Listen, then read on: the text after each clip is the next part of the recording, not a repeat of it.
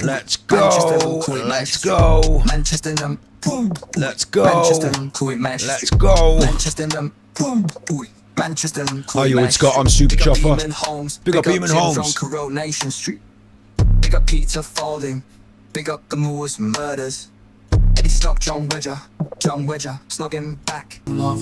Eddie reach and rub John Wedger reach and give Eddie a rub back. Eddie reaching down into John's area. Eddie reaching for John's little John Wedger. Giving it a real rub. Rubbing that like a genie might come out and grant him a wish. Rubbing it and then swish and a whoosh. Eddie covered in John Wedger juice.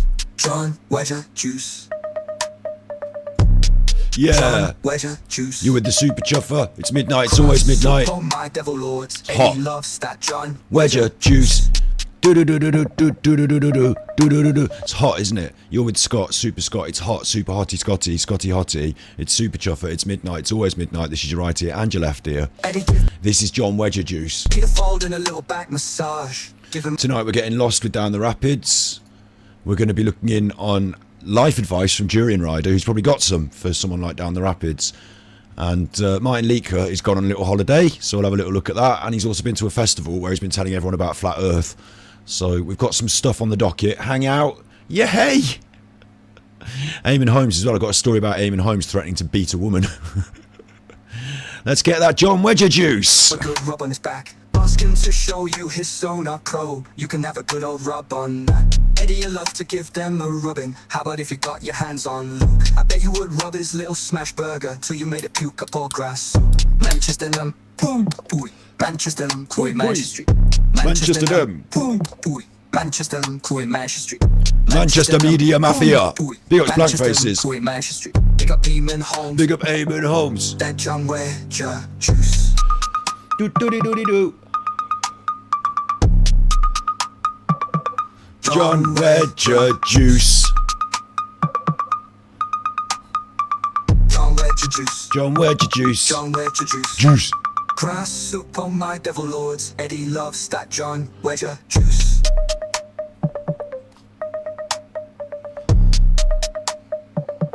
John Wedger juice. Gonna do a little dance for this one. John Wedger. It's got its own little TikTok dance. I should start putting these songs on TikTok. Grass soup on my devil lords. Eddie loves that John Wedger juice. John Wedger juice. Down the Rapids, getting lost. Durianrider, Manchester. Manchester, Manchester Street. Manchester, Hanging out, yay. Manchester, Manchester Street.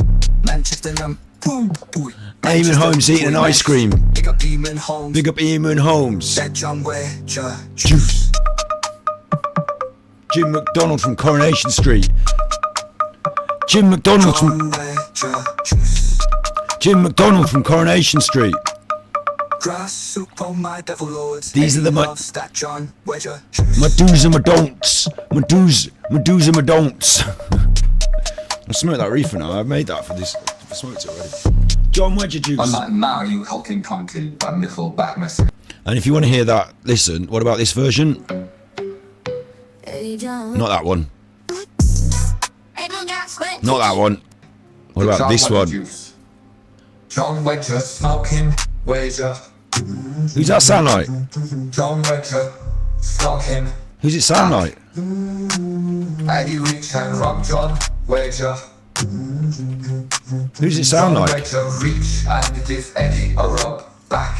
Who does it sound like? Eddie reaching down into John's area. Eddie reaching for John's little John Wedger. Who does that sound like? Giving it a real rub. Listen, I'll start the show in a second. Rubbing that like a genie might come out and grant him a wish. Rubbing it and then swish. and then whoosh. Rubbing it like a genie might come out and grant him a wish. Rubbing it like swish and then whoosh. Come on. There are lyrics there. They're proper lyrics. Who does that sound like anyway? Who did that sound like? You know who it sounded like.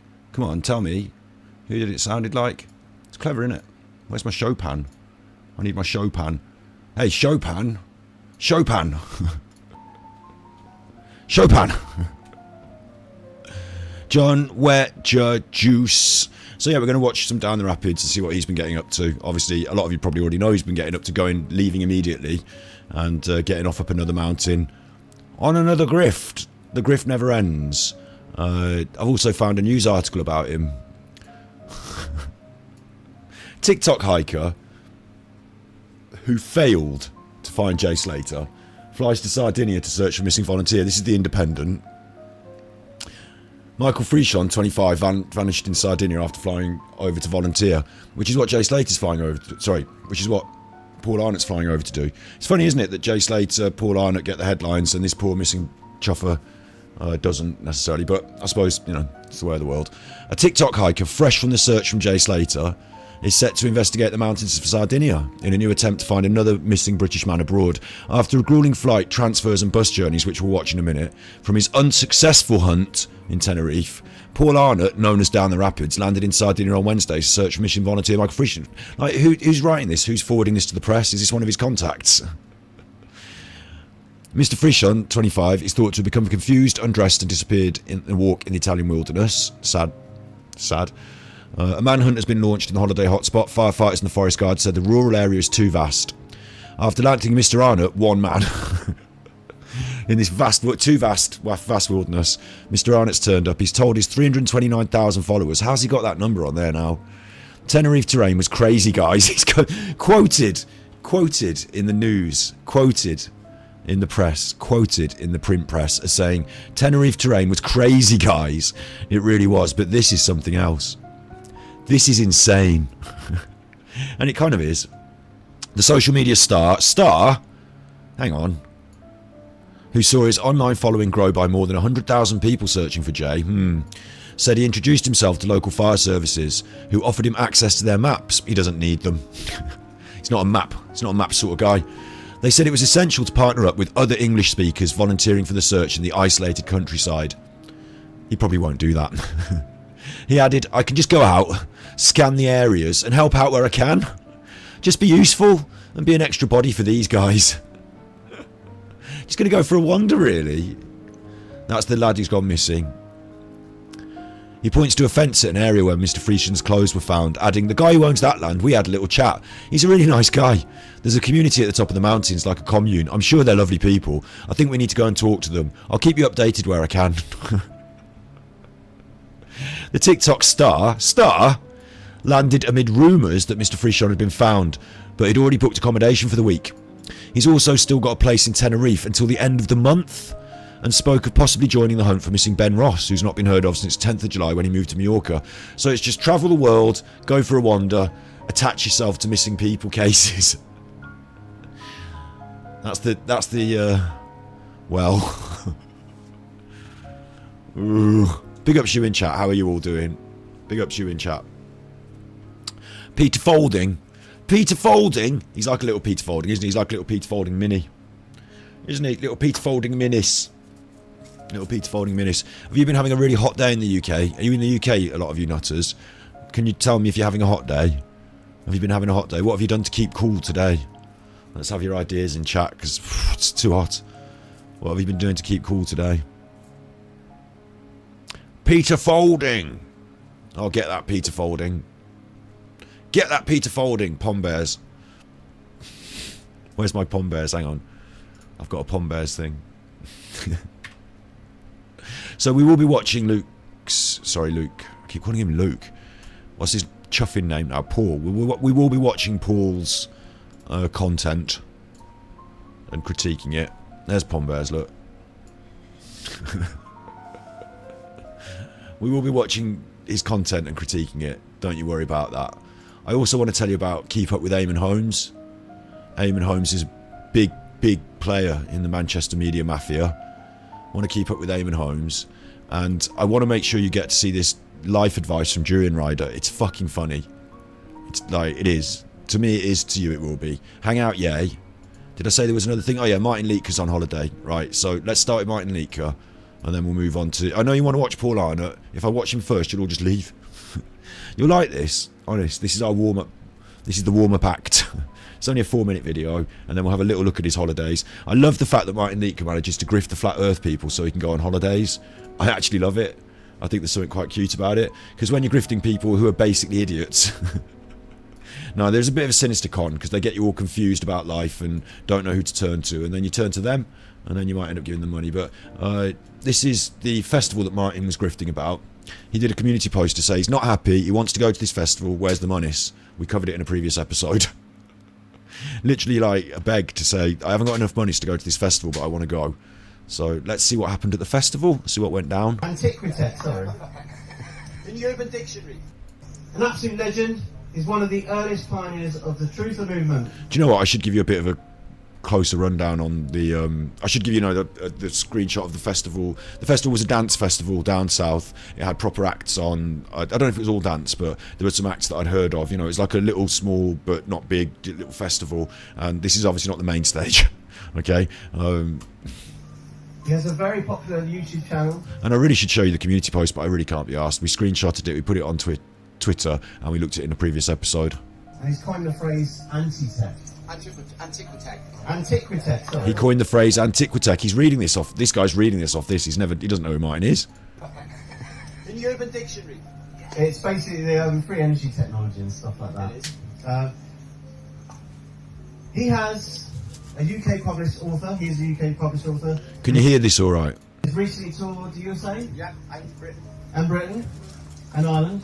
No. That's to come. And he regularly speaks at events about mudflats, reset of civilization, and he's got the most amazing speech to you today. Ladies and gentlemen, give it up for Martin Liedtke! And there is quite the crowd there to hear from Martin, isn't there? Thanks, Toby. Thanks, Toby. Although we can't see them, we can hear them. Okay, thanks for being here, guys, and what an awesome weekend, man. I'm a little bit like a festival weary, but I'm sure I'll be alright. I just want to give a quick shout to Daryl, because it's his birthday, and it's a big birthday boy. Love you, Daryl. There they are. Yeah. Oh. So yeah, Matt Liedtke, right? Not such a big crowd. If you haven't come across me before, you're going to be a little bit confused, a bit blown away by what I'm going to tell you now. Okay? It's a bit bassy, isn't it? I'm going to take you on a roller coaster ride. I know it's A roller coaster ride. the end of the festival, but I'm afraid that's what's going to happen. And we're going to be talking about a civilization that came just before this one, a civilization based on love and understanding. You know, if you get two civilizations, one based on fear and one based on love, guess which civilization we're living in? The fear-based. No, the establishment is fear-based. They just I love that. Someone said, love, we're living in the love generation. And he's like, no, the establishment. get two civilizations, one based on fear and one based on love. Don't heckle Martin. Civilization we're living in. There's literally a tinfoil hat there, look. There's a tinfoil hat down there on the desk. Is that like as a prop, just to sort of give you the vibe? Guess which one we're in? Love? No. Fear, you're not scared enough. Love and understanding. You know, if you get two civilizations, one based on fear and one based on love, guess which civilization we're living in? The fear-based. No, the establishment is fear-based. They just constantly be afraid of everything. We're going to get hit by a meteor. We're going to get some sort of cold and something bad might happen to us. You know? Or another way to look at Project Fear might be to say that there's a clandestine establishment Illuminati running the world to depopulate the earth and give you like horrible diseases, and like you can't trust the doctors and you can't trust the government, and maybe that's a bit of a fearful state to be in, actually. There he goes. At this stage of the game, I think, you know what, I've been into this like for 8 years, and this inquiry, it started grift me off in my own city of Cardiff, wondering where is the world that went before us? Surely there should have been trillions that went before us, and all of these buildings seem to be from 1880s, and where's the world from before that? There are quite a lot of old buildings around Cardiff, I would assume. So, you know, there was a few buildings that were Gothic cathedrals that you could age to possibly 1,000 years old, but the question is where is the missing past? And when you look into it, you know... I don't think there is a missing past. I do think we have a continuum of architecture, buildings, history.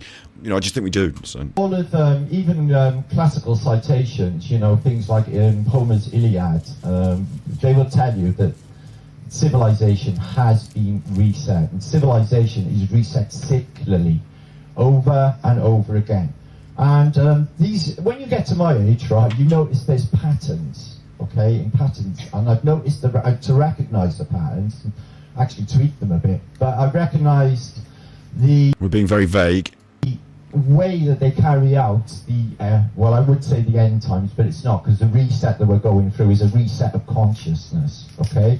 Consciousness is on a low right now, but it's coming back up. Consciousness is on a low, but it's coming back up. Consciousness has been, you know, it's been on the down low for a bit, but it's going to have its day again, consciousness. And it's coming back up to You're conscious now if you're listening to me.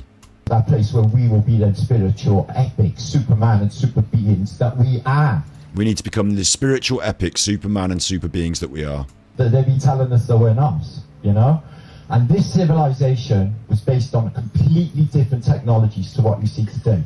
When did this civilization exist? Maybe as little as 100 years ago. Maybe as little as 100 years ago, there was a different civilization that was predicated on completely different technology to the stuff that we have now. What was the civilization called? Some call it Tartaria. Some call it Tartaria, which is a name that we used to sort of use in the West. I say the West, like we're going back 100, 200 years ago. The area like Mongolia, Siberia became Russia, basically now. There was a whole, what do you call it? I want to say empire, you know, that whole area was Tartaria, the Tartars ruled it. So there's a real place that was sort of called that a bit, and they've sort of got a bit confused. Because that has been taken out of the history books, Tartaria. I don't know if the Tartars have been taken out of the history books. It's an umbrella term for a Turkic ethnic group bearing the name Tartar across Eastern Europe and Asia. So I said Siberia, you know, northern Eastern Europe into Asia. So I might have been going as far as Russia. Maybe I'm slightly wrong on my geography, you know, I'm not very good at that. But like, it actually exists, look. So the Volga Tatars were native to the Volga-Ural region of European Russia. Yeah, there you go. So yeah, it's actual, we've got that. Look, there's the map of where it all was. And that's like, so it's not like fake history or anything. It's all just history. Go ahead, Martin. I love it. Now, imagine you've been to a festival, right? And you've been whacked, because this is a dance music festival as well. One of those Cactus-based dance music festivals. Imagine you've been whacking it all week. And you get there, you know, like banging away. Hey, it's a good time. You've slept in your tent. You've woken up. You smoked a few reefers. You listen to Martin Liedtke tell you about fake history. Like, you might just be like, whoa, what's this going on? And it might be a bit of fun to take some mushrooms and listen to this nutter. It was actually the biggest civilization, apparently, that ever existed. Bigger than the British Empire in its heyday. So this was a film that was just released just recently by Sean Hibbler Productions, and Dave got it shouted on Infowars, which is really good. So Infowars are really good. I'm just saying that this is going to be a thing, and I don't even think this is a conspiracy. I don't even think this is a conspiracy. It is a conspiracy, just because you don't think it is. It is. I think this is the real thing. The evidence is on the ground. You just got to go look at your architecture. You can start scratching your heads, okay? I'll explain to you all now. So this is. So he's going to put a video on, and they don't include the video in the thing. So that's a bit of a shame. Oh no, here it is. Look, what's this? Oh, this is the walkabout. Hey guys, Martin Liedtke. These are my favourites. These are my favourites. This is how I met Martin. When I say met on the streets of YouTube, sort of thing. You know, is Martin was doing a walkabout series in his hometown of Cardiff, and then he extended it around the UK. That's on Superchuff for those videos. My review of his fucking flat Earth tour. And he would turn up in people's towns and just be like, I don't know much about it, but let's go for a walk around. Oh, hey, look at that. Hey, what about that? That could be Tartaria. There he is with his shirt off at the festival, having a good time. On the money from the people who sent him the money to go and do this. At the Sounds Beautiful Festival, having an absolutely fantastic time. This is the Flat Earth tent. All of the guys are here.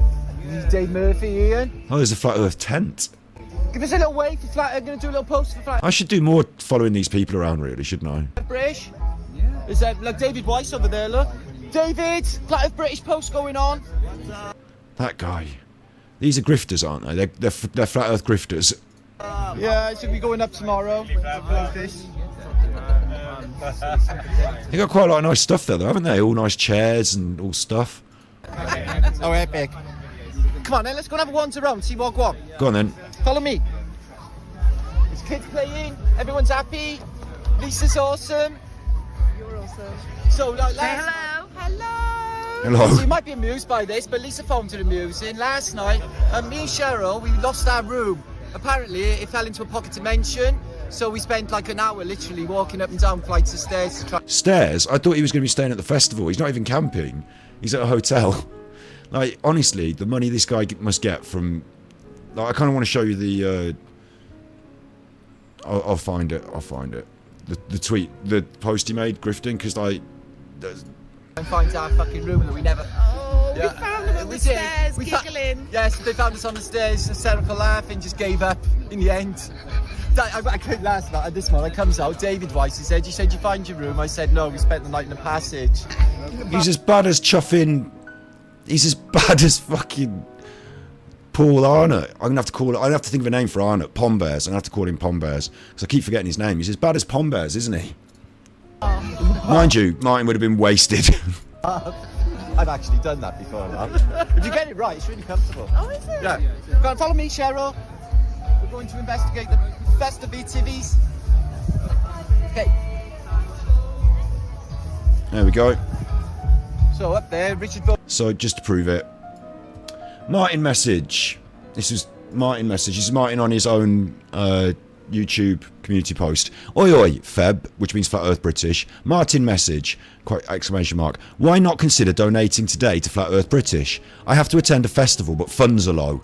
Anyone who wants to donate to keep Martin doing things, please do so now is a good time. PayPal. Anyway, you can help. Any way you can help is greatly appreciated. Pics of some Guatemalan stuff. So basically, just please give me the money. I want to go to the festival. And he got him there, look. Holmes was just on up there. If you haven't met Richard Vogt, he's an awesome chap. He's a magical being.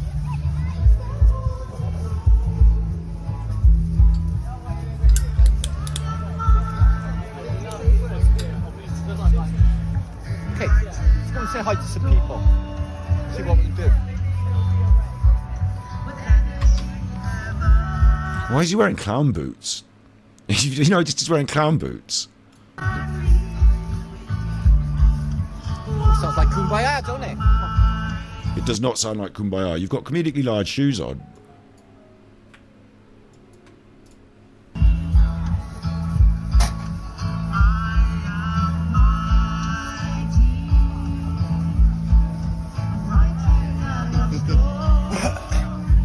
Went to see Rise Above last night, doing a gig in there, the DJ thing in there last night. So I was dancing to drum and bass for 2 hours. They were absolutely awesome. Wait. So I was dancing to drum and bass for 2 hours. They were absolutely... I know it's a little festival and that, you know, little tent, fair enough. Mine spent the night dancing to drum and bass in that little tent. Yeah, and then he couldn't find his way back to his hotel room. Why are they paying him to do this? Why is he admitting it? Absolutely awesome. So I'll be doing that again later. I'll be doing that again later. After begging them for the money to go here to spread the word about Flat Earth, which he did, let's be fair, we've just seen it. He stood up and read out a thing and then put the video on. He's now just going to get wasted. Get mustard the I kind of like it. I like the arrogance of it. energy. Hello, gentlemen. Hey, gentlemen. Oi. And some of them might be ladies. Hiya. Right, cock of the hoop, isn't he? King of the water. He thinks he's brilliant.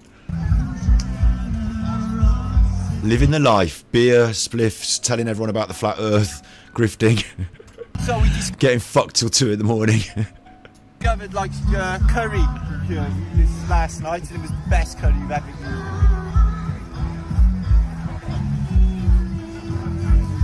Thing is, that's funny as well is I bet the people that do give him the money feel like, I bet they're happy that he's just having a good time because they like him. So it's not even that bad in a way because they like Flat Earth and stuff. But in another way, like Flat Earth is a load of bollocks. And he's just grifting off the ignorant and confused and those that won't listen to the mainstream. Or like part of this grift is that you get people separate from the mainstream, separate from their social groups. They have arguments with their friends and family because they don't, you know, they talk a load of nonsense, and then they've got no one to turn to. And these people sort of like say, oh, we're your Flat Earth family, you know, come with us. And he's actually financially benefiting from it, like to the point where he will directly beg them on the internet to give him money. So... Right, let's go to Rufus's back. Find out what's happening. There's somebody presenting up there because there's a shit ton of people up there. So. Oh, yeah. Oh, yeah, I think it's Clyde to Kyle on that. Yeah, I see him up there. Yeah. Yep. So I went in a healing chair earlier. I'm in Clyde to Carl's tent over there Please move away from the music, which is probably copyright music. somewhere. And it vibrates and does stuff. And I had a You didn't sit in a 50p massage chair. Shut up, Martin. blindfold on and headphones on where he was giving me like instructions. But it's not like me to sit 10 minutes in a fucking chair, so it was a bit torturing. I wanted to rip the headphones It was torturing. I sat in a relaxing massage chair with the headphones on for 10 minutes. It was like torture. off and the fucking blindfold. Oh, fuck that. Ooh. See, I don't... If these people as well, right? I don't believe Martin is really Martin. I'll show you. I don't even really believe Martin's Martin. I mean, how many shorts have gone by now, actually?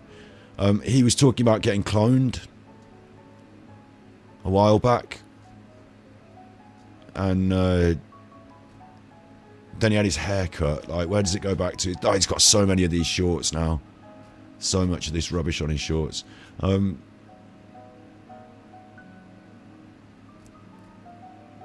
I think if you want to go real conspiracy, Martin might have been removed and replaced by a clone Martin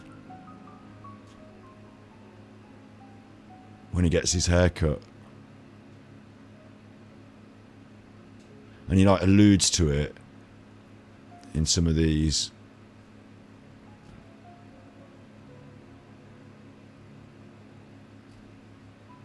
This one, I haunted myself, right? Check this one out, right? Yeah, I haunted myself and I have unhaunted myself. It's a strange story, but I got really paranoid concerning the old guy that lived next door. I thought he might have been dead. So I've reported it to the emergency services and social services with concern, even though he's an old tosser. But I got really convinced that he was dead in there and that he was haunting me and like sniffing my hair and stuff. And like, even Lawrence thought he'd seen a ghost. So I was like, except he's not actually dead. He's in hospital and he's quite undead. So I literally freaked myself out for sweet fuck all. He's saying he haunted himself, though, at the start of this one, and the guy's undead. So has Martin been removed and replaced by a clone undead Martin?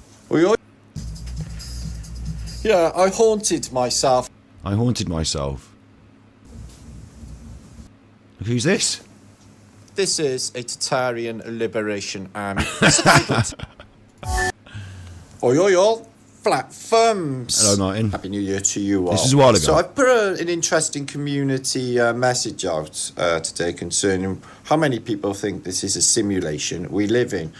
Interesting comment back from my brother David Mannell, who is Trinity 4 for Men, who seems to think it's some sort of projection which we encode. I agree. I think we encode it through our thoughts, our emotions, and our speech. Yeah. Oi, oi. Flat thumbs, happy Flatter Day to you all. Make sure to come to the show tonight. We're going to give you new ways of thinking and blow your minds. He's going to give you new ways to think. Now, YouTube are a pain in the ass. It looks like they're going through my content for the new year and deleting videos and giving me threats. Here's my one today. Community guideline strike. Check this out for weirdness. Okay, for a video, the Holy Grail of the Great Reset Convention 2022, the one we had in Birmingham, for medical disinformation. Yeah. Oh yeah. Platforms. Mainstream distractions is what I'm thinking about, guys. And all this business with the balloons, the Chinese balloons, you know, it has a whiff of the Cuban Missile Crisis about. He's calling out false flaggies, right? Or something. Anyway, I can't be asked with this now, but like, if you go through these shorts, which I have done in the past. Oi! Oi, oi, platforms, Martin Liedtke, The point where his hair cut. You're not gonna. And what's this one? Organic ginger shots by Solvita. Burns your fucking mouth off.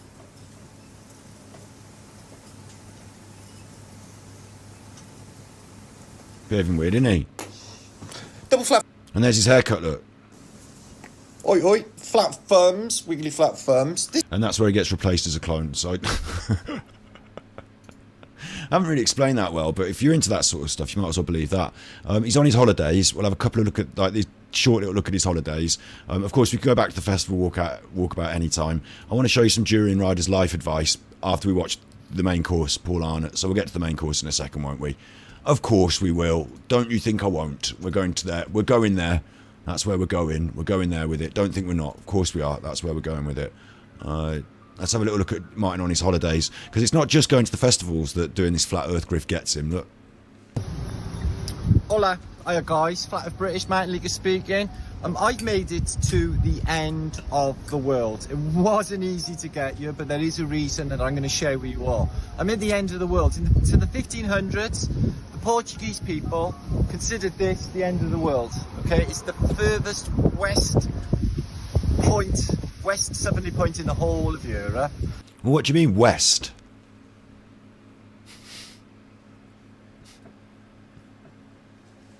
How do you navigate? Let's not get into that. It's not the end of the world either. It's Portugal. You've gone on holiday to Portugal. It's got nothing to do with the flat earth. You've gone on a holiday to Portugal. I'm famous for Henry II basically opened a sea school here. The cartographers and Vasco da Gama, the map maker, came out of this place. So it's called... No, they didn't. History is fake. You said. Which means sacred, and this place is famous. No, it doesn't mean... Hang on. It's called Sagres, which means sacred. It's called Sagres, which means sacred. No, what you say, Martin, is that words sound like this, therefore they mean that.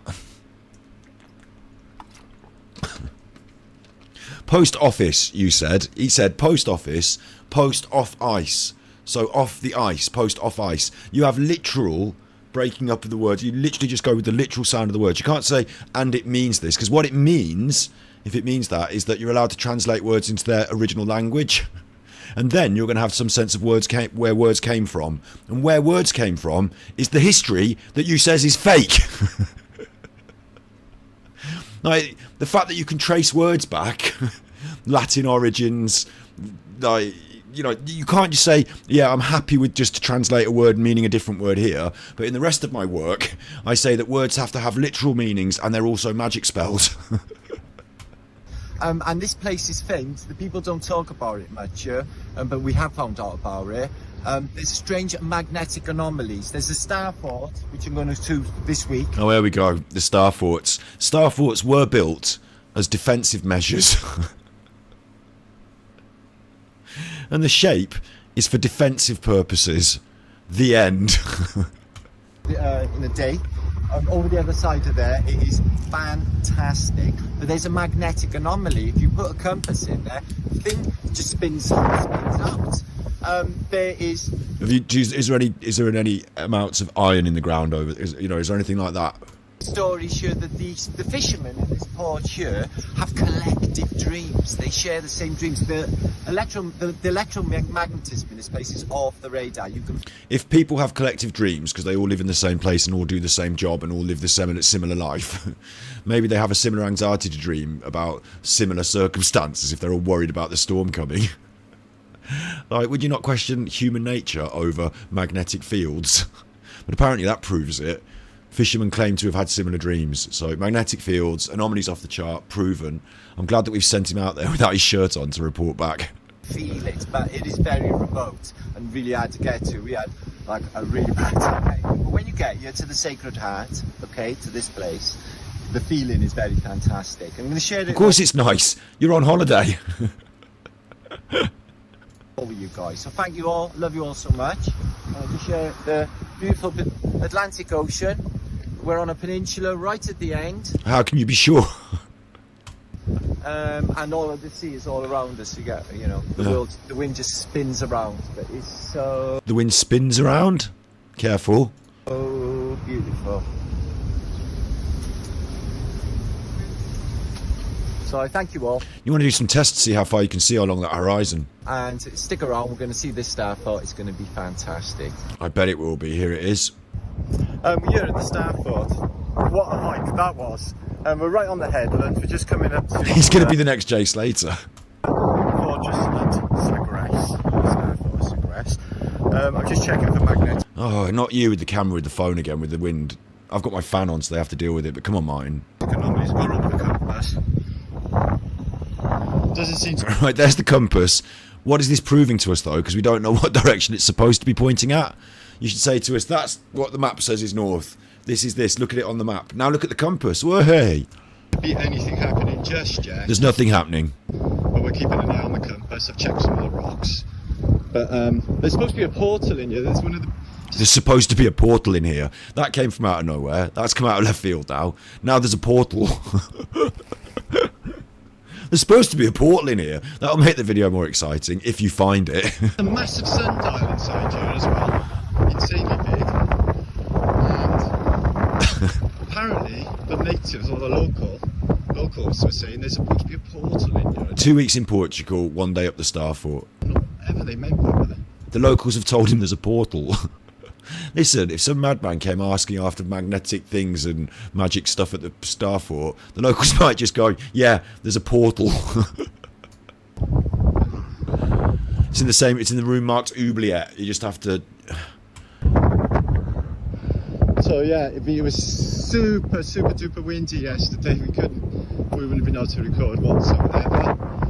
And if you can hear any wind now, I do apologise for this. Just look, I'm going to skip on because I don't know what the point is in walking up there. Oh, we've got the compass out again. Nothing. Just a rock. One of my favourite things, and it's inevitably going to happen in this video, I'm sure, is he's going to encounter other people. I love it when Martin just wanders up to other people doing his thing, and they think, what the fuck are you doing?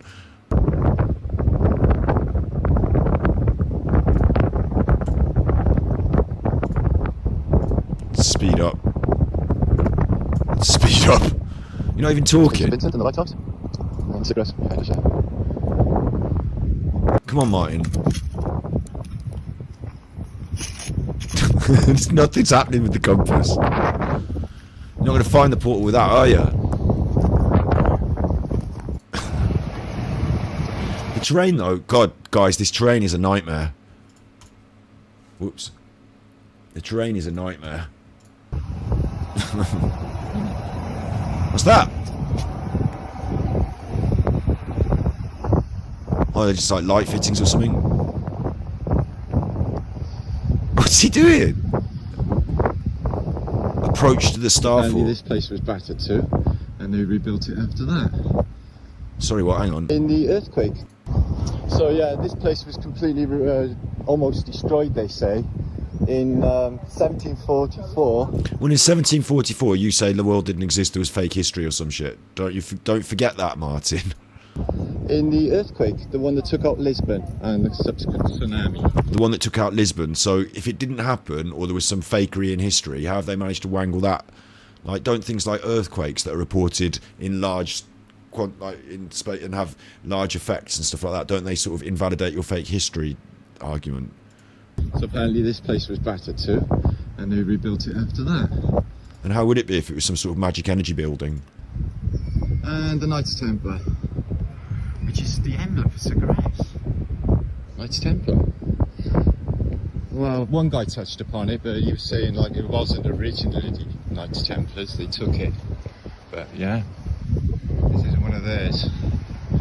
Here we go. I have no way of really confirming if that emblem is the Knights Templar or not. It might be. Here we go. What's happening with the compass? Nothing. Because there's no magic energy. It's a fucking military fort for protection. Look. That's so they can shoot out at different angles, but no one can shoot in.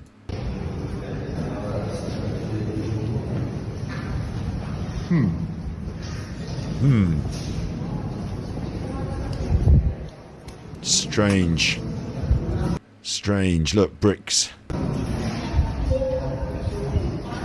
Very close up bricks.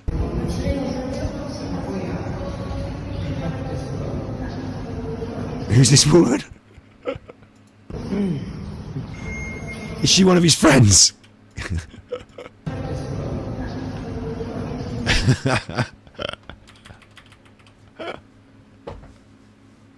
Big ups, Joe Boy. I love it when Martin does this. I told you, when he encounters people, like, who's this woman? This is part of the video. We just walk up to him with the phone like that. Because that's what he's done, isn't it? He's walked in with the phone, you know, doing the film. He's walked up to me, right? Well, if you just stand there, I'm doing a video. Smile at least. In the Star Fort. Are you feeling the energy? Look, there's a cafe. You can get a coffee. Magic coffee. What are we looking at now? Yep. Yep. That proves it. If anything, actually, that proves it. These are the because the Star Fort, these aren't plugged in. They're drinks vending machines, but they're not plugged in. But you can still get drinks out of them because the Star Fort just powers them with free energy. Get some aqua. Get some aqua. Get the old aqua. Get the old aqua. Get the old aqua. Get the old aqua, boy. Get yourself the old aqua. Get me an aqua. That's water. Mountain Dew.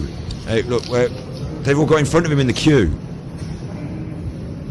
What are you doing? Look at how many of them are in front of him in the queue. Look, there's the ceiling. That's how high up it is. Measured. Proves it. This absolutely proves it. I'm glad that we saw that. Because that's conclusive proof. Well, it's conclusive proof he's on his fucking holidays anyway. The grift is real. Martin Liedtke, the grift is real. Like, could you imagine if I posted, like literally, I was going to do some Dark Side Phil today. I don't know if we've got time for it, but Dark Side Phil's been having a good old moan about his finances and whether people should be giving him enough money. Could you imagine if I came on, if Dark Side Phil, he said this week, I do 2 streams a day, where's my $50 each stream? With this, like, could you imagine if I'd come on and said, hey, why not consider giving me money? I want to go to a festival and I haven't got much money, so if you want to see me doing things, better give me some money. And then you give me the money, and I suppose it's better than just doing nothing with the money, maybe, but going on holiday to Portugal. And okay, there's a Star Fort, there is a Star Fort, and you do get to go and visit it, that is true. But it seemed like he just went around with his phone. I mean, he's going to have another bigger video, there'll be a bigger one, but it doesn't seem like we're doing a lot for the money.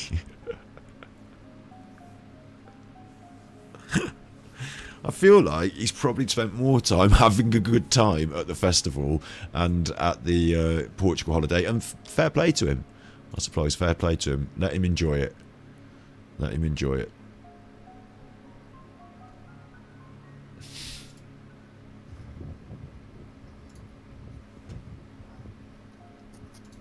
We'll get on to... Are you Stella? Oh, you're beautiful too.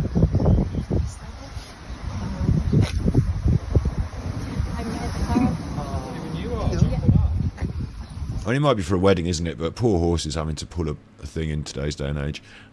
What's this? Flat thumbs. Martin Liedtke here, still at Sagress, Sacred. On the way to check out the Star Fort. It's a bit of a distance, so you know it's a bit of a long day out. There's a statue of the navigator, Henry the Navigator. If you notice, he's pointing over that way to the west. He's pointing at America, and if you just look over this way, you can see that lighthouse there. Well, that's the most powerful lighthouse in Europe. What I love is the fact that he's quite happy to take actual historical facts and then just sort of say, yeah, that's this, and then later on in other conversations he'll just say, doesn't exist. And it's on St Vincent's Cape St Vincent. It must be really hard to sort of work every provable fact into your bizarre notion of what happened.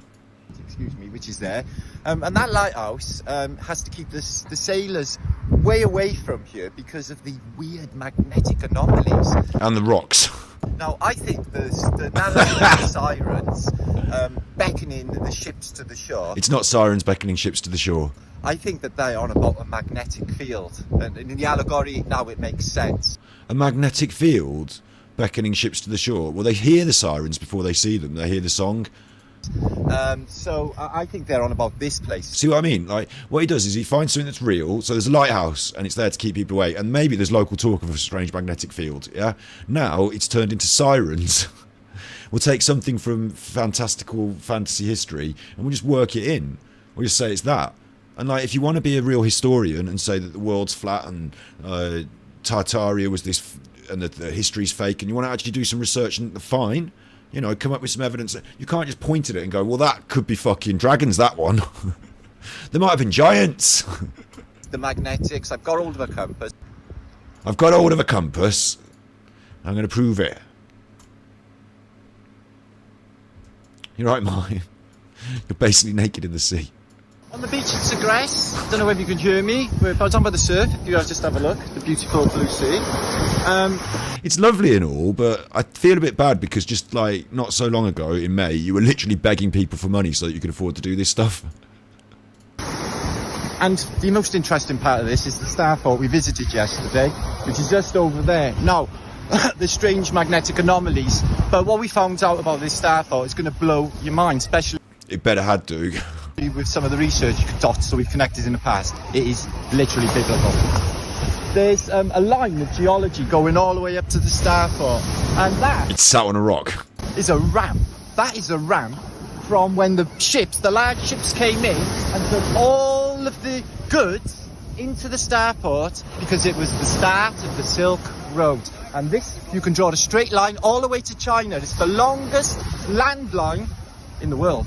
From this point... Right, well that sounds like it might actually be reasonable truth, because that's what they used to use these things for, isn't it? As part of the shipping in the ports, and that's why they wanted to defend these ports, and that's the Silk Road. But you have to put that in the bin because you say it's fake history. all the way to China, to the Great Wall of Rome. Rome? That's there.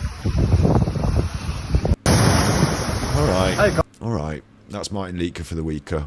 Now, I like to check in on him sometimes. I'm glad he's having a lovely holiday. I hope all of his supporters are too, because they're fucking paying for it. My God, give me tippies. Pay for mine. If you want to, it's coffee.com here. I'll put it in the thing. Like that. That's coffee.com. It reads it out on the screen so everyone can see what a reprobate you are. If you are too much of a reprobate, then it won't read it out on the screen. It's like...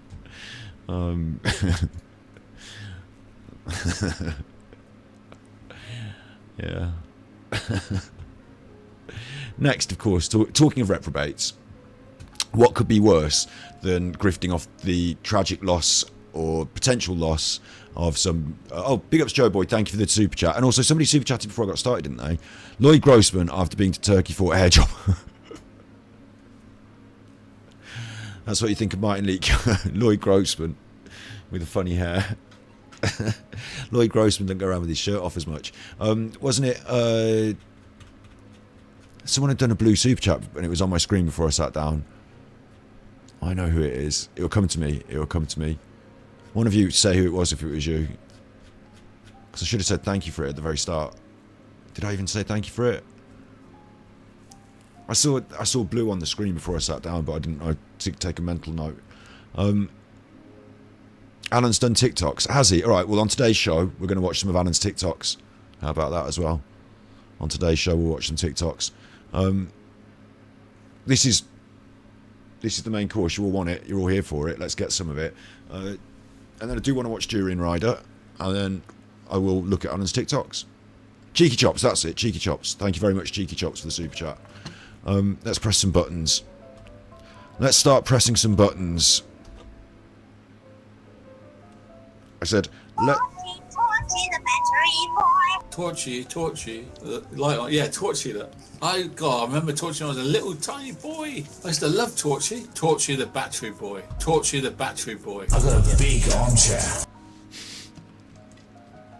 so, what could be more reprobate? You know, what could be worse than grifting off the tragic demise of people, preying upon people's, like when someone is missing, their families are desperate for any kind of help, and they will take virtually any kind of offer. They'll investigate any angle, avenue. This is sometimes where the psychics move in. There's quite a lot of reprobate psychics out there that move in, isn't there, to the vulnerable people. They like to prey on people who are vulnerable. Like Alan used to like to get people together who are concerned with missing children, because usually that demographic, you know, he can play on their vulnerabilities. And we've got a new form of it now in the modern world, which is the media will present something and you can pick up your phone and just go out there and film stuff about it. And you don't have to have any expertise. You don't have to have any background in anything particular. All you have to do really is have a phone and maybe a bishop in the media industry like Liedtke. Maybe someone like Liedtke to help you out. Or maybe some family or friends or family friends. This is Liedtke. Hello again, TikTok. Sorry. Looking fucking nuts. I still haven't had enough sleep and still have migraine. And I'm not going to. With a mad staring eyes. Thing in the comments, but there's a couple of. And really wide pupils. Really wide pupils. I did a react to her the other day. I reacted to all of that, and it was a bit long. And I'm going to basically put it up on Super Chat for his members, I think. But yeah, I had a look at that. It's like I might go over this one again. Like there are moments in this where she looks fucking wired. I'll just say that. Wired like someone who is wired for sound and speech and video, because she's a media producer, a media robot, wired like a robot, wired up proper. Look at her eyes. Liedtke. Anyway, we like a bit of Isla, don't we? We all love a bit of Isla. We like a bit of Isla. I like my pom bears. Anyway, look, I've got too many windows. Let's close some windows. Down the rapids. What could be worse than going out to Tenerife and grifting off the back of Jay Slater's status as missing, not really helping to find him, causing your own problems, being quite self-absorbed, getting a load of money from it, you know, doing all this social media nonsense. What could be worse? Well, I'll tell you what could be worse is immediately jumping ship the minute his body is found, with neither tact nor discretion, to the next possible gold mine. And that's what he's going to do, isn't it? So let's have a look. So guys, this is probably going to... At least he can fucking put the volume up on his videos, unlike Liedtke. He's doing this one from inside the toilet.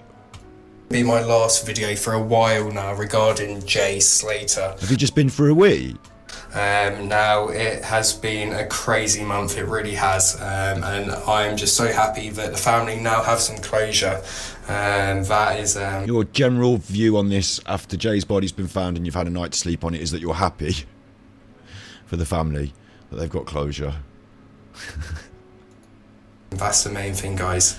You know, there's a lot that I want to say, there really is. And you've got a lot of time to say it, because you can do anything you want. You're doing fuck all with your time, really, wandering about in the outside nonsense. Like, you've got social media platforms ahoy. What are you doing, waiting for the big fucking interview with Isla? But now is not the time. Now's not the time. Now, this week, I really wanted to spend some time with the family. We were with the family. We were going to meet up earlier on. We were going to meet up earlier on. But a few things happened in the evening. But a few things happened. Could you be any more vague? Oh, I'm like Chandler Bing. Hey, he's dead now. I can be him. Could you be any more vague? R.I.P. Chandler Bing. What was his name? R.I.P. Matthew Bing. Not only that, Jay has like a little... Could you be any more rude to the dead? Alright. Don't fucking drown in your hot tub, mate. Oop, no. Oh no.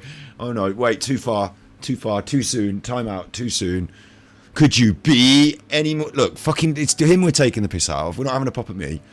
Kind of like remembrance section up there in the mountains, guys, and I really wanted to go up there, spend some time. Yeah, it would be really, really appropriate, wouldn't it, to go and lay some flowers and just... It doesn't matter who you speak to. It doesn't matter whether you get to speak to the family. You could send them a little message. You don't have to, like... You know, get FaceTime with them, so to speak. But, like, it would be really appropriate just to go and lay a little... You know, RIPJ thing, and then take a day, maybe, wouldn't it? That would be really quite appropriate. What are you going to do?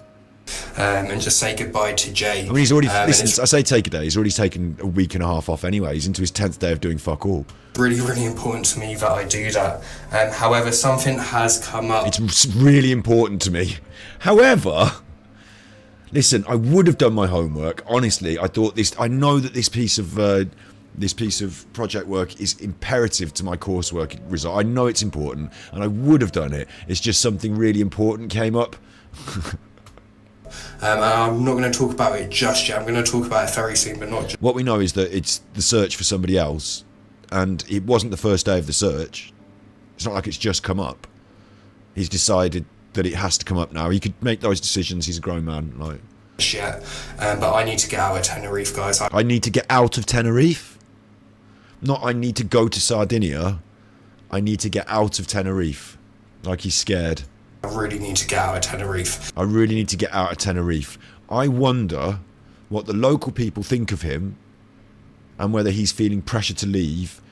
Not pressure to go somewhere else for a reason, but pressure to leave where he is. He's been staying there for free on the search for Jay. They found Jay in a very close proximity to where he was searching. He's been searching for over a week on free accommodation. People have bought him food and equipment, right? And they found Jay's body just near where he was searching.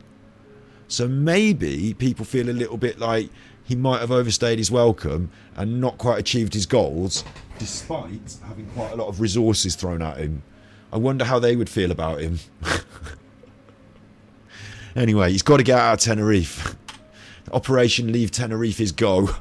But not just yet. I hope there's nothing else behind the scenes that we don't know. I hope it's just the sort of what we assume to be the normal fuckery that he's up to. Because I do question what the police were finding out about him when they were searching his records to not let him up the mountain. Was it simply just that he had no experience in any of this? Or, like, you know, were they concerned in other ways? I don't know. Well, I'm stirring conspiracy.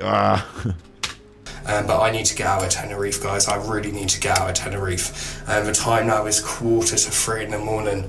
I think there's a bus that pulls up like outside about 6 in the morning, guys. But You think, you're not sure. That'd set all the dogs off, wouldn't it? So you need to know.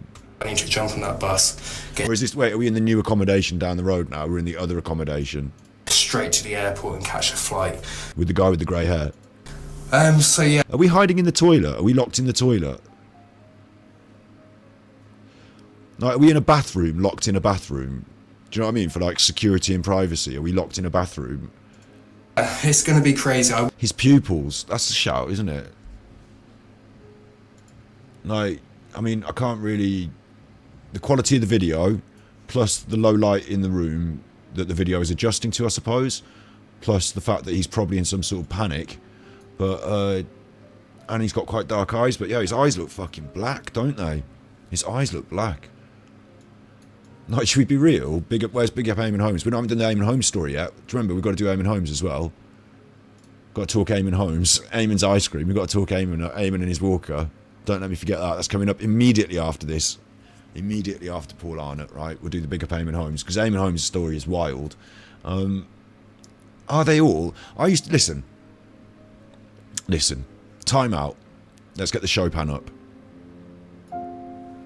Right, let's get the show pan up. Let's have a timeout. There is no child porn on the internet. I hate to warn you that. There is no child porn on the internet. I checked. Thanks, Alan. So, when I was young, I had a little joke that I used to make. It was a funny joke. Funny joke. I'd say everyone on TV is either wearing a wig, on cocaine, or a paedophile. It's a funny joke. It's a joke. And what would happen is we'd be watching the television, like me and my sister or someone, and I don't know, Philip Schofield would come out and I'd say his hair doesn't look right. Haha, he's wearing a wig because his hair doesn't look right.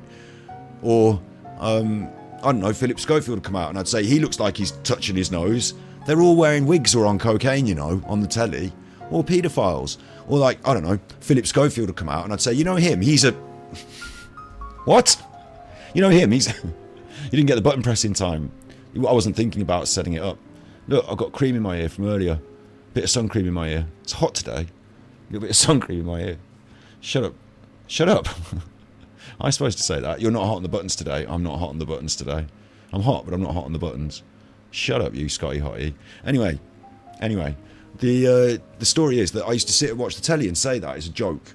A joke. It's a funny joke. But the more and more I watched the telly, the more I realised that loads of people were wearing wigs. Quite a lot of them were on cocaine, and like it's like a juggling ball combination of three. Some of them just do the one thing, the wig. Some of them just do the other one thing, the cocaine. Some of them are just paedophiles.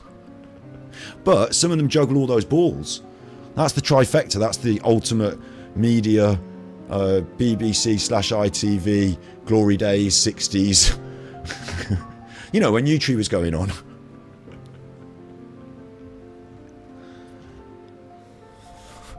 Should we go back to the show? Anyway, are all these people involved in all this stuff? Are they all fucking wired or something? Because his eyes, you're right, like his eyes, he looks like he's in that bathroom after having done 3 bags and he's scared. Right? And Isla Chakura's TikTok, on her TikTok, her eyes on this, like I've never seen eyes like it. Can I skip on TikTok? Can I fast forward? Hello. Also, where I stand on the platform... Like, look at these eyes. There's a cafe there. And opens at 10 o'clock. There's a lot of people there. There's a lot of people go up and park right up at that top section. Look at these eyes. You know, either side he could be, which I think it's likely he's on either side. He would have been heard if he'd been able to shout. People would have heard him. It's not a road. That section of the road, there are people out of their car. Bearing in mind, she's got a light shining in them because she's recording for her TikTok. You can see the reflection of the light. That should make them smaller, her eyes. They get out and take pictures. Is it a filter? And if someone had been shouting for help, so again, I really don't like speculating, but if he hurt himself to the point where he's unconscious, if he's bashed his head, if he's bashed his head, even if he's bashed his head, like staring out into the fucking universe's end. She's seeing into the darkness of the void. She can see into the ends of the black hole. Oh, she can see so far. She can see up her own bumhole. Like, what's going on? She can see all the way through time and all the way around the circumference of the Earth, which is flat probably, but and ends up looking at her own. But like, she can see out the back of her own head. Like, I've not seen eyes like it. So yeah, let's go back to like, it's just an idea, isn't it? It's just a conversation piece. Let's go back to this. Like, is he locked in the mirror in the bathroom? Please don't break. Mirror in the bathroom. Like, it feels like it's a choice, isn't it? To go, like, when you go live on your phone or when you record a video. I assume, I don't know because I'm not a TikToker, but I assume the first thought is, do I look good? I assume that's their first thought. Do I look nice? Have I got my hat on nice? He's gone for my hat now. He's chosen to wear a hat like me. Look, copycat and a blue t-shirt. He's copying me. The next thing is, does the location look alright? Like, on YouTube, I don't have that luxury. I look like the way I look. That's going to be the same. And the background, I get to dress that. So at least I try and make a bit of an effort to dress up the background a little bit. But with Paul Arnott, he's thought, what I'll do is I'll go in the toilet and I'll lock myself in for this one. So it does make you question, because he's got a new location that he's staying at. That guy drove him there, his new friend. And he's in a new part of town. Are there no locations where you can talk to camera? Is there nothing nice where, like, do you want to be in the shower for this one? Like, it's such a weird choice. It's such a weird choice. And also, everywhere he goes, bear this in mind, do you know when he goes some places, it's not a thyroid, it might be a thyroid, I don't think it's a thyroid. It might be, I don't know, like, you can't say it for sure, I should have made a TikTok about it. Listen, Chopin, that's enough of your piano playing now, Chopin. Keep it down. That bloody Chopin, he's always playing that piano all day. Somebody get him a fucking... Actually, the piano's not the worst of it, is it? I was going to say someone get him a violin. Don't get him a violin. Keep him on the piano. What's the quietest instrument? What would you prefer they play next door if you had to have an instrument? In chat now, what's the quietest instrument? What's the least annoying to have to listen to? That bloody Chopin. Bear this in mind. When Paul Arnott gets his phone and he goes out and films something, he goes like this. And he shows you all of it all the time, and he's like waving it around. Look where I am, look where I am. And in this one, he's the focus of it, I suppose, and what he's saying. But look where he is. I think that's a really important part of it. I think we shouldn't ignore it. He's chosen to film this video with, agreed, eyes that look like the devil, and in the bathroom locked. I assume locked in the bathroom for security. We'll keep you guys updated with everything. Again, it's going to be another day with absolutely no sleep. I feel sick from where I just need to sleep, guys. But you feel sick from how you need to sleep? Another day with no sleep? Right, we've talked about this before. If you act impulsively and don't make any plans, like, it's going to annoy me, because all he needs to do is just say, hey guys, I'm tired, so I'm going to go to a hotel and sleep for a day, and then I'm going to get the plane, which I've booked in advance, so that I know when it's going to leave, and I know where I'm going and everything. Not, I'm going now, immediately, in the middle of the night, fucking have to go now, I haven't got any sleep. You're not James Bond, you're not on some sort of weird mission, Dr. No hasn't suddenly struck. Like, you know, there isn't like a ticking time bomb, is there? You can just do whatever you want whenever you want, you nutter. I will keep you updated. So much love to every single person who has been positive, everyone who supported me, everyone who supported the family throughout. It sounds like he's having a panic attack. This whole thing, guys. So much love. Keep you updated. So much love to every single person who has been positive, everyone who supported me, everyone who supported the family throughout this whole thing, guys. So much love. Yeah, so much love, guys. I cannot thank you guys enough. You have no idea the difference you guys have made. You have no I have an idea. It's in the thousands, isn't it? idea. But I will catch up with you guys soon. Obviously, you made no difference to finding Jay. Missing in Sardinia, next video. So guys, I am currently at the airport. It is 8:20 in the morning. I've had no sleep. I've been on 2 buses. Which airport, you fucking dimmy? Like, come on. The airport. It's called Missing in Sardinia. Do you mean Sardinia Airport? Maybe he'll go on and tell us. I want him to be facing me. Sorry, I'm just going to do that. The words are going to be backwards, but you can understand them. You don't have to have them on the screen like you're 5. This morning, I am absolutely shattered. So I've just got to the airport. I wasn't too sure what time I'd actually arrive, because me and the buses out here in Tenerife, we don't always get along. I seem to miss the buses. You and the bus drivers don't get along. All the time, guys. And if it's important, just get a fucking Uber or a taxi. But what I've done is I've managed to get a plane ticket. Not 1 plane ticket, but 2 plane. That man drove you to that other place. You got in his car, the grey-haired man, your friend. Why have you got 2 plane tickets? Please explain. Tickets. And the first plane ticket is this afternoon, guys. It's just I just wonder if someone else doesn't book this for him and tell him where to go. You know? This afternoon. So the first ticket's for this afternoon. So you're there a bit early. That's fine, I suppose. The plan basically is... Where's the ticket for? Where are you going? I have been going through my inbox on social media.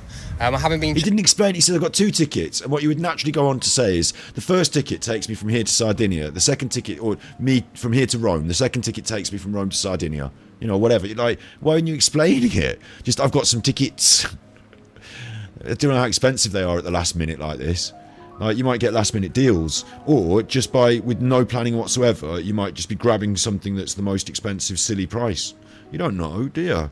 Like, none of us know, but some of the people that are supporting him are funding it, I suppose. Like, it seems like it's more logical to take your time and plan and prepare, especially if you're going to be doing something dangerous like mountain rescue. You are not an expert, you are just a bloke wandering around with a phone and a dream. And a nightmare, guys.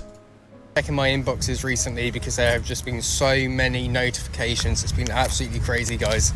Crazy, guys. So because he's been getting a lot of notifications, he doesn't check his inbox. It's just this afternoon.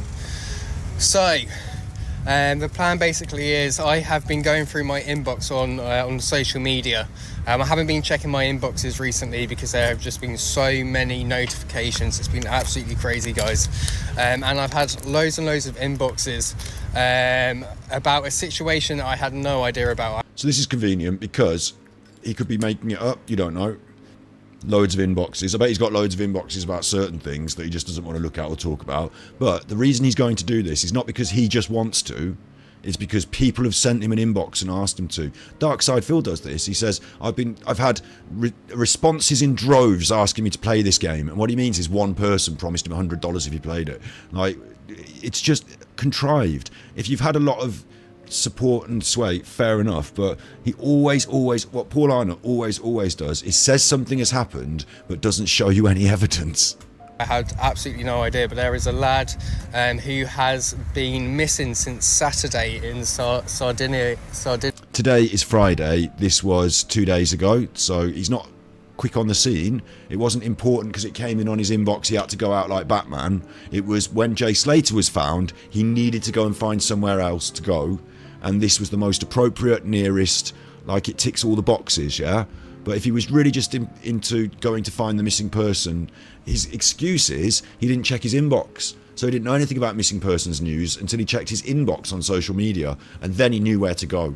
But until then, he didn't know where to go. But it's lucky he checked that inbox on the day after Jay Slater was found, because otherwise he wouldn't have known where to go. Don't tell me you haven't done some sort of behind the scenes research, maybe with somebody else doing it for you or part of it, that has lined this up as a place to jump ship from to. Like, don't tell me that. It's nonsense, isn't it? Here, guys. And the mum has said about looking for help, and the authorities out there have said that the environment... This used to be the domain of psychics. Someone's gone missing, and I will go and offer you my expert help. I'll look at a picture of them and pretend I know where they are and give you an area and you can go and search. You know? It used to be the domain of psychics. This is just someone with no expertise or skill necessarily. He's already proved it in that first case with Jay Slater. He's proved it online. It really is clearly a grift now, and it feels like, I mean, is this going to be his life now? Just piggybacking on these. Do you know what will happen? I should have said this earlier. Do you know what will happen? Is it's like a lottery. It's like a dead body lottery, this is. Like with Peter Folding and his 100% success rate, which every time I've seen him do a search, since I've been made aware of him, he has not found anyone. So since Nicola Bulley, he's had a 100% failure rate.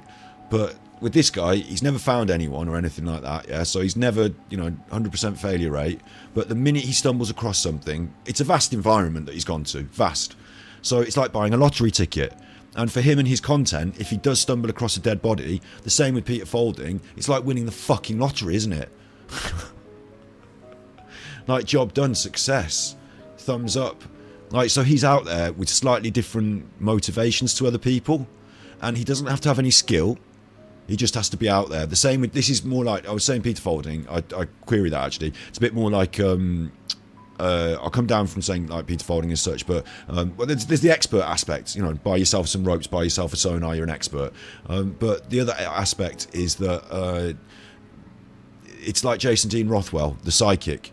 The psychic, see, this is like psychics, who was in there to try and help, apparently. But a lot of these fake psychics, they go in there to try and like just grift. And if he was walking up and down, he's infatuated with dead bodies, he might find one. Like, it's like a dead body lottery. That's what it is. So now your life's work and your job is going to be, you get to enjoy the sunshine. If you can enjoy the sunshine with your sandwiches and your pom bears while you're out looking for a dead body. So there's a double-edged sword, isn't there? You get to go and visit these interesting countries, exotic places, and you have to scrut around in the gruft looking for dead bodies. And if you find one, it's a win, in a way. Like, I just don't like it. I think it's disingenuous to suggest that he's doing it because he wants to help people. He sat out in a tent for 6 months on his own. He has no care for anyone else. Like, he does. It's him that he's interested in and what he's doing and how he's perceived and what he's getting out of the world. Like, that's what he's interested in. And he proves it by doing things like this. And he won't go and join a team. And he won't be part of something and just a, cog in the bigger machine and just get my part done. And I don't need to put it on YouTube. I'm just going to help. He doesn't do that. It's for his own benefit. Wow. It's just absolutely vast. It's a huge environment, guys. So that is what I'm doing. I'm gonna fly out to Sardinia, and I'm gonna go see if I can help now. I'm not like people have. Is it possible that you should call them up and find out if you can help first? Described people from social media in the past, guys, as TikTok detectives. That's not what this is at all. It's just about being. No, it's something different to that. Yeah, it's different to TikTok detectives because like people who are looking for research and looking to try and find facts, and like they're not grifting off the family like you are. They're not grifting off the tragedy like you are. Like, it is another level of it. It is a different, like, more ballsy. Wow, yeah. Like, I can't believe he's throwing shade at other people on TikTok. Like, this is the whole thing where people say, oh, why don't you go out and search for him then, if you think you're so good? The search and rescue are doing the search, and they think it's too big an area. This man. An extra pair of eyes. An extra pair of eyes. Just helping out where I can. Just helping out where you can. So yeah, I don't... Just doing whatever the fuck you want then. Really expect too many people to have actually heard about this. It's got absolutely zero media. And you haven't said the guy's name, and you haven't told us any of the details, so we won't have heard about it yet, even though you're talking about it, which is strange, because you think the first thing you would do is say, this man is lost in the wilderness, this is his face, this is who we're trying to find. You know, you'd think you put his face up and his name and say, this is who we're trying to find. I think, like, isn't it bizarre that he doesn't even do the basics? Like, you're giving too many ideas. He'll start doing that now. He'll start, you know, putting the name and the face up. But, like, Yeah, we all know. We can all see. coverage. It seems like the news are just not interested whatsoever. They're not interested in you, you mean. What's more likely is you've sent a lot of emails and things to people, and you've said, can you maybe cover me going to, talk about me going to, and they didn't reply. They're not interested in you. But the news was reporting this missing person. It was on the BBC and stuff, so the news was interested. I don't know where you got this funny idea. Big ups, Big Chris. Thank you for the £2 super chat. That will infuriate our friend. That will infuriate our friend, won't it? Hang on. Sign back in. Why did it sign me out? That will infuriate our friend. Where is he? Where's my button? I've got a button for this. Oh, it's a bit more on the button. The John Wedger juice. John Wedger smoking wager. John Wedger smoking back. Eddie reach and rock John Wedger. John Wedger reach and give Eddie a rub back. Eddie reaching down into John's area. Eddie reaching for John's little John Wedger. No one is reporting on it, so hopefully this will People were totally reporting on it. bring a little bit more exposure. You're not bringing exposure to it. You haven't even mentioned his name. And maybe more people can get involved if they're competent guys. But More people can get involved if they're competent, and you're going to be the judge if they're competent, should you? If you don't die, then it's okay for other people with no expertise whatsoever to go wandering around in the woodlands. off to Sardinia. Let's do this. Let's do this. Let us actually do this. Let us actually do this. Oh no, hang on. Nightmare, guys. So I'm in the airport, guys, and I'm trying to find the gate where I check into.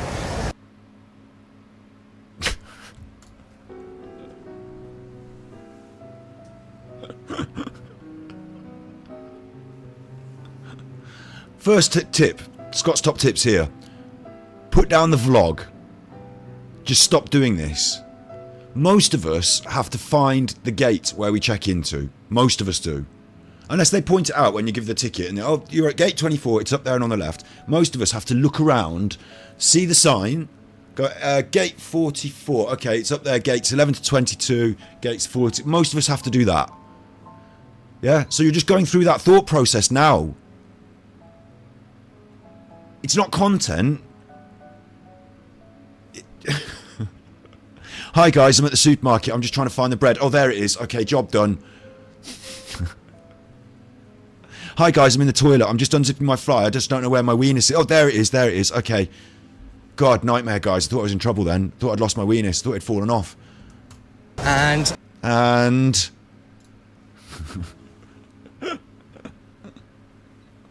can you tell me where the pom bears are? I'm very important. Can you imagine if this guy, right? I swear to God, I swear, like, please, no blasphemy there. I mean it, God. I mean God. Like, I swear, like, is he not going to turn into the most, like, arrogant man baby? Like, get me my pom bears.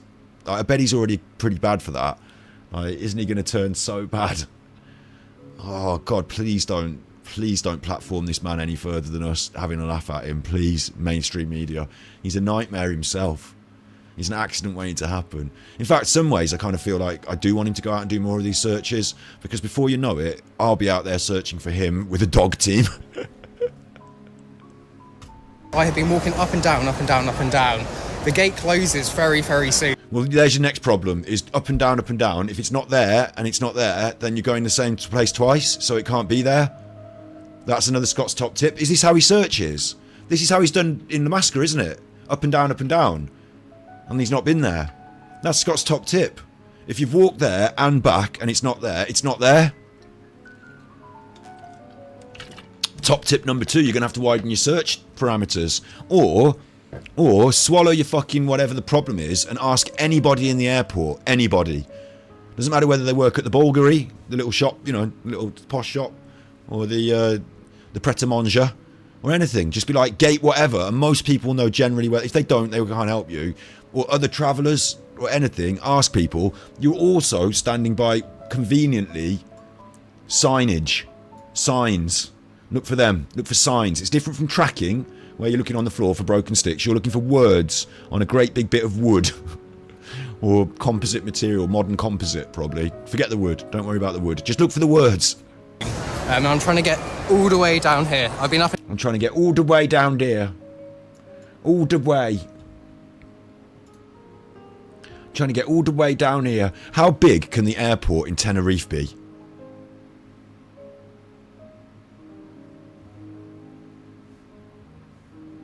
Down here. I've been up and down here like 3-4 times. Well, you're an idiot then. It's an absolute madness. It really is. But their plan is, so I get onto this plane. Hopefully when I land, I'll be able to find a taxi. I'm not too sure. There's definitely not going to be any shops about. I think you know where your gate is, but you're just wandering up and down so you don't have to sit down next to anybody. I know the area that I'm going into as well, guys. There's not many people that speak English. Not only that, the public transport is absolutely useless where I'm going as well. So this is going to be a little bit mad. Hopefully I do catch this flight on time. Shouldn't it be fucking easy? Because aren't you used to going to these remote places? Isn't this your thing?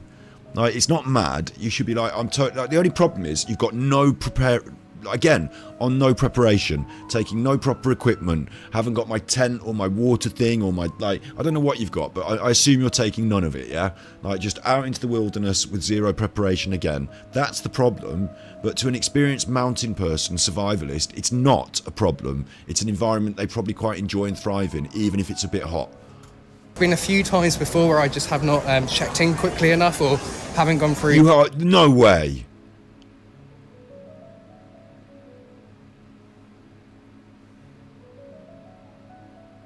My sister's boyfriend, the feckless goon, he once forgot his passport when they went to the airport and he couldn't go to the fucking holiday, and there was trouble.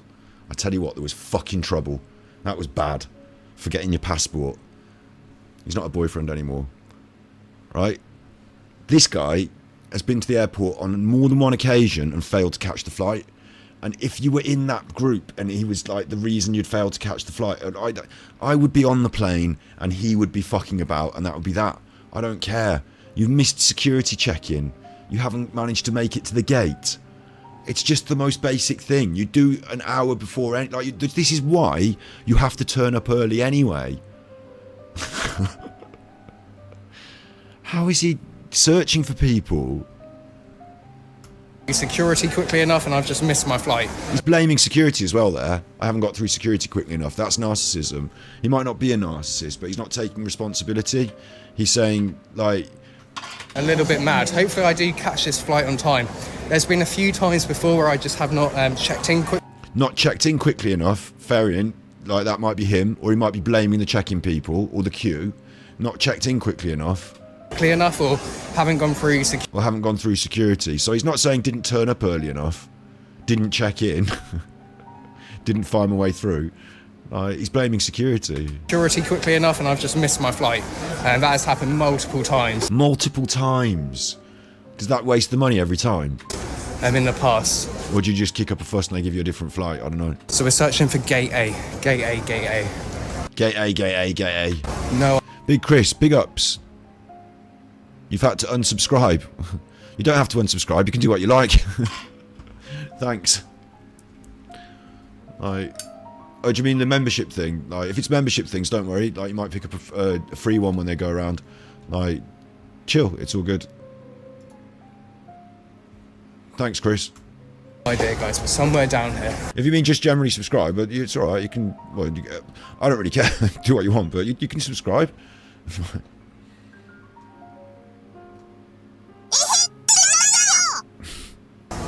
Somewhere down here. The adventure continues. Let's get to Sardinia.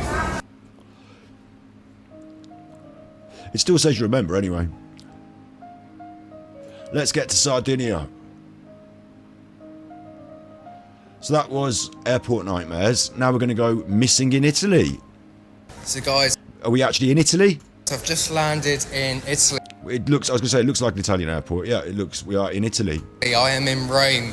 Rome. I was going to say it looks, because I've been to Rome. It looks like yeah. I assume it's the same airport that I recognise. And the flight here, it took me about 4.5 hours. I've now got to Lucky you. Rome sounds nice. wait at this airport Oh. for about 5 hours, and then I've got to get on another flight, which will only take about an hour and a half. But that's actually There's a temptation to go and see a little bit of Rome for a couple of hours, isn't there? But you can't trust him. He's got to stay in the airport 5 hours. going to take me to Sardinia, because Sardinia, guys, is a tiny, well, it's not a tiny, it's an island. So that is what's happening. So hopefully I will land in Sardinia probably about 11:30 tonight.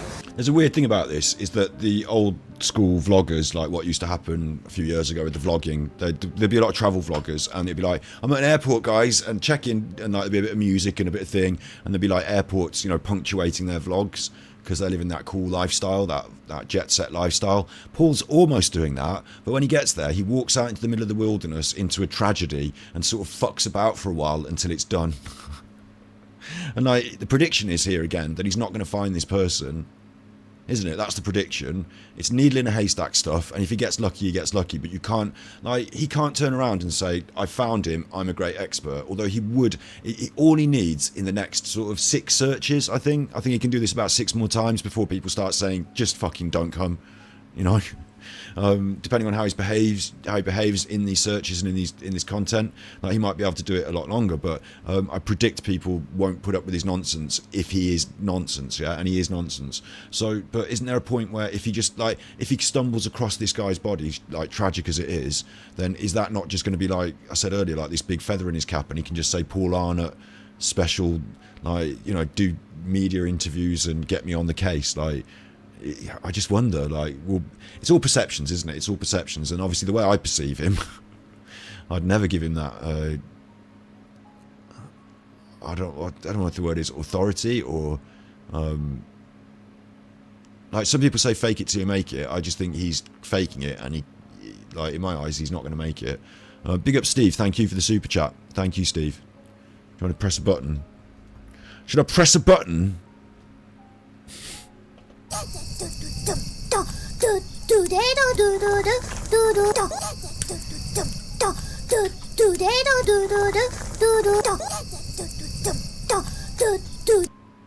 I have just found some accommodation as well. It's only like a little room, but it's a guy who will leave the key outside in a key press. It's about 3 Sounds like an Airbnb. kilometres, I think, from the Sardinia airport. So I will just have to stay there tonight, and then in the morning try correspond and talk with the fire service and the rescue teams. I think it's mainly the fire teams out there who are doing a lot of the searching, guys. So I know roughly where I'm going. When I wake up tomorrow in Sardinia, I don't know how I'm actually going to get to the search area. It's miles and miles away. I'm going to have to base myself in a completely different area. So you're getting an Airbnb. It's not where you need to be. So that's going to be wasted money then, because you're not going to be staying at it. I don't know. Or maybe you're just there for a night. But when you get there, right, you're going to immediately have to move. Like, I get it. Like, you know, you might have to do like an overnight stay as part of the travel. It feels like simple travel arrangements have turned into this massive drama. And it's not a huge drama.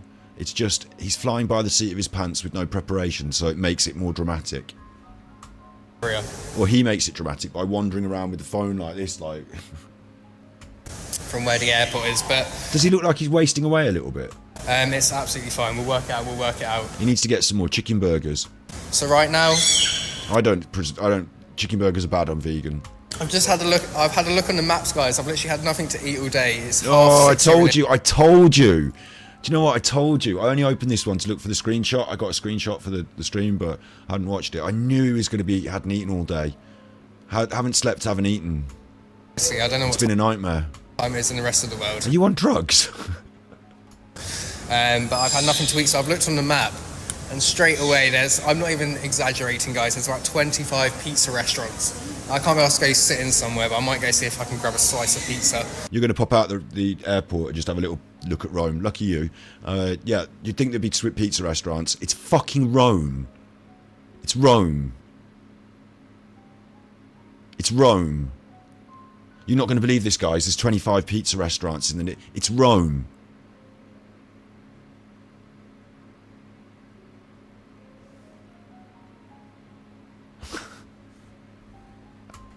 Having a coffee, that'd be quite cool. But yeah. Cool, yeah, cool Italian coffee.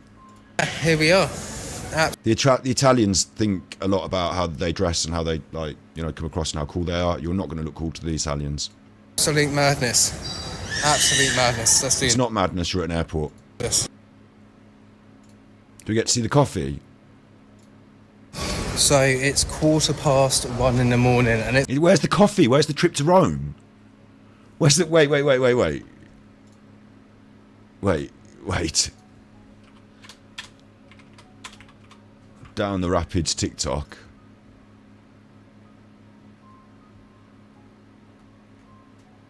Airport nightmare, landed in Italy. Head to Sardinia, landed it. He didn't put it on TikTok either. He hasn't put it on TikTok either. What? You can't tell me you're going to go out the airport, visit Rome, grab a slice of pizza and a coffee, and not put that on the fucking TikTok. I don't even believe he did that. It's official. I have finally landed in Sardinia, guys. I have made it. Now, the next problem I have is finding a taxi or an Uber. I then need to get to my... Hang on, over here it says delayed flights in Rome, rushing to catch a flight, arriving in Sardinia late. So we're missing things on YouTube. Is that right? You've decided to just not upload certain things to YouTube. That's a bit weird, isn't it? Don't you think?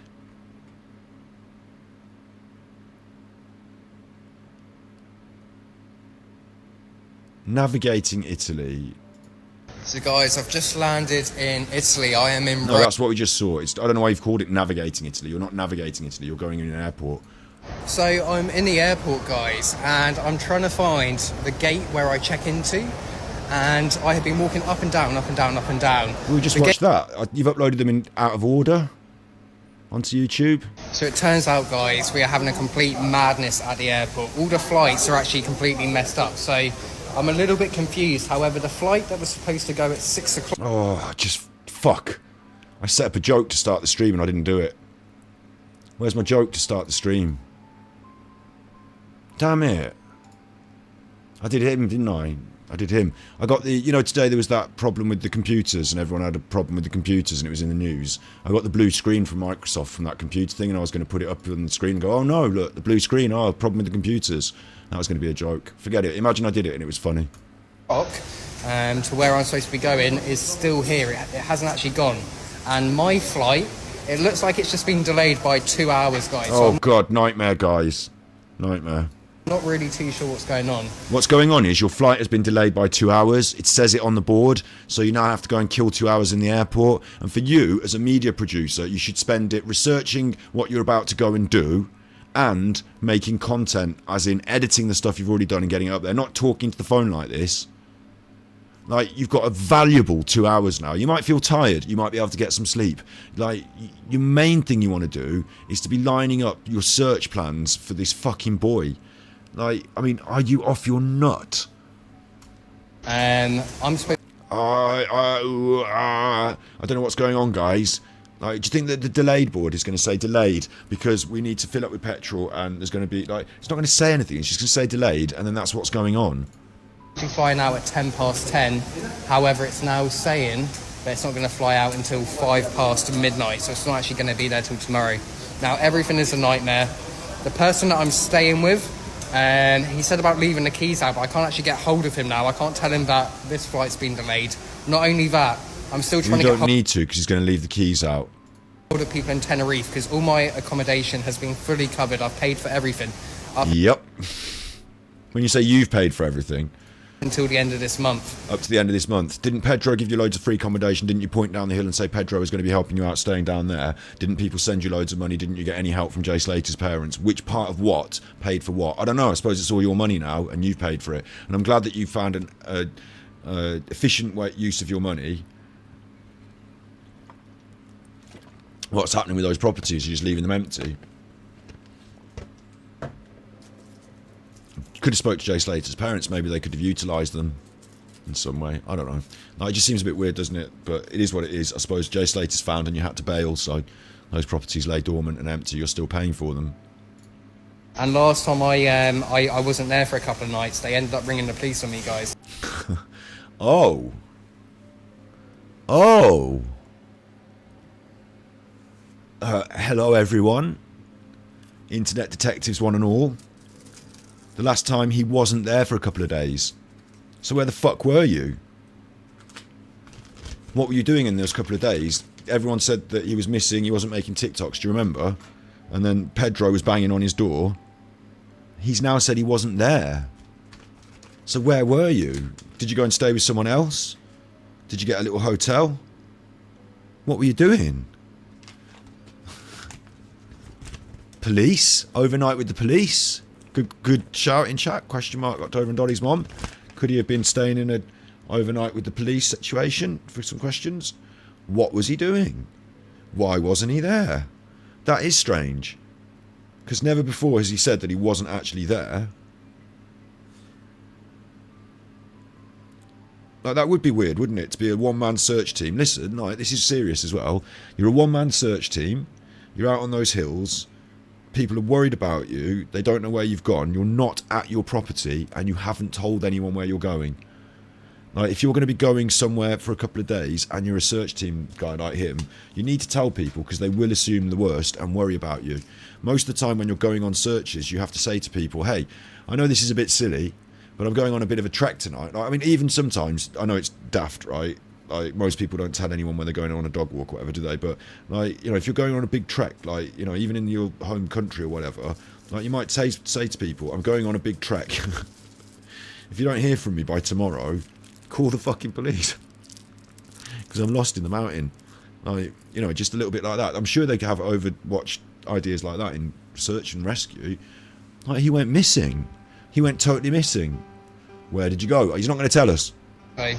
I'm trying to contact them. I've left loads of stuff. I need to get some new hiking boots while I'm out here. Cause I've left loads of stuff. Wait. Chopin's piping up now, getting angry. Even Chopin's getting angry on the piano. Even Chopin's getting angry on the piano now, right? You left your stuff in Tenerife. In a sort of like, I'm leaving it at Glastonbury, leave my tent, fuck it, I don't care sort of way. Or in a sort of, I'm coming back for that. Like, or I'm storing it there sort of way. What are you talking about? I thought you only had 3 bags. You said I carry light. I travel light. I usually only have 2 bags, but I've picked up a 3rd, which has got my trainers and his toiletries in it. And I said, no, your trainers and your toiletries are things you would normally have. So what's in your actual bag is the stuff that's new that you wouldn't have, that you can't fit the other stuff in, because the toiletries would normally go in there. You would normally have them, or do you not normally have toiletries? In which case, fair enough. But he collected a 3rd bag, and that was it. So now, what stuff are you leaving? Hiking boots and stuff. What are you talking about? You're going to need them. Like, what is this right? I leave my hiking boots in Tenerife. You left your hiking boots in Tenerife. Chopin.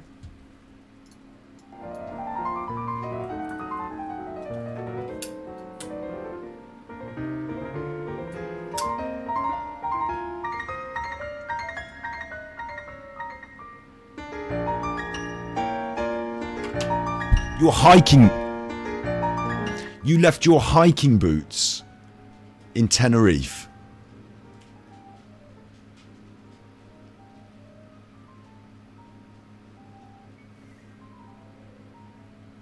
One flip-flop, mate. That's all you need. One flip-flop. I'm doing this with my hands now. It's actually made me a little bit eggy, that has. Like... How can anyone be foolish enough to give him the likes, the clicks, the thumbs up, the tippies, whatever? Like, it's not I'm angry about the money, I'm angry about the grift. I don't mind people getting money if they're good. I don't mind people being generous. I don't mind receiving the money. But, like, you know, this is just beyond the pale. So what we're going to do now? Send him money for some new boots, I suppose, because he's going to cut his feet in fucking Sardinia. Like, what are we talking about? Or maybe you've got 2 sets of hiking boots. They were the backup pair. You know, maybe I'm being unfair. Like, it just... You're probably... At what point does he expect to go back to Tenerife to pick up his fucking hiking boots? Like, I still... This is breaking my brain, actually. Like, the plan is, I'm going to go out to Sardinia immediately because there's a hunt on and I've got to get out there. If I go for his... Like, what he's telling me, like, his truth, which I don't know... Like, but apparently the truth is, like, you know, I picked up the bat signal. I wasn't checking my bat messages, but I wasn't checking my bat inbox, but I opened up the bat inbox and the bat signal was there. There's someone gone missing in Sardinia. Get out there now. So I got out there now, left my stuff, half of it, because, like, fuck it. And then, like, when I get to Sardinia, I'm going to do all this searching. It might take months. It might be days. I just don't know. So I'll keep the Tenerife pad. I'll keep that for the week. Maybe I can't get my money back. Maybe that's gone, but I'll keep that. And also I'll leave my stuff there, intending to return to pick it up. On my way back from Sardinia, presumably. Do you not, like... What if he turns up in Sardinia, they find him within the week? Does he then fly back to Tenerife? Like, what? It's a one-way forward thing, isn't it? Loads of clothes, loads of stuff. And it's just Loads of clothes? You don't have loads of clothes. You've told us you don't have loads of stuff. an absolute nightmare. So it's been a nightmare. Port delays, that's what we're dealing with right now, guys. Delays are what we're dealing with now. Everything. There's the board, look. So if you were stupid enough to reveal exactly which flight you were going to be sitting on, I don't know when he uploaded this, but maybe he'd already flown the flight before he uploaded it. But, like, you know, people could have been waiting to meet him at the airport if they wanted to. Like, this is sort of doxing yourself. Not properly, fully, but, like, sort of. Like, it's up to you. On this one, it's up to you, I suppose, isn't it? But, like... Delayed. It's not quite your own mobile phone number. Delayed. Oh, they're all delayed, look. Delayed. I can't read that because you keep moving the fucking phone.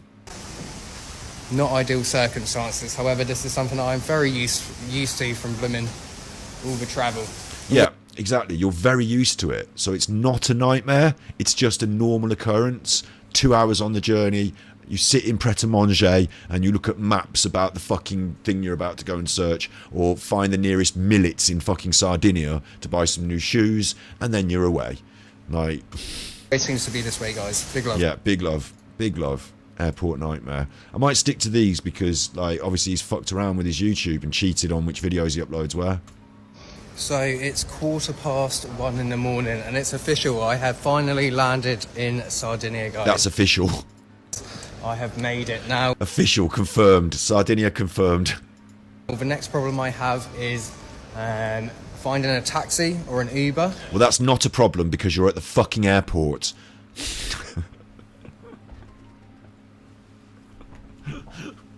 Like, oh my god.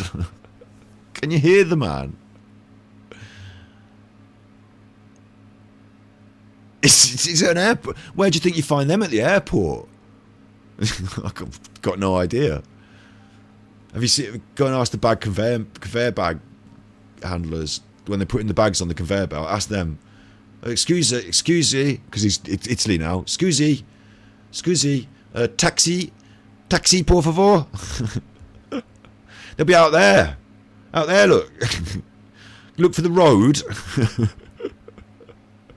There'll be loads of them parked up. It's a fucking airport. I then need to get to my place, which I'm not too sure where it is. I think it's about, well, it's a fair way away from here. Well, that doesn't matter, because all you have to do is tell the taxi driver where it is and they will take you there, so that's not part of the nightmare. But I need to get to there. Which you're going to do by getting the taxi. And then I need to call my guy, get him out of bed. My guy? What are you doing? Picking something up? And he's going to come open the door for me. Get him out of bed so he can open the door. These... Like, I don't know if it's even an Airbnb at this point, like, because usually with an Airbnb they just leave it in a key safe, you get the number. He said he was going to leave a key out, now he's not going to leave the key out, he's going to not leave the key out, but you're going to, like, is he staying in a room with someone? Like, what's going on? Who's your guy? He said he was going to have like a key press, but he hasn't gave me a code. He's told me to ring him. I've had to send my passport over because that's how we do it out here, guys. Just to confirm everything. I'm so tired. I'm absolutely exhausted. It's been a long ass day.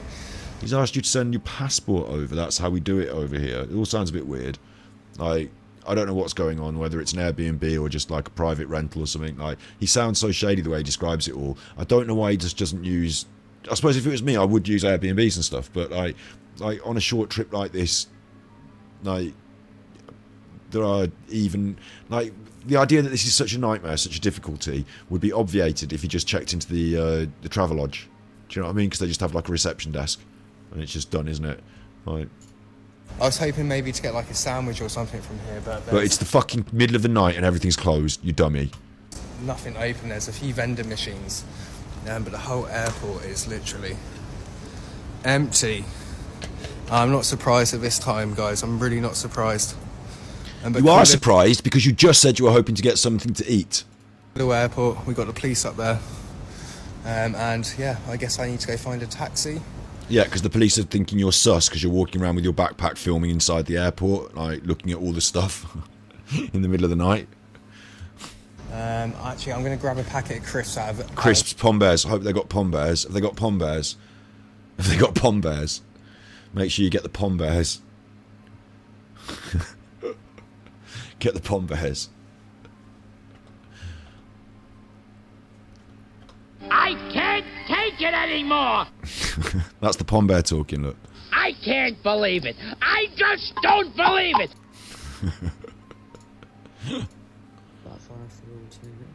Ooh, Isla. Ooh, Isla. Sadly, my thought is that You're quiet, Isla. Very quiet, but your eyes do all the talking for you. Your eyes do all the talking. You're very quiet, but your eyes do all the talking. It's a bit like... Have you seen that film? What film do you think it is I'm referring to? Have you seen that film? In chat now, what film? Name that film. In chat. Name that film.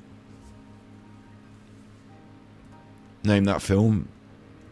Come on, name that film. What film do you think it could be? She looks a bit like that actress in The Shining, doesn't she? She looks a bit like... Name that film. Come on. You're not... No, none of you are naming that film.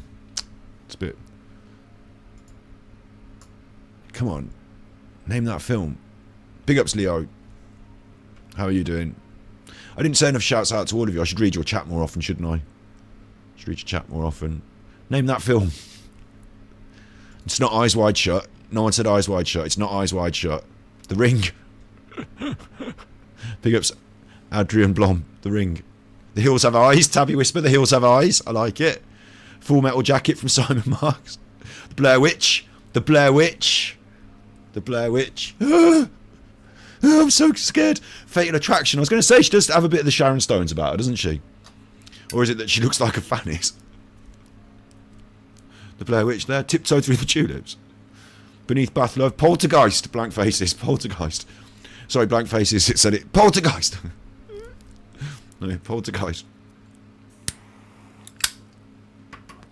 Name that film. I can't remember what mine was going to be now.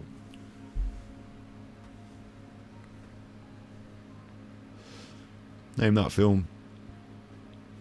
I think it's Single White Female, David, but yeah. Bambi.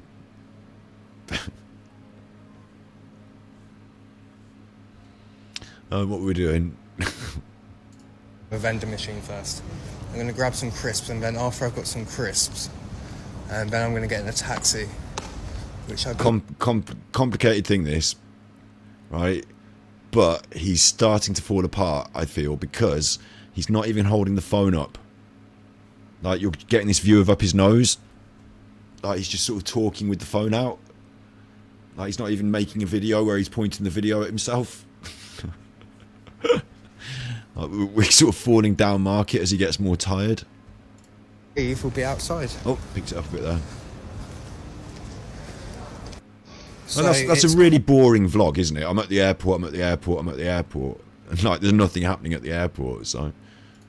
So it's almost 2 o'clock in the morning, guys, and I have just arrived to where I am... Thank God it was dark. You would have been getting seasick from the swinging around. And I'm only here for a few hours. The guy has actually said that he needs me out by 10, which is in about 8 hours. So He needs him out by 10? Like, what the fuck is this? I suppose you've got to go and get on a plane as well, so there's that. But like, what kind of accommodation do you turn up in the middle of the night at 2 in the morning or later, and you need to be out by 10? I mean, what are they going to do with the bed? I don't... And then I've got to go over to the next area. He's holding a key in his hand. Where I need to go talk with some police and some people involved with the search. Talk with the police and some people involved with the search. And just kind of get the idea of where people are searching. So that's the plan for tomorrow. But let me just show you my room really quick. Yeah, go on. Really quickly, guys. So Turn the fucking light on. Air conditioning. I can't actually... Oh, it's a good job I've got the keys because I almost just locked myself out. Here we go. So this is my room, or where I'm staying. I haven't actually had a proper... It's nice, but it really makes me confused about why you're only able to stay there till 10 in the morning. And it looks like an Airbnb to me. Look, I've literally just come in and chucked my bag down, guys. Literally chucked his bag down as well. So let's pop that there. So we've obviously got the kitchen area, very nice. Oh my god. No, this is compelling viewing in a way, because like all of us, he's just walked into this. None of us have been in this room any longer than he has, as far as the video goes, yeah? And he's now going to give you the guided tour. Look, this is the kitchen, this is a cupboard, I know what it fucking is, I can see with my eyes. You don't know what it is, you've never been there before. So don't pretend you're the fucking expert of the place. Like, cocky bastard. Loads of cupboards. Loads of cupboards, big fridge. This would be about $2.5 a month. Like, what do you want about? You're just getting to stay in here for 20 minutes. Absolutely fantastic. The guy said to me, you can put the aircon on, but you can only have the aircon on for about 20 minutes because otherwise the neighbours, it makes loads of noise, it wakes the neighbours. You could put the aircon on, but only do it a little bit. Like, what's that about? I was like, you know what, bro? I'll sweat it out tonight. So yeah. That'd be nice in the bed. Anyway, we've got this like room here. Family photos up the top. Some cool artwork. Oh, how do we get the lights on? What's in here? Oh, so this is my bedroom, I think. This is where I'm sleeping, guys. By the looks of it. Looks quite nice, doesn't it? Too bad, not too bad. No, he's checking it out. I'll tell you for why. It's because he's done that Bulgaria one where it was too much for him and he couldn't sleep there. It was just too down market. So he's just checking it all to make sure it's up to standard, isn't he? And then he's going to get like 6 hours sleep and leave. At the end of the day, it's just a comfortable place where I can get my head down. And yeah. If I'm correct. So why are you making this sort of like holiday vlogger tour video? It's literally just a room for you to sleep in for less than 8 hours. Like see the toilet. The toilet. Let's show you all the toilet. Can I see it flush? What about the hot tap? Okay, this is okay. That's a bidet. Go on, show me the bidet. Sit on the bidet. Hello. This is the smallest shower I've actually ever seen in my life. Really?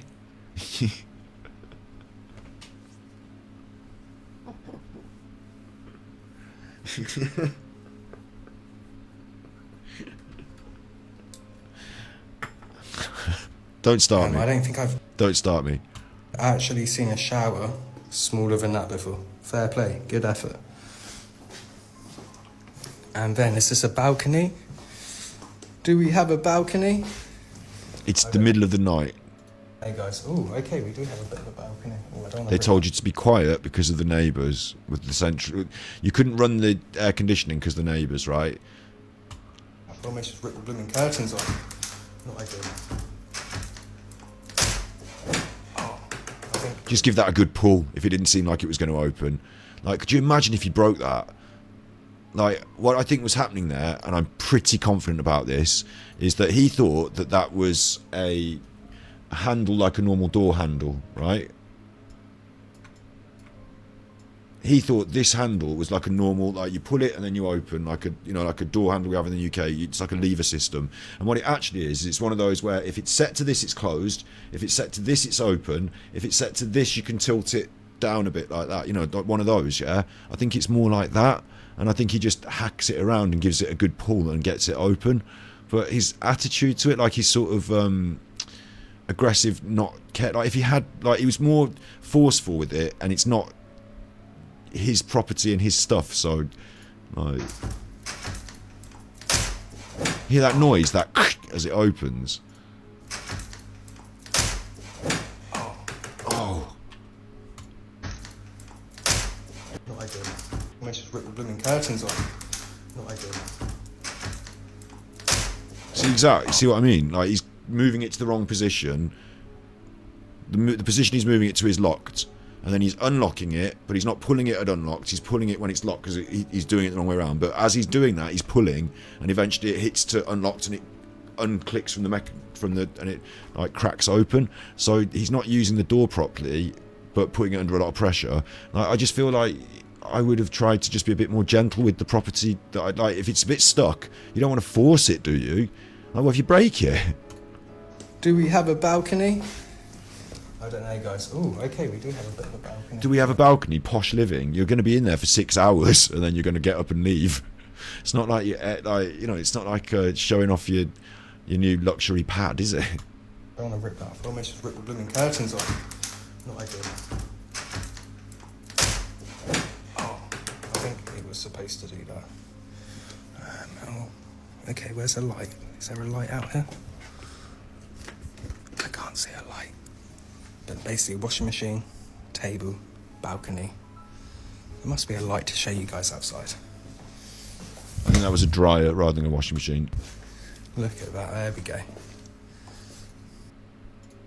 Oh my goodness. Do you know what? This property looks... I've stayed in an apartment block in Rome, and this property looks very... I suppose they do, don't they? But it looks very similar to the one that I stayed in. And the view as well, which I can imagine, even though it's dark, is the hills and the properties. Like, it'd be funny, wouldn't it, if you'd stayed in a similar place to me? Like, if only for a few hours. Huge gas cylinder. It smells a bit funky round here. It didn't smell funky. That is really cool, whatever that is down there. Sardinia, guys. What that is that's some sort of Christmas lights. They probably were, I don't know if they were flashing in real life or if they were just on and his phone is making them flash because of the frame rate.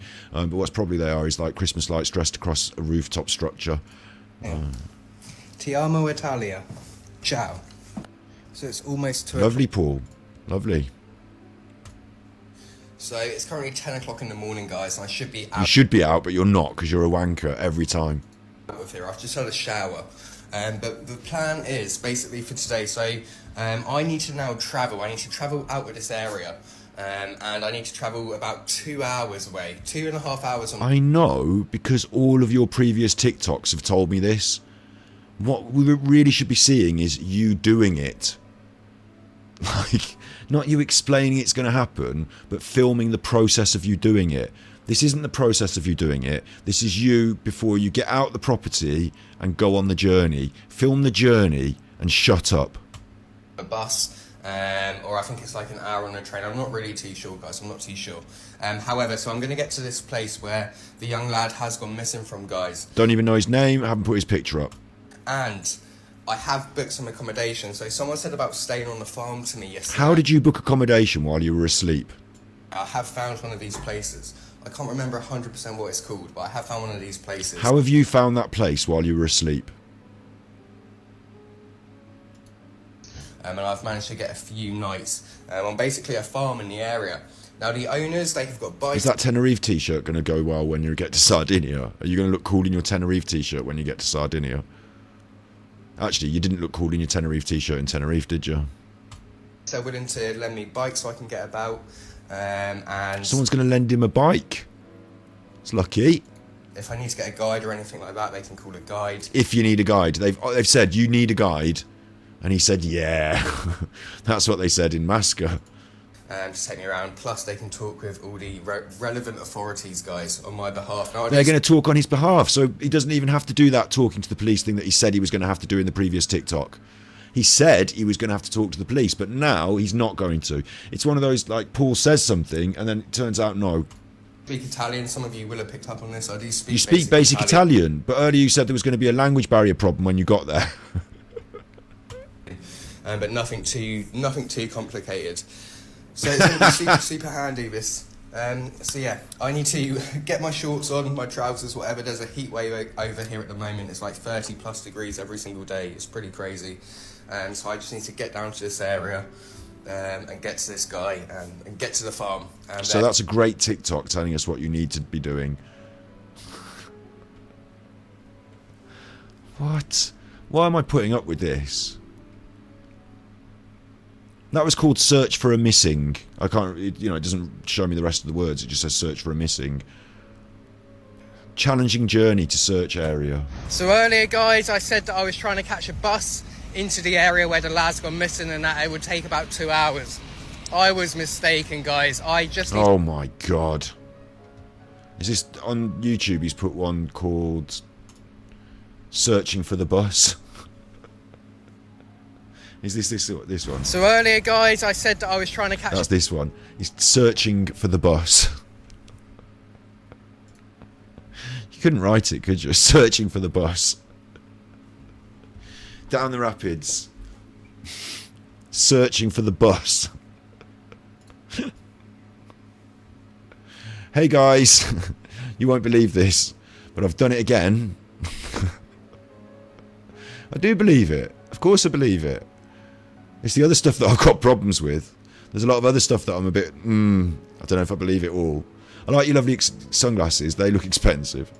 Come up here to this hotel. It's called the Jazz Hotel, I believe. Is that, I hope to God he's not actually staying in there. Yeah, Jazz Hotel. And from here, guys, I have to catch 3 different buses. And it's going to take me 3.5 hours to get into the area where I need to be. Wow, 3.5 hours. I mean, you've been travelling for how long now? So it's just a few more hours. Like, if you look at it in a positive sense, you could say, I'm really near my destination. It's just a few more hours. Fortunately, there are connecting buses that take me basically there. But instead, it's a nightmare. However, after that, then I Johnny Oakley's will be settled. And it will be time to start searching. Probably from tomorrow morning. Eventually. I guess, guys. Now, the environment that we the environment. Why does it put the T in? He doesn't say the T. are heading into, guys, is a tough environment. Obviously. Just like Tenerife was when we were looking for Jay. It is very, very dry, very, very rocky. And just like the environment that you were searching for Jay, you are no expert and have no real knowledge of it. Isla Chakura said that she sent you up a cliff and you scrambled and fell off. Vast and very deserted. So this is going to be quite an intense search, I guess, guys. What they said was, the authorities said, we looked at it in the media report at the start of the episode, is that the authorities thought it was a sort of impossibly vast area. So what you're doing is you're setting yourself up for an indefinite, never-ending search, really. And whilst they'll do their very best and cover a certain amount of ground, they won't be able to indefinitely search and cover all the ground. But I don't know what you're thinking of doing. But you sort of didn't give that impression then when you said that. You gave a different impression there. And it appears that we have made it. So now, I just need to wait about 15 minutes to get on the first of the 3 buses. Right, so that's the bus stop, not the place you're staying. Good. I thought he might dox himself. And yeah, making progress, guys, making progress. Big love to everyone from Sardinia, Big love to everyone. Me waving the phone around everywhere I go. Like, how many of these have I watched now? Because he still hasn't even arrived there. It's starting to do my bloody head in.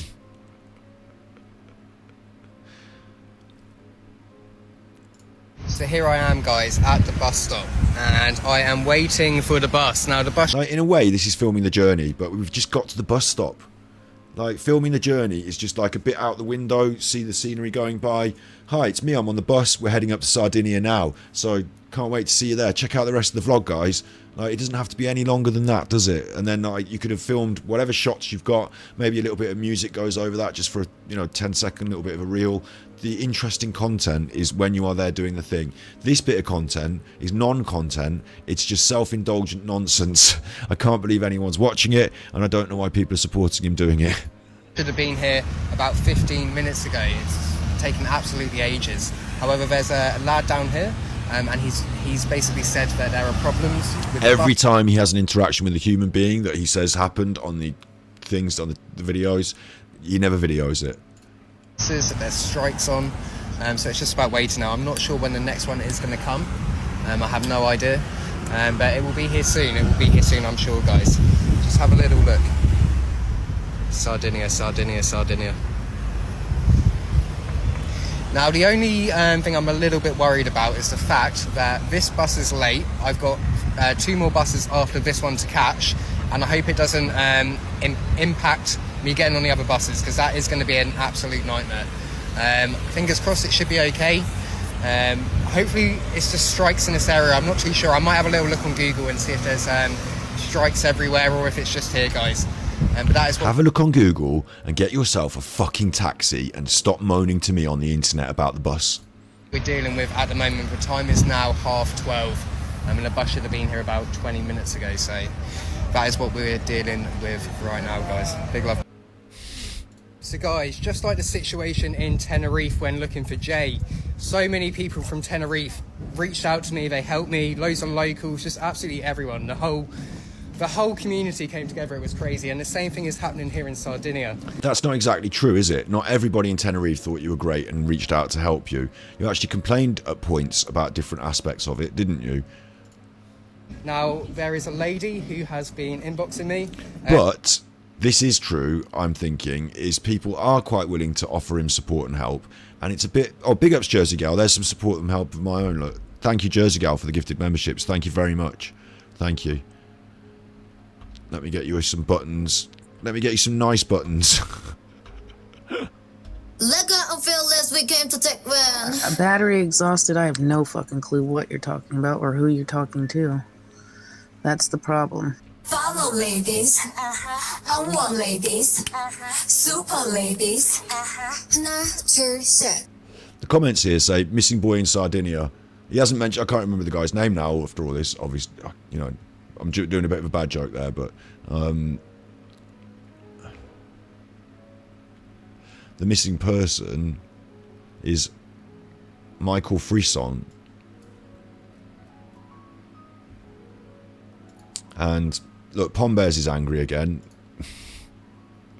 because the guy getting the free holiday and the support, and like in chat, bro, you're a good human there. Like, by one of the things, like I don't know if he's that good what he's doing.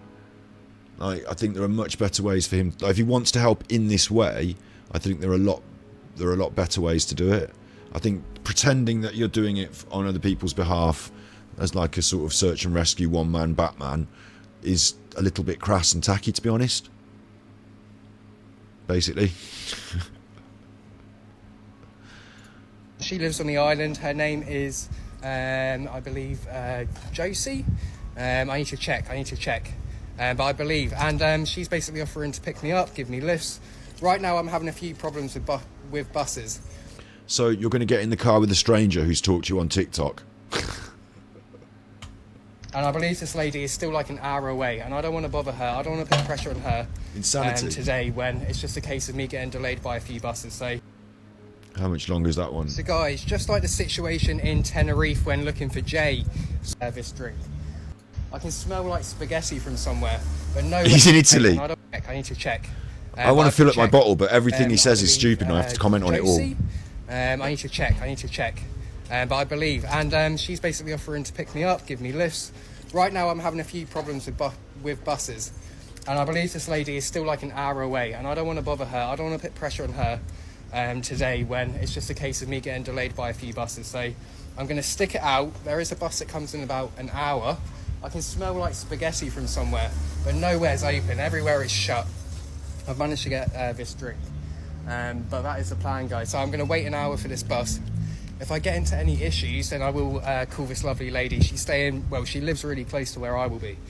So tomorrow, I think we could definitely meet up and try sort a few bits out, guys. Tomorrow is the day that I want to start searching as well. I need to get everything organised as much as possible today and just get prepared. But that's the plan. Stuck here for about an hour, try find food, then get one more bus. So he's got himself a lovely lady, and he's going to sort a few bits out with her. With his lovely lady. That sounds nice. And then the next day he's going to get on... Obviously, he's going to sort the bits out and do the search on the same day. So that's going to be good planning. I'm glad he's got that sorted in his mind about how he's going to do that, to sort the bits out and do the search on the same day. But of course, if you can take some footage of you stood in the bushes, then maybe that counts as a search. One cactus equals one search in chat. One cactus equals one search. As well, so... That is the plan, that's the plan. There's loads of people, but nowhere's open. All the fashion places are open, but the food places aren't. So guys, just like the situation in Tenerife when looking for Jay. So isn't it a shame, to be honest? That is a shame. If you've passed through Rome and wherever, like you're about to go out into the bush, I mean, doesn't matter where you go in Italy, there'll be good food. But isn't it a shame to miss out on the food and just have a bag of crisps and a fucking Lucozade on the way? No offence, Lucozade, actually. Shouts out Steve of the Dead. What's that? Mountain Dew. So many people from Tenerife reached out to me. Shitting on Lucozade now. So here I am, guys. I'm in a place called Argentina. That's probably not how I pronounce it, but that's how I'm going to say it anyway. Why don't you when you ask someone how to pronounce it, you're on the internet, you've got people watching you. I suppose listen, I feel like I'm doing a double standard there, because I can imagine hearing myself say to camera, listen, I'm in somewhere called Argentina and I don't know how to pronounce it. But like, it's just the easiest thing in the world, isn't it? Just to say, how do you pronounce it? Like, Argentina. Okay, thanks. Hi, I'm in Argentina. But then I'd accuse him of just having asked someone how to say it and pretending that he's an expert. So can't win them all. Just got off the bus. I actually got off the bus about an hour ago. I'm currently in a 2-hour wait for the next bus that's going to take me up the road. So everywhere is shut. Yeah. Like, this is what you said was going to happen. It's a 1-minute TikTok, so I assume, like, as a part of the 2-hour wait, it's not that much work, is it, to bang out a TikTok? But there's nothing for you to say. There's nothing of any interest for us to see. You're keeping people updated on your journey. But have you not got better things to do with your time? And why do you expect your audience to enjoy this content? And why do they? I find it laughable. I find it a waste of everyone's time. It's you just talking into camera saying, like, yeah, so in 20 minutes I'm going to get the bus, and then after that I'm going to get a taxi, and then, like, you know, in 20 minutes time we've got another TikTok. Hi, yeah, it's me, I'm still waiting for the bus, and then after the taxi I need to get a key for an Airbnb. Hi, it's me, I'm on the bus. And then, well, you don't see the on the bus and the view and the this and that so much, do you? And then, like, hi, it's me at the airport, I haven't even managed to get pizza. And then, hi, it's me, I'm going to sleep in this bed. And then, like we've been watching this for minutes now, for a while now, and nothing of any interest or note has happened. But he gets the phone out to tell us, like, hi, I'm brushing my teeth. Hi, oh, that shower's small. That was a highlight. The shower was small. That was the highlight. Obviously, in these really hot countries, guys, there is siestas and all that sort of stuff in the afternoon. There is siestas. They take siestas. So, but it's Italy, so it wouldn't be a siesta, would it? Because that'd be Spanish. I'm just sitting here. I've just had a quick Red Bull. If everywhere's closed, how are you managing to get energy drinks? A Red Bull, which I shouldn't drink because it's very bad for you. Then I get onto this bus, and then I'm going to be at the farm. So that's where I'm staying, guys. I'm staying at the farm. Now, a lot of people are asking about this case, and all. Did you just find that at Red Bull on the floor? I'm going to say at the moment there's lots of. Because you seem to have left it there. Information out there on the internet, guys, but there's a lad called Michael. He's one of 2 people that are currently missing out here. Obviously Michael's missing, and then there's an older gentleman as well who's been missing since Saturday or Sunday. So a few bits going on out here. My plan is obviously and then whoosh. Dude's lost in Sardinia and Paul is on the case. #Paul needs to shadow a MWT or terrestrial search team and learn some real-life skills, give us a better insight into search teams. Has ignoring all these opportunities, which in turn would be better viewing. #. Don't give me ideas, but Super yeah. Chuffer owes 3 hugs. That's a really good idea, isn't it? If he'd have made friends with those search teams in the Jay Slater case, even if he wasn't allowed to get balls deep in the search, he could have said, listen, you're the big chuffers, you know what you're doing, I'm here just humble, just to learn, just to help. Can I carry your bags? Can I clean your boots? Give me an interview? Like, just tell me any tips? Like, let me have a look, let me have a go. Like, maybe they didn't want him videoing them, but, like, you know, he should have, like, I did say this right at the start of this whole process as well, with some of the people he was sort of very flippant about. Was it him or was it somebody else? It was Luke maybe as well. Like, they seem to, like, miss opportunities to learn from people. Maybe it wasn't Luke, I don't know. I just think, like, because of his arrogance in some way, he's breezed past some quite, like, all of those collected media people, all the search teams, all the police were all there on one day, and no one wanted to talk to him, and he didn't want to talk to anyone either. Like, that seemed really weird to me, you know. He wants to be a one-man band, and how's he ever going to develop and get better? Yeah, but like you said, it would make better content if he could, because ultimately he has not got much to say or offer. So if he can get something in the camera, you know, to point at, it's then interesting, isn't it? And for him, he's thinking the missing people are interesting. So get out where the missing people are and wave your camera around. It's very Curtis Media, I suppose, isn't it? Under the guise of trying to find her here, though. I like Curtis for the fact that he didn't pretend he was actually trying to find Nicola directly, other than, I mean, he might have found her with his camera while he was searching, but he was quite clear about what he was doing. You know, he's filming these things, people want to see them. Like, if he went out there and pretended he was just a journalist, just getting shots of the land and, you know, like the expert search and rescue, an expert mountaineer person, he is not. So maybe he should have just taken the opportunity to be humble and learn as much as he could from experts around him and document that process. That would have been much better. Get to the farm, talk to everyone, work out transportation. Good super chat from the came up on the screen.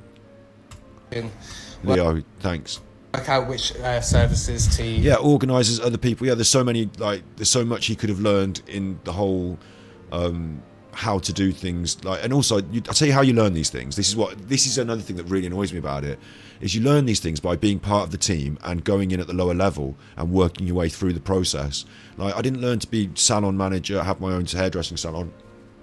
Scotty Hottie. I didn't learn to do that because I just walked in and bought a salon and now I can do it. I had to be as the junior and do the sweeping up, and then I had to be the junior stylist and do like the cuts and the you know, the colours and the painting the foils, and then you know, you have to learn all the things along the way.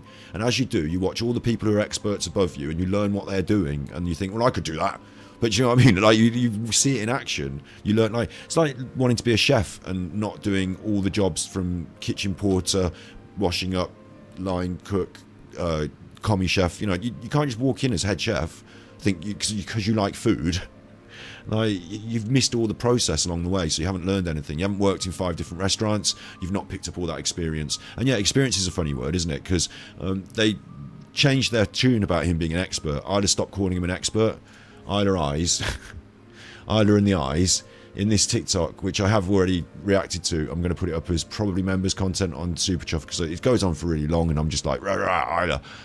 But in this, she says that she describes him as someone with experience, an experienced mountaineer, rather than an expert mountaineer. It's a little bit of language change, but it's important language change. But he's not even that, really, is he? Not really. Like, correspond with. Like, having been up a few different mountains doesn't give you that sort of world experience. And I don't know if anything ever does. I mean, to a certain extent, some things will with him, but there's a certain feeling that he should have maybe developed some of that already.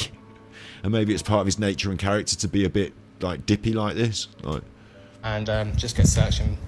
Get as many eyes as we can out there looking for Michael, guys. But I will keep you updated as we go along. My phone's on about 4%, so I'm not gonna put too much out. But big love to everyone. That's a real easy excuse, isn't it? As well, my phone is now on 4%, so I'm not going to put much out. But you've got a power bank and you're going past all these places, and it's really important you to have your phone charged, and you've been in an airport. Like, you know, can't you get your phone charged at any of these places along the way? Just not going to document much now. I'll do the bit that I tell you what's going to happen, but I won't show any of it. And then ultimately, the other thing that annoys me, what was the other thing that annoyed me then? So I'm not going to get as many eyes as we can. Get as many eyes on. So it doesn't matter, right? If I go out there, basically, listen to this, right? I can go out there, turn up, take 4 of my mates, Airbnb, we're all going to get tanked up. We're all going to go out, obviously I don't drink, but imagine I pretend I did. We're all going to go out wandering about in the countryside, like, beard off our nut, rah, rah, rah, singing songs, doing whatever. I'm going to, like, you know, we're going to take a guitar, but it's more eyes out there searching for him. So you can't critique me, because it's eyes out there searching for him. Like, doesn't your behaviour matter? It just, as many eyes isn't the way it works. It's like another set of eyes equals more found. It's a vast area. Like, one more person wandering around looking like that isn't the way it's going to help. That's not. You can't sort of claim this sort of special moral, like, you know, the raison d'etre, the reason for doing this is because I'm one more person. Look, yes, you are, but you are one more grain of sand on a massive beach, aren't you? So isn't it that more needs to be done in different ways if you really want to find him? Or you need to join those bigger organisations that make up that ability to search that massive, like, they need more people in their organised searches so that they can cover more ground. You just walking off on your own doesn't really help the bigger search. You're not part of the bigger effort. Like, it annoys me so much, to be honest, with saying things like that. Get as many eyes as we can out there, guys. Like, it's just like some sort of catchphrase slogan that means I'm doing a good thing just by simply, you know, wandering around. So, and also, what's happened to his eyebrows in this one? TikTok should be on this. Don't know why TikTok aren't on this. They should wakey. What's going on with... Do his eyebrows always look like that? I mean, I've got a bit of a... But... What's happened there?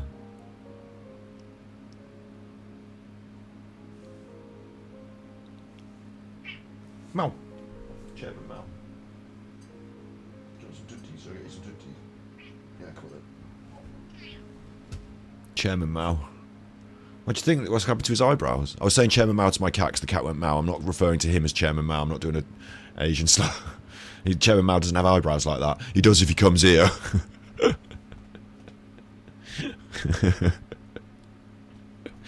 Chairman Mao doesn't have his eyebrows like that. He does if he comes here. Do you remember from carding adverts? You do. Most of them do. I think most of them do. Lionel Blair doesn't have his hair cut like that. He does if he comes here. Am I saying these words right? He does if he comes here. And then it goes with the clippers. He does if you know that, then come on. Let's have it in chat. Big update. Hi guys, just a quick update in regards to missing Michael. Like when you have it zoomed in like this, you see how fucking wild his camera work is. Actually. Like the stability, the more you zoom in on things, the worse the stability is generally. Like this just makes him look wild, doesn't it?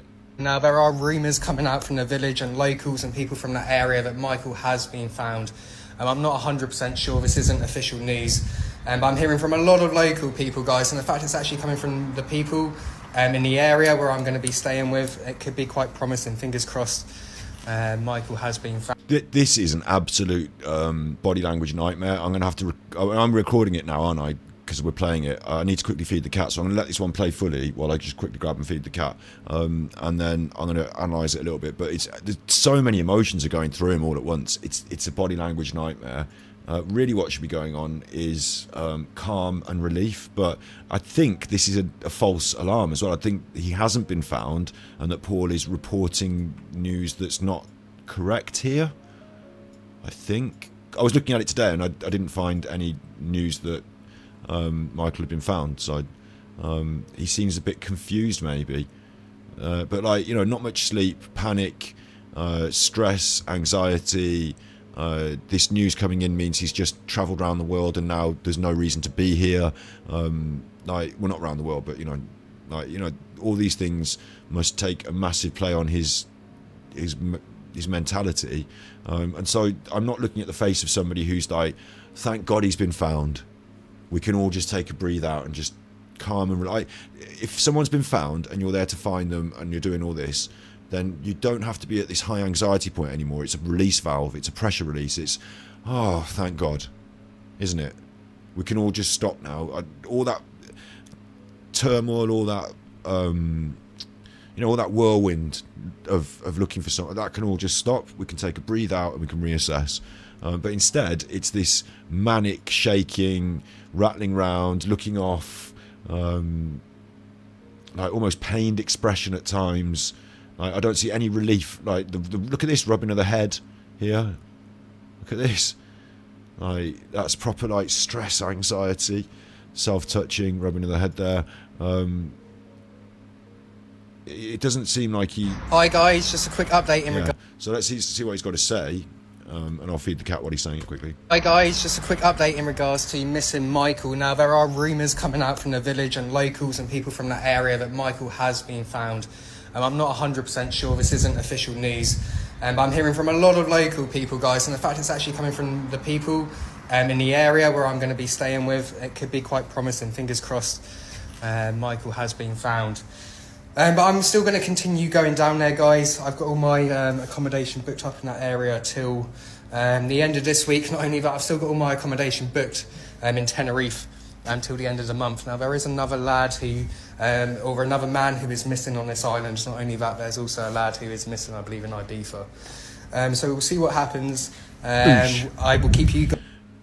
He doesn't care about the finding of the boy. He's been found. So what that means is, thank God he's been found. I hope he's all right. Is he alive? Is he dead? Like, you know, I hope he's all right. That doesn't mean anything. It means my search is over, so I've got to think of something else to do. I've still got my booking to Tenerife. I could go to Ibiza. It's like I'm now out here in the if you're on holiday in Europe and you go missing, I might go and try and find you, I suppose.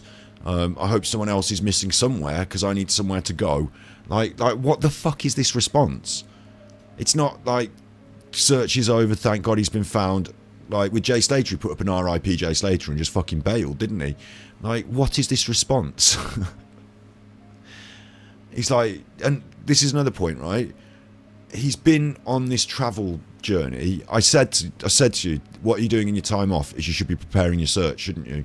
He's got it in his head that he's still got a month on his fucking Tenerife trip. Who booked a month? Why did he book a month? How confident was he that Jay Slater was not going to be found and that he was going to be there for a month? How much does that cost? Who booked the month? Right? You've still got all your stuff there. You're planning to go back, I assume, before you then hop off to Ibiza, maybe? Like, these things sound like there's a lot of planning involved, even though you don't do any planning for anything. You just seem to fly by the seat of your pants. Is someone else planning this for you?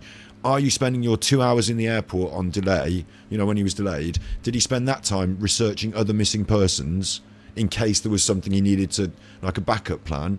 Or was this someone that got suggested to him through comments and it was like, you know, I have to choose which one I'm going to go and search for. I'll go for this one, but I could also go...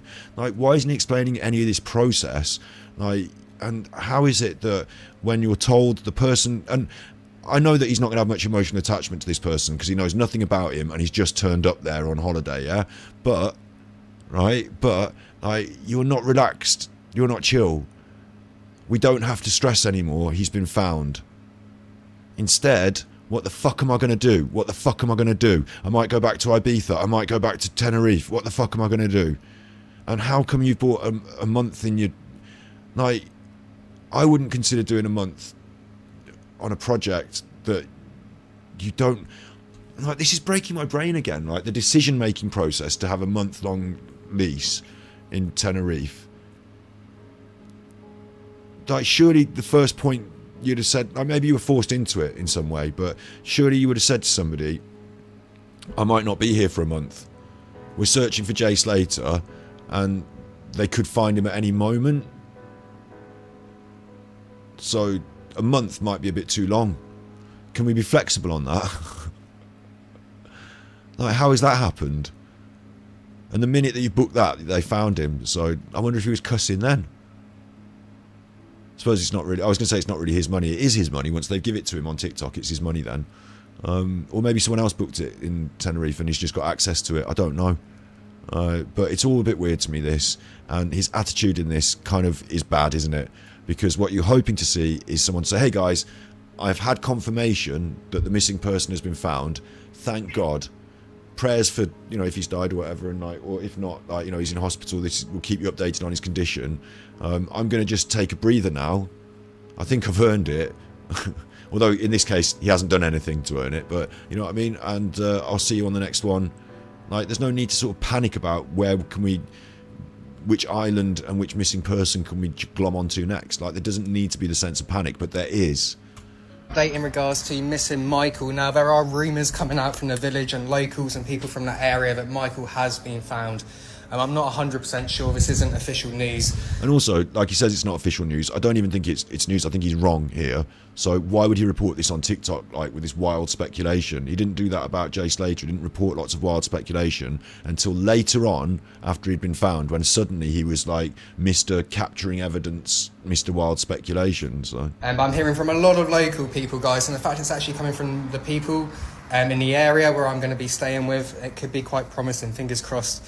Maybe they just told you he's been found. Fuck off, because they don't want you there. It's been found. But I'm still going to continue going down there, guys. I've got all my accommodation booked. I'm still going to go there. Oh. Still going to go there, yeah.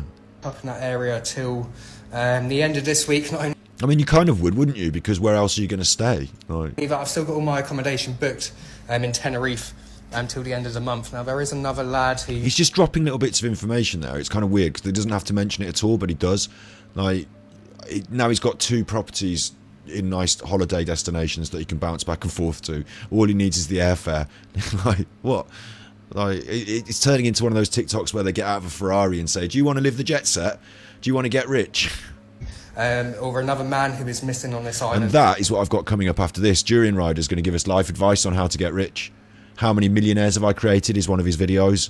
So we're going to watch that together after this. So there's pudding, there's dessert after this. It's not only that, there's also a lad who is missing, I believe, in Ibiza.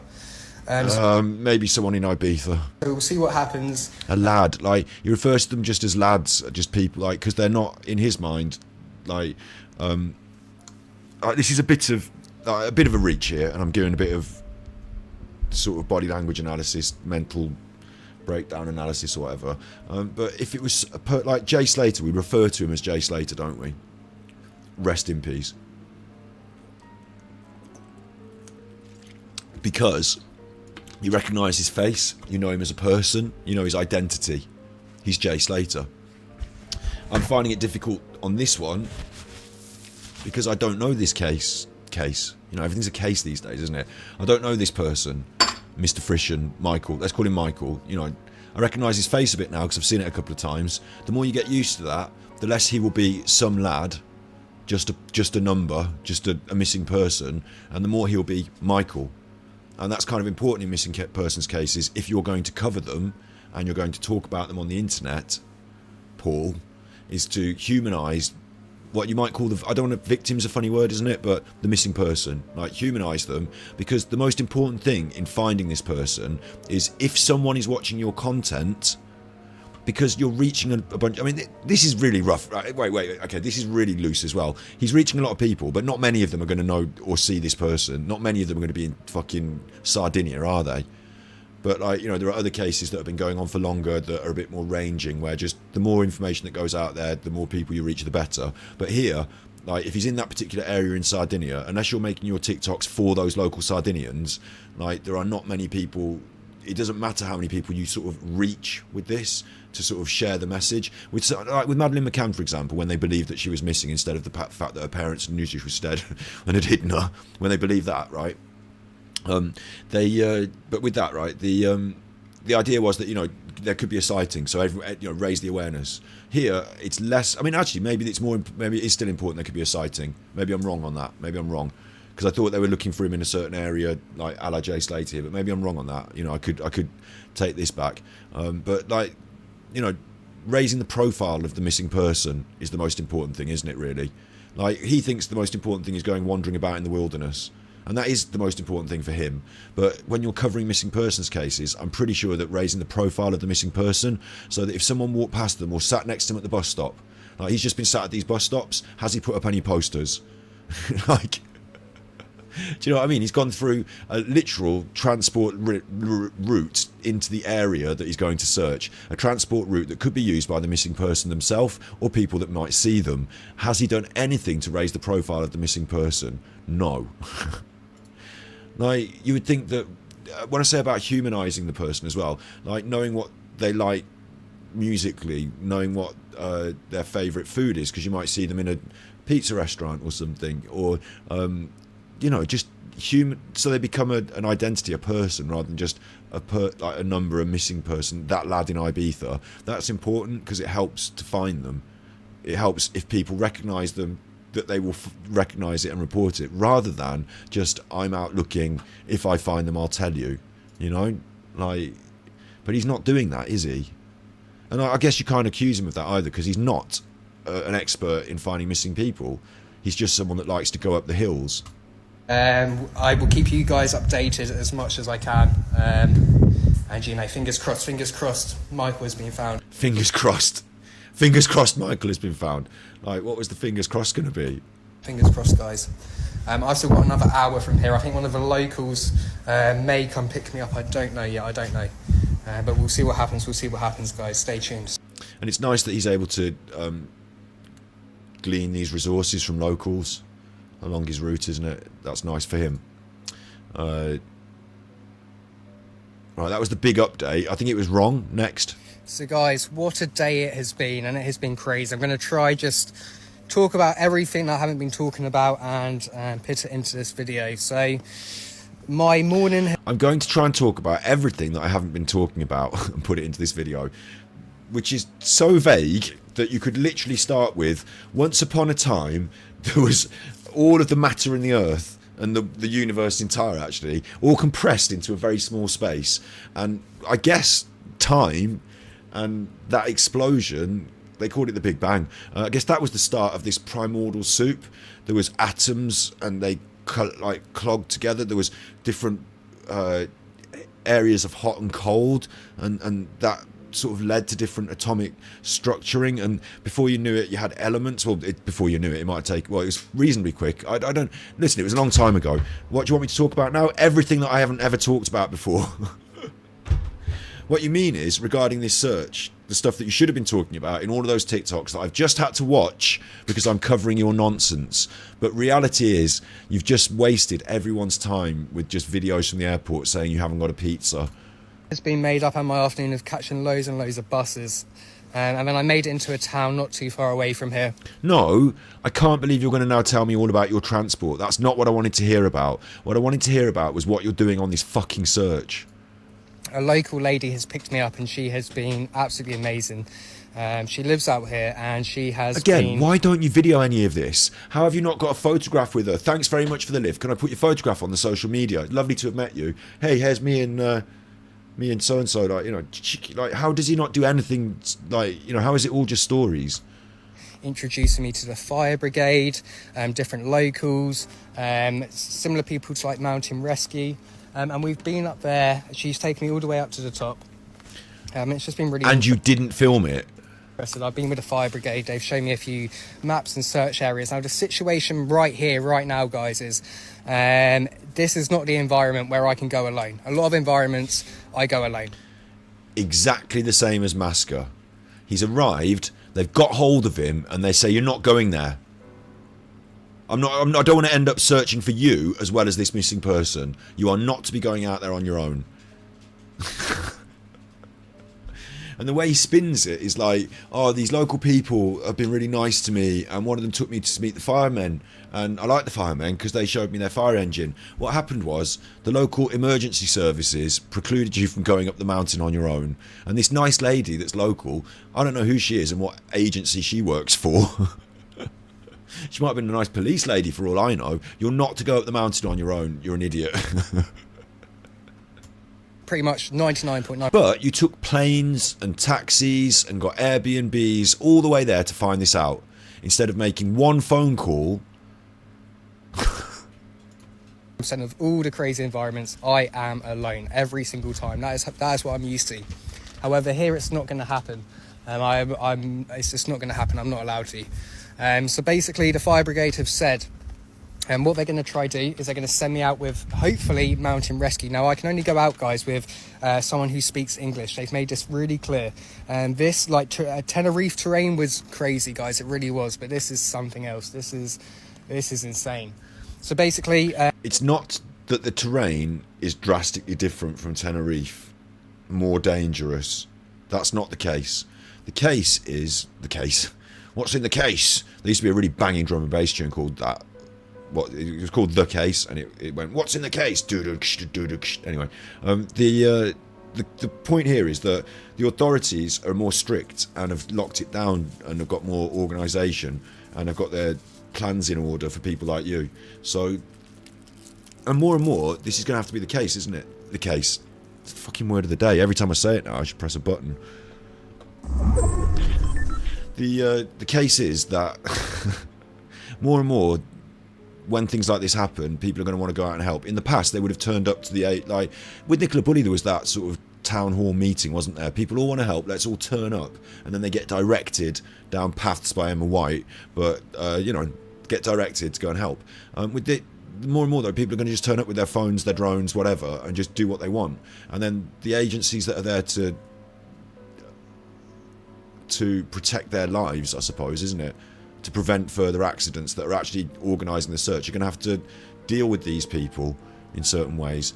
So I suppose media liaison, involve them with it, get, you know, parts of that, but not all of them are going to want to be part of it. I'll tell you what it really reminds me of. I was ruminating on this the other day, is tabloid media. Because, like, tabloid media is basically dead now. Like, it's just a dumpster fire. No one wants to go and buy a newspaper. But this is like the new newspapers, isn't it? It can be whatever on the day, headlines, dramas, trends.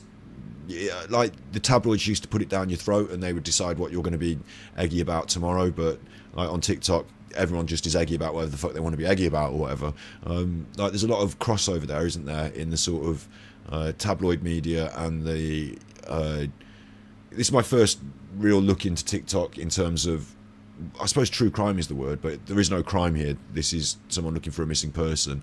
But you know what I mean? There's a very tabloid sort of feel to it, isn't there? And then I was obviously reflecting on my channel, Battery Exhausted. Super Chuffer's not tabloid media, thank you very much. Super Chuffer is the Times. But Battery Exhausted is a bit tabloid media, isn't it? And we're going to look at Eeamon Holmes after this, and then we're going to look at Durianrider. So yeah,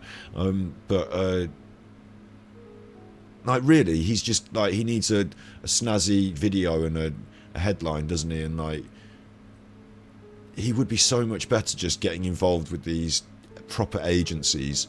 And I think those proper agencies do not want people like him running around. It's very clear. Fire Brigade do want to send me out, but they're going to have to partner me up with someone who speaks English, and just basically go out and search, scan the areas, and just help out where I can, just be useful and just be an extra body for these guys. So that's that's where we're up. That's where we're up to now. Now, a lot of people know that Michael was... He's saying that now, though, right? Isn't that exactly what I... Has he listened to my videos? Because isn't that exactly what I said he should do? Like, when he went up on this morning and they said he was an expert, I critiqued it because I said if he'd have just gone up there and said, I'm just here to help out, I'm just here to be humble, and, you know, then he wouldn't be in the firing line for being this self-proclaimed or Isla-proclaimed expert, would he? He'd have just been a normal person who's trying to do his best. But the fact that he's been put on TikTok... Sorry, well, he still wouldn't have been. He'd still be grifting. But, like, the way they presented him on this morning... it was an absolute shambles. Now he's taking the line that I told him to take, just nice and humble, just a normal guy, just out here just trying to be a pair of eyes. Because then you can't at least critique the fact that he's pretending to be an expert, can you? Like, he's no expert. He doesn't claim to be one. He's finally got that into his head. Dehydrated, and he went into an area, took some of his clothes off, and then that was the last time he was seen. Now, basically where his clothes were found, not too far on the other... But what we're doing now as well is we're sort of covering it like a true crime case. Like, we're sort of... It's raining again. Big up, Steve. Sent tippies. Love your content. Super Chuffer owes 6 hugs. Thank you very much. I'm not the tabloids. I'm not the Times. I'm a YouTuber just talking a load of chuff. These are the bums and I smack their behinds. The way he's presenting this now, it's like... I'm the presenter, like Isla would, isn't it? He's like a junior Isla now, isn't he? I'm here on the scene, this is what's been happening, this is where they're... So he might not find him, he might not do a very good search, he might just wander around, an extra pair of eyes, but he's also now fulfilling the role of citizen journalist, something like Isla. Like, it's weird, isn't it? He's kind of like metamorphosizing as we see. Like, you know, I suppose it's kind of what you might do if you're part of this, but like, actually, now not a self-proclaimed search expert, but how far away from just... What's that other one? What's the other one? You know him, some of you in chat. The one that was on the documentary that runs around TikTok and videos all the true crime stuff and doesn't give a fuck. And was doing the Idaho 4 murders. And he's got a name like GDD or JDD or something. JDD or something. Like, he's turning into one of them, isn't he, really? Side of here, guys, and the guy who owns all that land. The more he talks about these things and offers conjecture, the more he just videos stuff like this instead of actually being an active part of a proper organised search. The more he's just a sort of, like I said, like I suppose you'd call it a true crime TikToker in a way, wouldn't you? But in the worst sense of the word, like not the best sense. Do you know what I mean? It's funny because TikTok is just an overall like YouTuber, like media producer, but there's a full spectrum there, isn't there? Like JDR, is it JDR?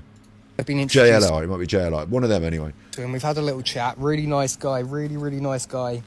And JLR. you know, we've just been talking about different things. Now there is a community, quite an interesting community up in the top of the mountains. In the top of the mountains. Kind of a secluded community, like a commune. A commune? What are they? Are they vegans or are they cults? Are they scary cults or are they vegans or what are they? What's going on with the commune? Is it a sex commune? Get up there. Get up the commune. Let's have a look at the commune. I'm sure they're absolutely lovely people, guys. Lovely, lovely people. Why are you sure about that? It could be the bloody Manson family for all you know. But I think we need to go talk to them, guys. I think Really? He does. He wants to go to the commune. Go talk to them. Maybe it's a religious thing. So yeah. I'll keep you updated where I can, guys. Big love. I'll keep you updated where I can. You're going to the commune. We might never see you again. What the fuck's that got to do with assisting the search? Actually, we don't see him again. That's the last one. Can you imagine if in 6 months' time you see him and he's just got all his head shaved in the middle and he's wearing robes? I've been at the commune now, guys. It's been a nightmare. Been at the commune now for about 6 months. Can't remember my own name. I've advanced past phase 1. I've got out the cellar. I've advanced past phase 1. I'm into phase 3 now. Can't remember my own name though. The commune's good though. They feed me really good rice and beans. I like the commune. I haven't seen a pom bear in months. Don't tell them I said pom bears. Don't tell them I mentioned pom bears. Don't let them hit me again. They don't like the pom bears. Wow. So he's off on another adventure. We can't wait to see next week on Nutterwatch. You'll probably get more of this, I guess. There's some classic nutters, though. Listen, there are some classic nutters. Nutters that I like, that are like, you know... Here's one. Look, who's this? Who's this on his holiday? Anyone in chat? Does anyone know who this is? Obviously, I've told you already, so I want to just see if you're still awake. You want to watch Alan? Yeah, we're going to watch Alan's TikToks. Good shout. Alan's TikToks. Pom bears. Hey, pom bears.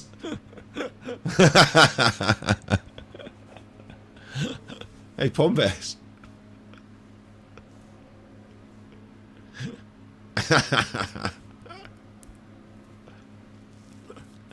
I'm using it as pom bears tonight. Pom bears, look. Do you know who that is with the ice cream? I'm trying to get the song up now. I say song. Actually, I've got it on Send Trees, haven't I, the song?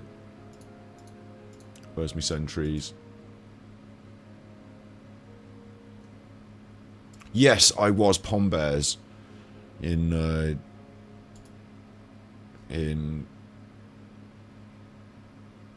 Blank Faces' chat. I thought you all knew it was me. You all know it's me now. Well, you did because I told you it was me. So, what am I looking for? I'm looking for the Masons. There we are. Where the Luke Kelly Peter Falling Jim from Coronation Street. Ye assembled Masons, I bring you. Big up Eeamon Holmes. Big up Eeamon Holmes. Big up Eeamon Holmes. Big up Eeamon Holmes. Oh, oh, oh, yeah. Oh, oh, oh, yeah. Oh, oh, oh, yeah. Big up Eeamon Holmes. Big up Eeamon Holmes. Big up Eeamon Holmes. Big up Eeamon Holmes. Big up Eeamon Holmes. Big up Eeamon Holmes. Big up Eeamon Holmes. Big up Eeamon Holmes. Alright. But check it out. Like, what's the madman doing? I would have thumped her, says Eeamon Holmes, who hits out after incident with woman who threw his walking aid. The TV presenter said there was this horrible old cow last week. He said it in his accent. Eeamon fucking Holmes. I'll do it in Jim McDonald's voice. Jim McFucking Donald. Jim from fucking Coronation Street. There was this horrible old cow last week. I was getting in my car and the driver was opening my door to assist me.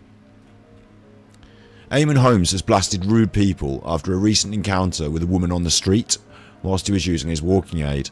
The North Belfast man said there are horrible pigs.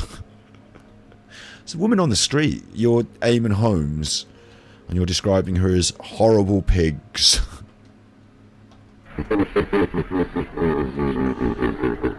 Horrible pigs. There's facts, there's reality, and then there's your bullshit world. There's too many fucking idiots. I can say whatever the fuck I want, and you like it. Or you shut the fuck up. There's too many horrible pigs in the world, as he discussed how Gen Z are now having etiquette lessons taught in school. Speaking on in a recent incident on his GB News show.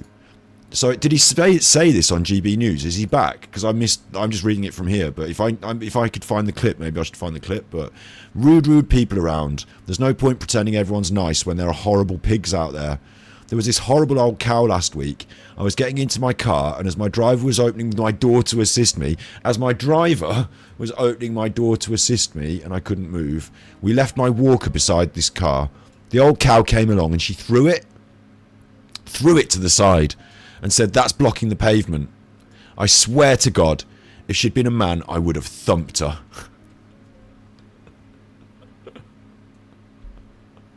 So that's quite an aggressive. You alright there with your ice cream there, Eeamon? Look at him sucking on the ice cream. Look at him sucking that ice cream. Manchester Media Mafia. It's the Manchester Media Mafia. If she was a man, he would have thumped her. Evo's mind out Manchester. Manchester, boom, boy. Manchester, Kuwait, Manchester Street. Manchester, boom, boy. Manchester, Kuwait, Manchester Street. Yeah, I was going to put the blue screen of death from the Microsoft thing on the news today, and I was also going to put up the burning bus, but I thought it was a bit. I was just going to have the burning bus just running as a little video in the background, just burning, but I just thought, nah. Yeah, I did see it, yeah. I haven't got much comment, really. Like, not here, not now, not really. Manchester, boom. But you can talk about it if you want. Manchester. Don't say anything racist. Kuwait, Manchester Street. Big up Eeamon Holmes. Otherwise you get blocked. Big up Jim from Coronation Street. I mean, I think it seemed like a bit harsh what was going on with the taking the kids off the parents, like the way they did it. Seemed like it was going to obviously spill out into an... I think, to be honest, I think when things are hot and when times are tough, the summers, you do get rioting in the summers when things are stretched, times are tough and the world is hot. You've seen it quite a lot, cycles. At the end of a long period of Conservative government, the coffers are dry and things are tough. Like, the summer is hot. It doesn't mean anything about the new Labour government just coming in, because that's the overhang from the previous government, doesn't it? Whatever situation has boiled up there, but... Big up Peter Falding. Big up the Moors murders. Eddie Stock, John Wedger, slugging back. Eddie reach and look John Wedger reach and give Eddie a rub back. Eddie reaching down into John's area. Eddie reaching for John's little John Wedger.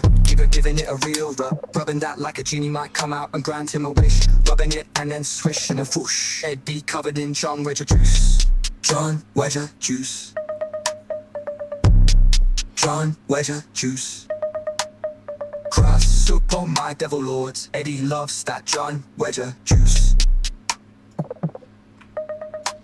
Eddie give Peter Falding a little back massage. Give him a good rub on his back. Ask him to show you his sonar probe. You can have a good old rub on that. Eddie, you love to give them a rubbing. How about if you got your hands on Luke? I bet you would rub his little smash burger till you made it puke up all grass soup. Manchester, boom, boy.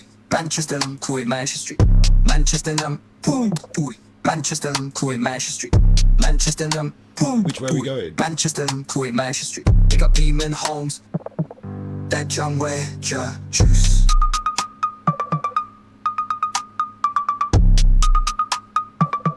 John Wedger juice. Alright. The next one then is I want to play you Durianrider's advice. Talking about his millionaires. I have to go and tell the dog off barking in the garden at Peter Falding. But then we're going to watch Alan's TikToks after this. This is a 40-minute video, his life advice, so we're not going to get through all that. But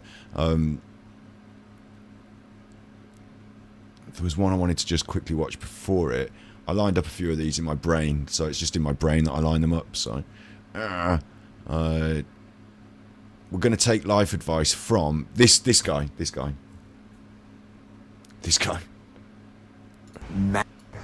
This is a huge hack. This is a huge hack if you want to make more money. If you want to have more money in your pocket at the end of the week, at the end of the month, end of the year, do this hack. Now, you know what diet I recommend to make the most money, and you know about the water, but what about sleep? We don't talk about much, do we? Going to bed. All right, what's the best time to go to bed? If you want to make a lot of money, the most amount of money, my recommendation would be 8 o'clock, 9 o'clock, all right? Do this. I know people say, oh my God, no. But just try it out. The reason why it's so powerful going to bed so early is it gives you mad amount of drive. Well, you can have all the carbohydrates and water in the world, and that's really, really important. That's a cornerstone as well. But if you don't go to bed early enough, you can't fully store all those carbohydrates into your muscles, into your brain tissue, and you feed all your cells and every... Right, I want you to notice that he's talking to you from a fucking junkyard full of old bikes. Yeah? This is his garden, and it's a fucking junkyard. Right? And his life hack is get to bed a bit earlier, because he hasn't got anything to do in the evenings, because I don't think he can afford the electricity bill, so it must be dark. I think his missus lives in the house, and he's not allowed in. I think he lives in the garage. Check out his shorts, though. This is his girlfriend.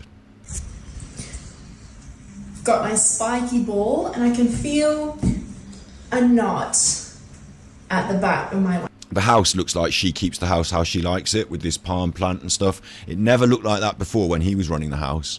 It looked like a shithole. So I think she's keeping the house nice and he's not allowed in. Nice. So where my waist goes in, I feel it here. I'm just going to put that against the wall there. And yeah, oh, that feels really good. So that sore spot, just roll it out. He's going to bed at 9 PM. Bring that relief.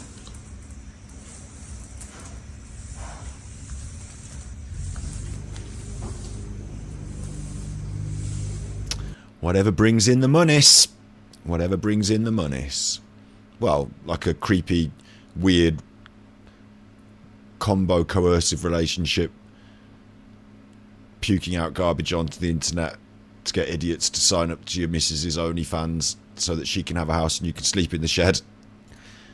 Yeah, I suppose. I mean, I suppose, look. Quick video, the Nike Pegasus, Nike Air Pegasus, Nike Air Structure. This came out in 1991, this came out in 1893. How come when he does videos, he looks like he's in a junkyard, and when she does videos, she looks like she's in a nice house? Good running shoes today. The Structure is a good general all-round shoe. It's not even that bad for cycling if you're using flat pedals. It's got quite a stiff, heavy-duty polyurethane base. It does have a little foot frame. Look at all the leaves on the bottom. In there, front and rear air. It's quite a durable shoe. He's not talking about these in terms of selling them or anything. He's just like reviewing the shoe. Super light. They're just his trainers. He's just got a pair of trainers and he's just made a short about his trainers that he wears. 2,000 views. So he churns this stuff out and he gets his views, and that's his little grift. Got life advice for you. First of all, how many millionaires have you created? Why would you listen to me? Why would I listen to you? From what I can see, you're living a shit life in a junkyard. Old mate. Manipulating certain tired internet ideas about clickbait to try and just get the scrapings. I've created more successful, high-earning income YouTubers than anyone else on the platform. Have you? Have you, though? Look, it's him videoing his girlfriend in the bedroom, look. She's allowed him in to do the video. You can't tell me he sleeps in this room. That is my qualification. I didn't go to uni. I didn't do a course, blah, blah, blah. No, I know you didn't go to uni or do a course. I lived in LA, New York, travelled the world the I don't know about that. last 23 years, and I've learned a lot when it comes to social media, and there's no one out there who has grabbed a person who's dead broke, and you've seen it. If you've been watching me for the last 15... You mean you can take a young, attractive girl and pimp her out on OnlyFans with YouTube shorts and TikTok shorts about her ass? Like, welcome to Millionaires Club. Years, you know some of the big names I've created over the years on YouTube, and I love doing it, man. It's like I get a G up. People who are dead broke, girls guys, dead broke. Some of them came to my events in Thailand, and they're like, you know, We had a little watch of that, didn't we, in the previous Nutterwatch? Do you remember? It was the event with all the overshadowing of the offenders. make me famous. The people that were preying on the people that were at the event. And they said he was doing it. Make me skinny and rich, Durianrider. And we did that. What was that? Pigeon. We did that with two A pigeon? Are you in your shed? Success, all right? And yes, dramas happen with stuff, but you know, this is what's the recipe? The recipe. What's the recipe for success? With all the shoe boxes and the old hat and is that Ralph Lauren polo? That is recipe for success here.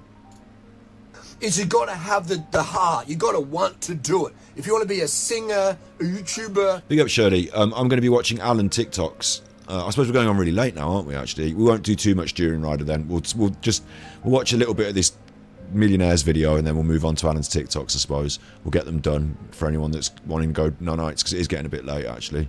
How long have we been on? Where's my live streaming button? There it is. Coming up 3 hours bang. Just then, exact.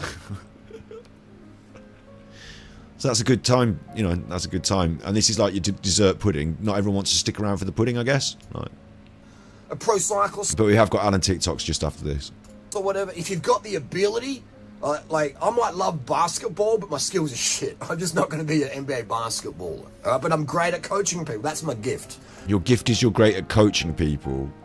So obviously, in that analogy, you would work for a really top-end basketball team and have, like, lots of trophies on the wall from all of your basketball achievements with the team. Like here, your CV is your ex-girlfriend who doesn't want to talk to you, and your current girlfriend who doesn't want to let you in the house.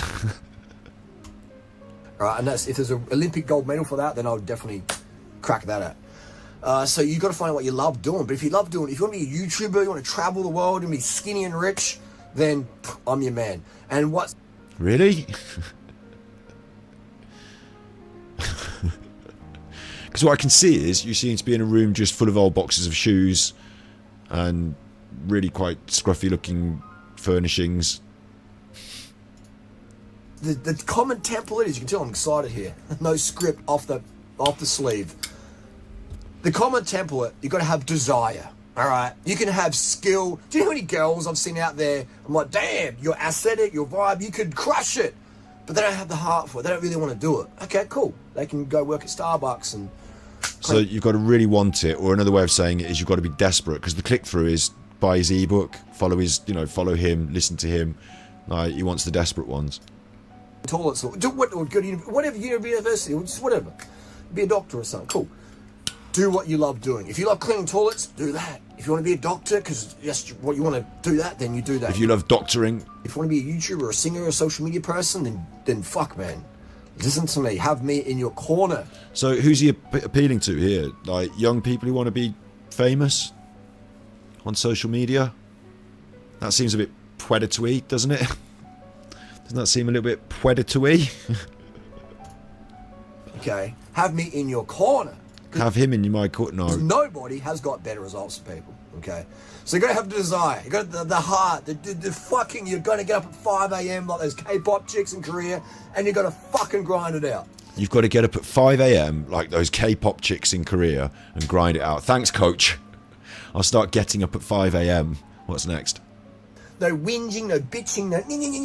Just grind it out. Have the gratitude and understand that the work ethic combined with talent, that's the ingredient right there. Okay, so the work ethic combined with the talent. Yeah. Which one of those have you got? Because to be fair, you can't fault his endless grift in terms of work ethic. If you want to call it a work ethic, I mean consistently pumping out shit on the internet for years. Yeah, you've done that. You've got that going for you. 1.7k views on this, so... And direction. So, especially girls and guys, I guess just young people in general these days, if you're 16 to 25, you're in this... If you're 16 to 25... 16, did you say? Is that your target audience for this particular grift? The 16 to 25-year-olds? Do continue.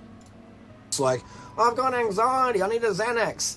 Back in my day, boomer, we called it worrying. And you didn't take Xanax. These days, kids have pushed so much drugs. And you see the girls, they take the Xanax and they get this like... So, if you're 16 to 25 and you're considering taking Xanax... And like Billie Eilish and co, you know, a lot of talent, but you can tell they're taking all these pills and they're just eroding their youth. They're eroding their glow and talent that got them famous in the first place. So that's not going to do it. If I want to be successful I'm listening, I want to turn into a millionaire. First of all, I need you in my corner as my coach. I need to get up at 5 a.m. I've got to really want it. And I've got to not take any Xanax. But first thing, kids out there, don't take drugs. No cigarettes, no booze. I mean, you can drink a few times a year. Oh, you can drink. Even then, just alcohol's bad for your voice. Alcohol's bad. What he means is he does sometimes drink himself. Bad for your aesthetic. And cigarettes, man, just no. No Xannies, no booze, no cigarettes, no illicit drugs. You can do that when you're 30s, all right? When you hit the wall, you can do it in your 30s. But when you're young and Wait, is this video not for me? looking, that you want to keep. But when you're young and fresh looking, you don't understand that. When you're young and fresh looking? These girls, they start doing lip injections and face fillers, and it's like, if you want to look like a soccer mum 35-year-old, do that when you're 35. So no face fillers for me. I'm still going to become popular on YouTube through the Durianrider Millionaires Club system. I think I'm getting the points anyway. Not when you're 18 or you're 20 or whatever. I'll see these girls out there, I'm just like, oh my God, what have you done? And I'll leave a comment, blocked in 1 minute. When you say you see these girls out there and you leave a comment blocked in 1 minute, what does that mean?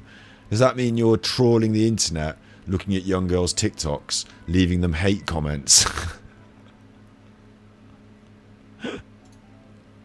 But it's just like, you don't understand your look when you're young. You don't understand it. You really don't. And if you know, you know. But you won't understand until you're 45 or 50. You look back and go, man, I look so good. What was I doing? What you're saying is that you think 16 to 25-year-olds look so good. This is really weird things he says, doesn't it? I don't know what I'm supposed to do to make my YouTube more popular through this. Look more good, I suppose. Be more 16-year-old. Injecting my lips. Maybe I should, instead of injecting my lips, maybe I should hire young people to sit in for me on camera. Look, give them the Michael Jackson look. Well, that's what everyone else. Actually, how are you doing it? Because you don't look 16 to 25. Else is doing. So there's so much talent out there. Talent's everywhere. I walk Talent.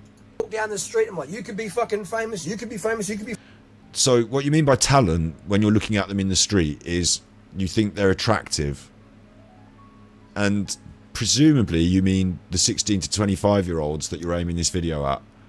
You're walking down the street thinking you could be a talent, you could be a talent as part of the Durianrider system. Come and live in the house.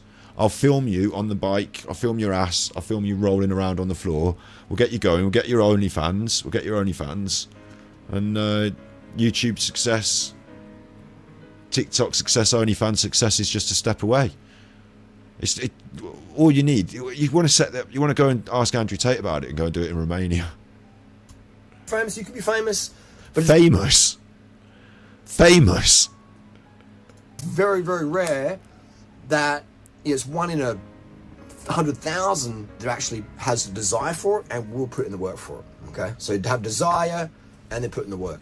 Stay away from the drugs. Stay carved up.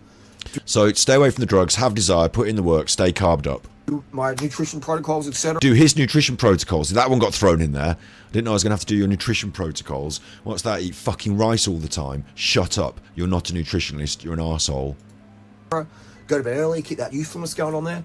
And crank it out and forget what your parents say. Your parents. Did you say go to bed and crank it out?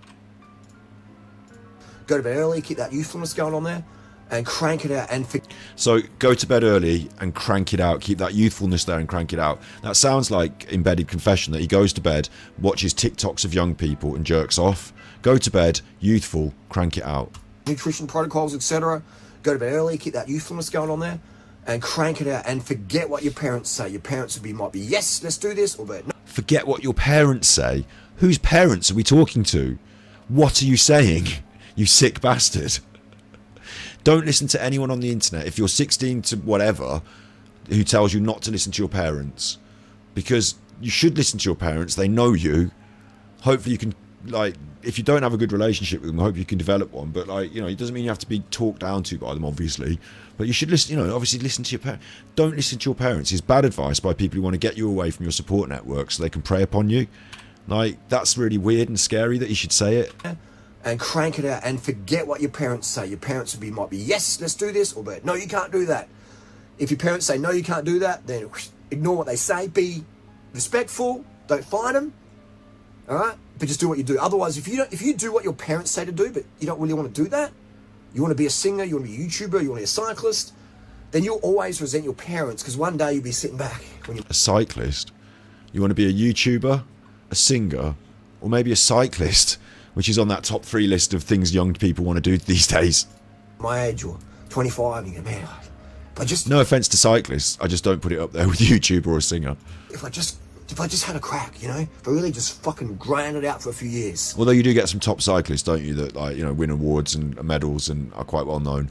But, like, it's just because he's a cyclist, he puts it up there in his mind. It's like the great things, you know, top cyclists. So you want to be a YouTuber, a singer, or a cyclist. Which, in chat, out of those 3 things, it's time for a poll. It's time for a poll. Let's engage. Let's do a poll. It's quite late on. I know a lot of you are going sleepies, but do you want to be a YouTuber? What do you want to be? I'll just put B as the question. Do you want to be a YouTuber? You've only got these options. YouTuber. Singer. Add an option. Cyclist. I don't know how popular you're going to be at each of these things, but like, maybe you assume that you're quite a good one. YouTuber, singer, or cyclist. I'm going to choose YouTuber. No, I should have chosen singer. Oh, fuck, I've already done it. Close the poll there. Maybe I'd make it, maybe I don't, but fuck, at least we have a go. All right? It's the journey that makes you as a person. It's not the end result, man. Is it? So I thought you were going to help make me with all of your fucking advice. many celebrities and YouTubers, etc., well, YouTubers and new celebrities now, aren't we, are so depressed and so burnt out, and some of them even suicide, have drug addictions. Because it's all about the end result versus enjoying the journey and contributing and making the world a better place. So I don't want to be like the thing I want to be successful like you're going to teach me to be then. Because you just said that you were going to help me to become a really successful YouTuber and that. But then you said I was going to end up really depressed. So that's bad. If you just want cash and fame. Oh, it cut off. And the reason it cuts off is because it goes on to the next video. And he carries on a fucking 40-minute rant. But I know you don't all want to see it for 40 minutes, so we're not going to watch it. But, you know, it's there in the bank.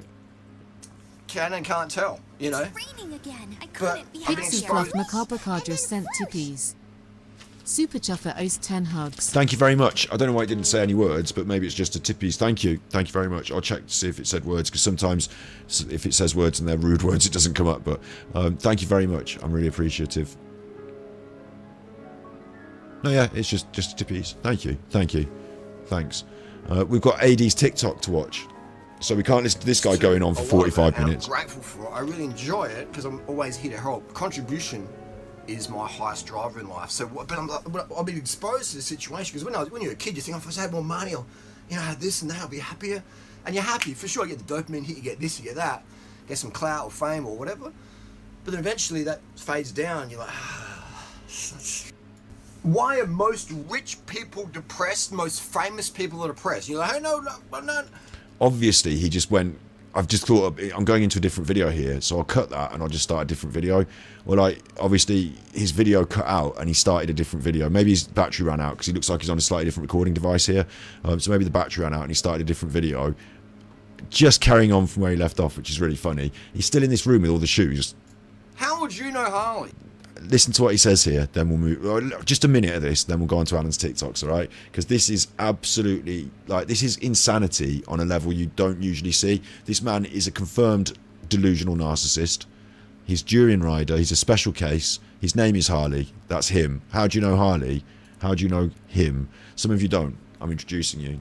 Why are most... Some of you have seen him before on the show and you don't care for him very much, but I think he's a good person to keep up to date with because he's a nutter and he's on Nutterwatch. Why are most rich people depressed? Most famous people are depressed. You're like, hey, no. How would you know Harley? I know people who fly in private jets that their parents own. That's the level of affluence that I'm exposed to. I spent time in New York, London, Paris, Sydney, travelled the world for the last 23 years. I get to be on the front foot, on the front line in circles of finances because of my focus and results in the weight loss industry. I get invited by people to come to their penthouse in New York, or just, you know, there's the stories that I... No, you don't. You're sat in a fucking garage room with the bundles and boxes of old trainers. can and can't tell, you know. But I've been exposed to a lot of it, and I'm grateful for it. I really enjoy it because I'm always here to help. Contribution is my highest driver in life. Listen, you're not Elon Musk, you're Elon shit. So, but I've been exposed to the situation because when you're a kid, you think, oh, if I had more money, or you know, I had this and that, I'll be happier. And you're happy for sure. You get the dopamine hit, you get this, you get that, get some clout or fame or whatever. But then eventually that fades down. You're like, and then you end up sat in a room with loads of shoes, talking shit on the internet for 2,000 views, so that you can use it to buy rice and beans and whatever the fuck you're addicted to in the background, and your missus can live in the house because she's making the money and you have to live in the garage. Oh, Durianrider. Right, let's find Alan's TikToks then. Usually this brings it up really quick, but yeah, Alan Detective TikTok. This is what you've been asking for. Oh my god. Really?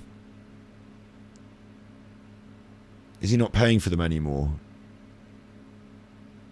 Oh, that one's got 100,000 views. That one's got 300,000 views. Oh, he's 100% paying for those.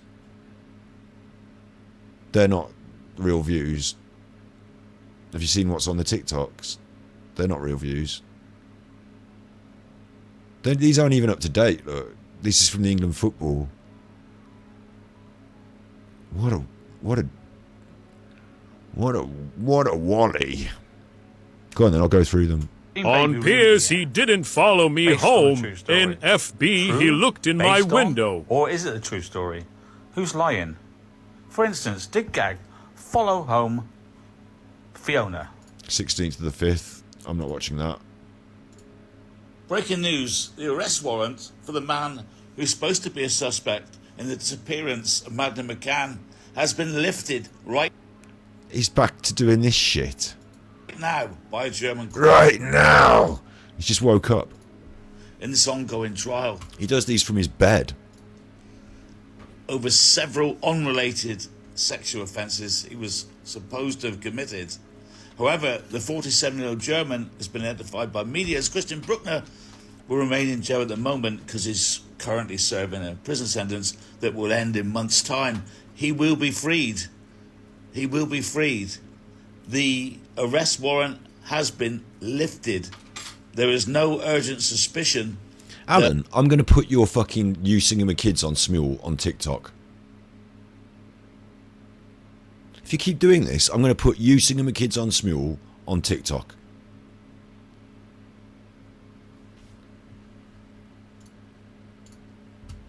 England fans, England versus Spain. I painted Jude's and I've got inside his soul. Here's your chance to speak to Jude, soul. Manifest a goal. Here's your chance to talk to Jude Bellingham's soul, manifest a goal. What's fucking... Is he going whack job? He's on all the manifesting, is he? For Jude. Manifest... You can't... Manifesting, it helps that you think about your goals in the morning and night. Yeah, it helps that you think about them. But you can't expect the universe to just give them to you. You have to go out and work for them. Manifesting helps you to focus, so maybe there's some benefit there. If you're very disorganised, being able to focus on something might help. But you can't ask the universe for it, in my opinion. You don't get anything just gifted to you like that. You have to work. It's just such an easy out. If you get success, you can say, well, I manifested it because you were lucky. If you don't, well, it's not you. You must have manifested it wrong. Or maybe it is you. You're manifesting it wrong. Like, everyone can't manifest the same success. There are different... Like, if we all want the same fucking... If we all want to play in the England squad, we can't. There's 11 spaces. So maybe some of us aren't manifesting hard enough. Like, it's just stupid. Like, manifest a goal. He didn't score a goal. You didn't do a good painting. This is a load of shit. Thank you very much, Zamolius, the Holy. Big ups on the membership. Thank you. Alan Smule. What a drool. Quite simple, straightforward rhyme there. Reminds me of my Eddie songs. That Now hold on, Lorraine. Disgusting! Did David Icke penetrate you with his penis? Sorry, you got all bad buttons there? No, the buttons. In the European final against Jude. Like, how can anyone watch this and think good? Like, can you hear him talking like he hasn't got his teeth in? On Sunday. Look at it. Get inside Jude. Empower him. Give him your power, your empathy, your feelings. For the sake of England. Give him your power, your empathy and your feelings for the sake of England. Has someone else drawn this for him, maybe?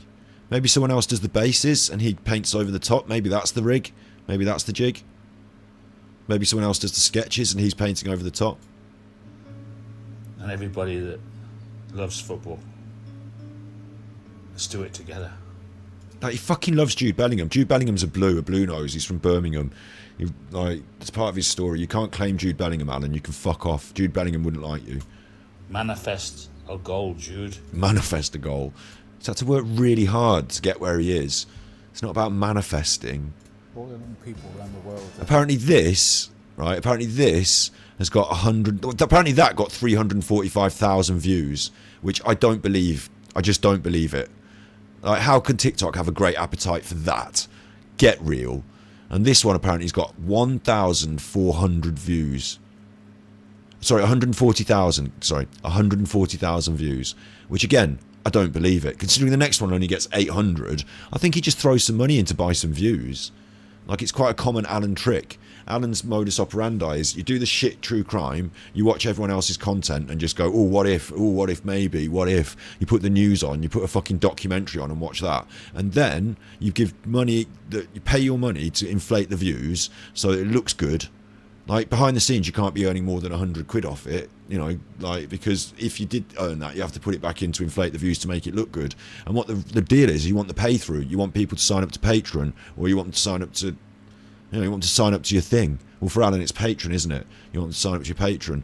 Like, it's the pay through there. So it's about creating a big scene in a room, making it look like you're doing a good job, making it look like you've got a good stream, making everyone feel like comfortable and happy, and like, you know, then once you've got that going on, by paying for the views, I mean, like, you know, it makes it look like a big party, and then people might actually drift in, and you get the benefit of that. You need to convert them then into actual sort of clients, do you know what I mean? People who go on your Patreon, because if you don't, then they're not going to stick around for the content because it's not actually that good.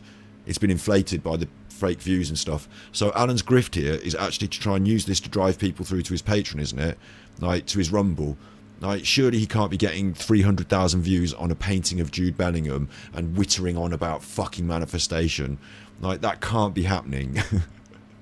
So it's actually, I don't think this, following on from what I said, that's his usual grift. But really, there is no grift here, I don't think. It's just he paid for the views to make himself feel better, because his actual video that he put up got 3,000, 9,000, which, oh, that sounds like a lot. It's not on TikTok because they're very short video, like they skip through them, that's a view. Someone thumbed over it quickly, it's a view, you know?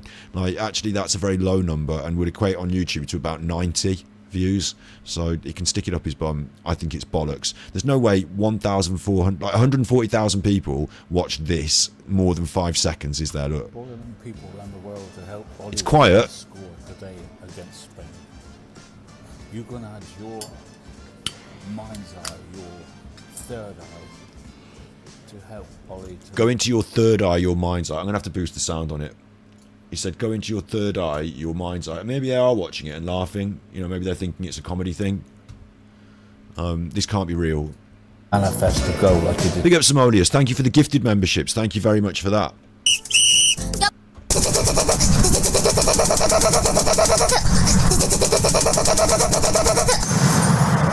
Hello, how are you? I am under the water. That's a member bomb, that is. Please help me. Member bomb. Hello, Moto. I dream about food every night. All of those were really loud because I've got the compressor on. last time. He's going to manifest a goal. He will come on. With your help, he can score. Look into his eyes. Look into his eyes. Look into his eyes. Look into his eyes. And give him your power. Give him your power. Give him your energy. Give him your energy. And say to yourself, you're going to have to stop giving him your energy now. He's got really, really big and he can't fit in the changing rooms. Manifest a goal for Ollie. Oh my God. Manifest look at this. A goal. Look at this.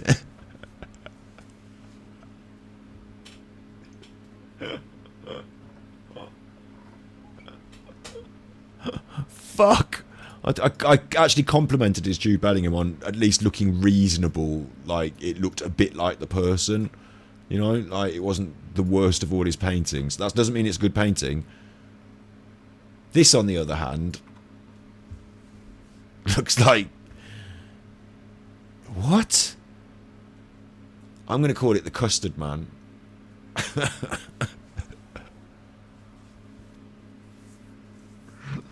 Custard Man.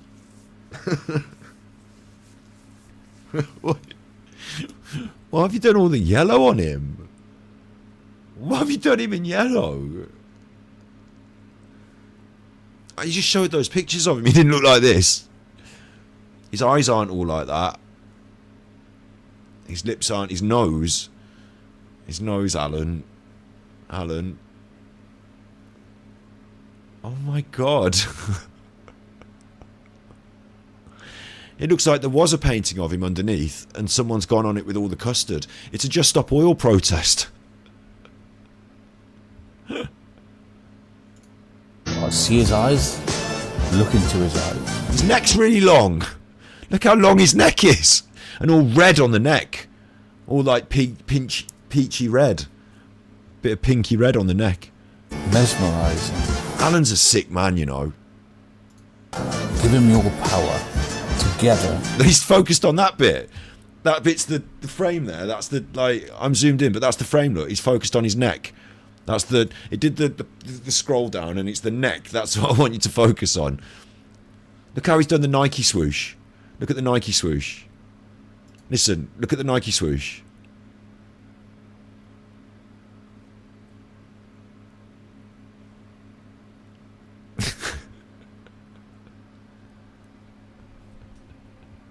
This is incredible scenes. With energy. I mean, this has got 140,000 views on TikTok, yeah? So this is big business on TikTok. Doing a painting of an England player and talking shit really quietly. I've had to boost it up so you can hear it. Talking shit really quietly underneath with some music. Of the United Kingdom. And he claims this one was done at Weston-super-Mare Beach, North Somerset. It's got, you know, you can tag yourself in it. He's not in Weston-super-Mare. He lives in Exmouth. But maybe he was there at Exmouth, at Weston-super-Mare visiting, and maybe these paintings are not being done by him and are being done by one of the children, because someone suggested that to me before and I said no, he's doing it, he wants to relax. Maybe there's a combination, you know, but sometimes I wonder, like, you know, I'm slating these like they're childish. Maybe they are children's paintings and like he just picks, oh, granddad, we did a painting, like, oh, your granddad loves the paintings, give it to your granddad, you know, like that, do you know what I mean? Oh, it's Ollie Watkins, look granddad, it's Ollie Watkins. And he's like, oh, thanks very much. And like he's took it, maybe put some yellow on it to make it like a bit Alan-y, and then whacked it upon his, like he'd done it. Like maybe that. And England. It looks like he's done a, to be honest, it looks like he's done a sort of racist attack. Like it looks like it looks like it might be a veiled racist attack on the man. Ollie can do it for you. Ollie can do it for you. Waited all your life for this moment. Give it a chance. Concentrate.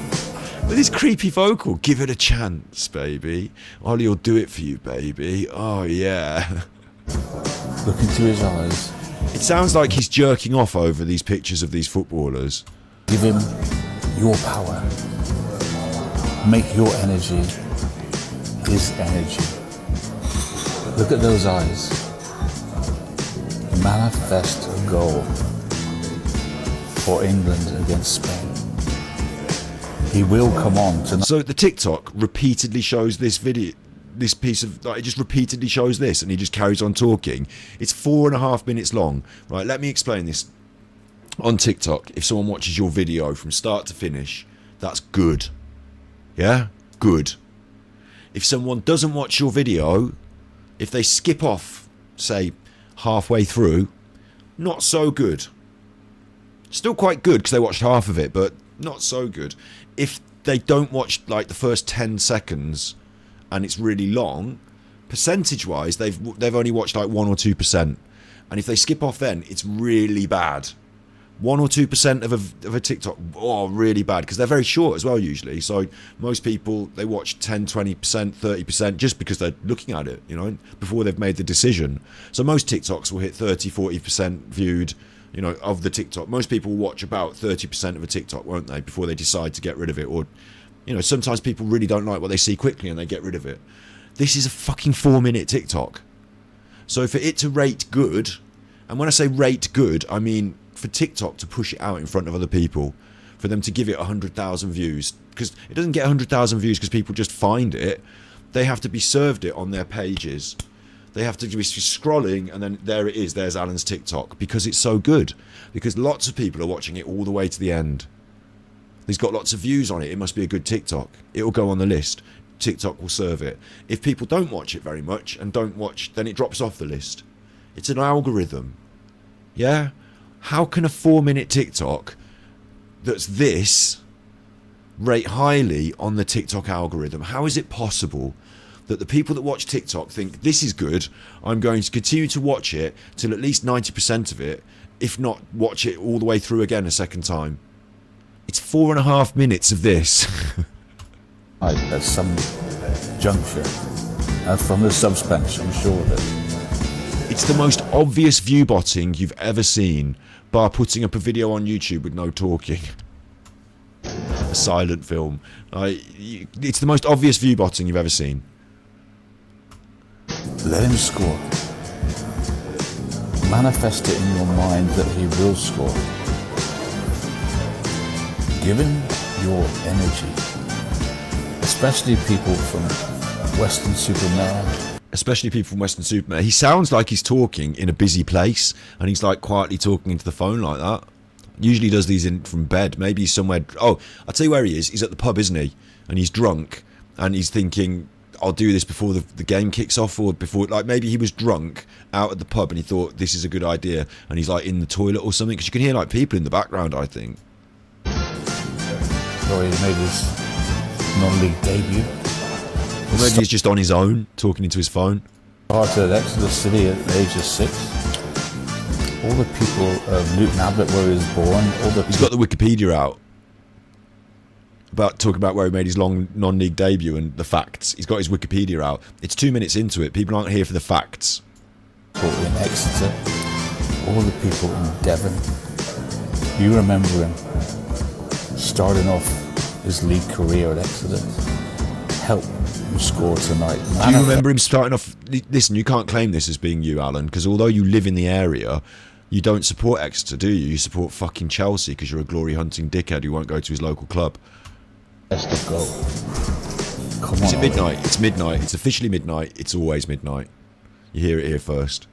The nation is behind you. I invented It's Always Midnight. I said it. It's me. Best of goal. Concentrate. I'm watching all of this. I'm trying to watch all of it. I can't watch any more. It's just this all the way through. Like, how on earth? I mean, obviously it's fucking laughable nonsense, isn't it? And I should be laughing more. Like, when you think about it, the man's put this on the internet, and he doesn't mind that people see it. We can bring it home.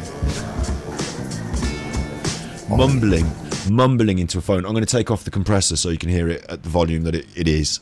Yeah, mumbling into a phone at a Weatherspoons.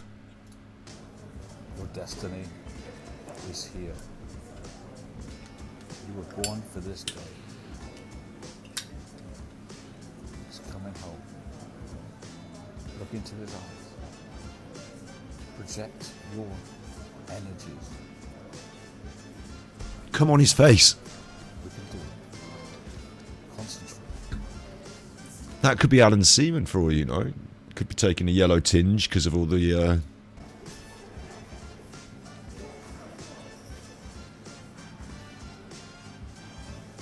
your mind's eye.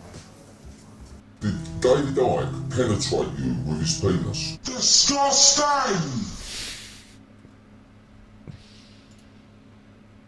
And so that got 140,000 views on TikTok because the people on TikTok thought it was really good, watched it more than once all the way through, shared it with their friends. The algorithm picked it up because it was so good. Yeah. Come on now. Like, is there anybody in the world who thinks that's at all plausible? England's record goal scorer. I don't know if you know this, but he's been carrying a secret back injury since way before the Champions League semi-finals for Bayern Munich. He's had to keep it quiet. The group's had to keep it quiet, but I know he has a fairly serious back injury. Conspiracy theory as well. Like, he wanted to do a video about England trying to catch the trend wave on TikTok talking about England, and he thought he'd put out a conspiracy video to see if, like, after spending the money for the free, you know, the fake views, maybe one of his conspiracy theory videos might pick up on TikTok. He's actually looking to angle a conspiracy theory at younger people in some way here, isn't he? He might have a back injury, but like, it's just the way he approaches it, like classic Alan. I've got secret information about the England football team that you don't have. Do you, Alan? No. But we can help if we all concentrate. And now he's a manifester. Now Alan is a manifester. And he's going to teach you, and he's going to manifest. And who is talking this shit to him? And if you are a manifester in your own life, you might want to question it, because Alan is doing it, and Alan thinks it's good. On a point on Harry's back, and all our energy, if we give him our energy, it will give him extra power to not feel the pain in his back. Can he get through tonight's game and be able to run and sprint and get behind defenders? Yes. No, he's not able to do that, and I can't believe I'm critiquing him on the footballing aspects now, but the reason he's not able to do that is because he's never been able to do that, because he's not a big pace player. He's a tall lad who has good positioning. Don't start me. This is where we should be arguing over football instead of me and Alan could do a sports show. If we can give him a pain-free back, which only you can do by Give him some of your tramadol, you fucking nutter. manifesting your energy into a point on his back. Manifest your energy into a point on his back. I bet you did manifest your energy into a point on his back, Alan. You dirty man. You can do this, the power of the mind. If we all do it together. Isn't that from the what's the brand? Isn't that a brand of painkiller? It's from the adverts. Isn't that a picture from like fuck. What's the name of the painkiller? I'm trying to manifest the name of the painkiller. Begins with an N. Serious back injury that he's hiding and covering up. I don't blame him, because it's the biggest game he has, you know. He wants to play. But can he give 100%? What's with the creepy music in the background as well? While in pain? No. He's playing within himself. He needs he needs an injection rather than a fucking manifestation. Ask you. And also, if the last video was so good and got 140,000 views, what's so different with this one? Was it the painting that really set it off? Was it the painting that really brought the views in? Because this one doesn't have a painting to go with it, so maybe it was the painting. One time to energize. Nurofen, that's it, not naproxen. That's a bit too posh. I'd say posh, I mean too complicated for me. Nurofen, like you get at the one stop, Nurofen, yeah. Raise his back. Use your energy. What's this? What's this picture? Is that real or is that AI? Alan's got pictures of Harry Kane writhing around in pain on his phone. I swear Alan's got a really creepy fucking jerk-off folder. Do you know what I mean? I swear, if you thought you'd seen it all, I bet if you look at the pictures that Alan jerks off to, you'd be fucking surprised. Especially if you've got a very fit back. Use your energy to make his back better, or at least workable for tonight. Concentrate. Transfer your energies onto Harry Kane's back now. Concentrate. I'm trying. Push your energy. I'm going to push my energy up his back. Let's make his back better. Alan, you're a fucking sick man. You are a sick man. So we can beat Spain tonight. 100% fit Harry Kane, I'm sure, can appear. Do you know what this could be? Do you know what this could be? Wait, you know what this could be, don't you? Do you know what this could be? Do you know what this could be? You know what this could be, don't you? You know what it could be? It could be the sex magic from Nicole Kessinger. Put your energy up his back. And if we all did it, maybe not enough of us did it, but if we all did it, because I was I was knocking one out to Isla Tracure, so maybe she got power out of me. No, I was knocking. No, sorry, Nicole. I was knocking one out to you, not Isla Tracure. It's always you, isn't it, Nicole?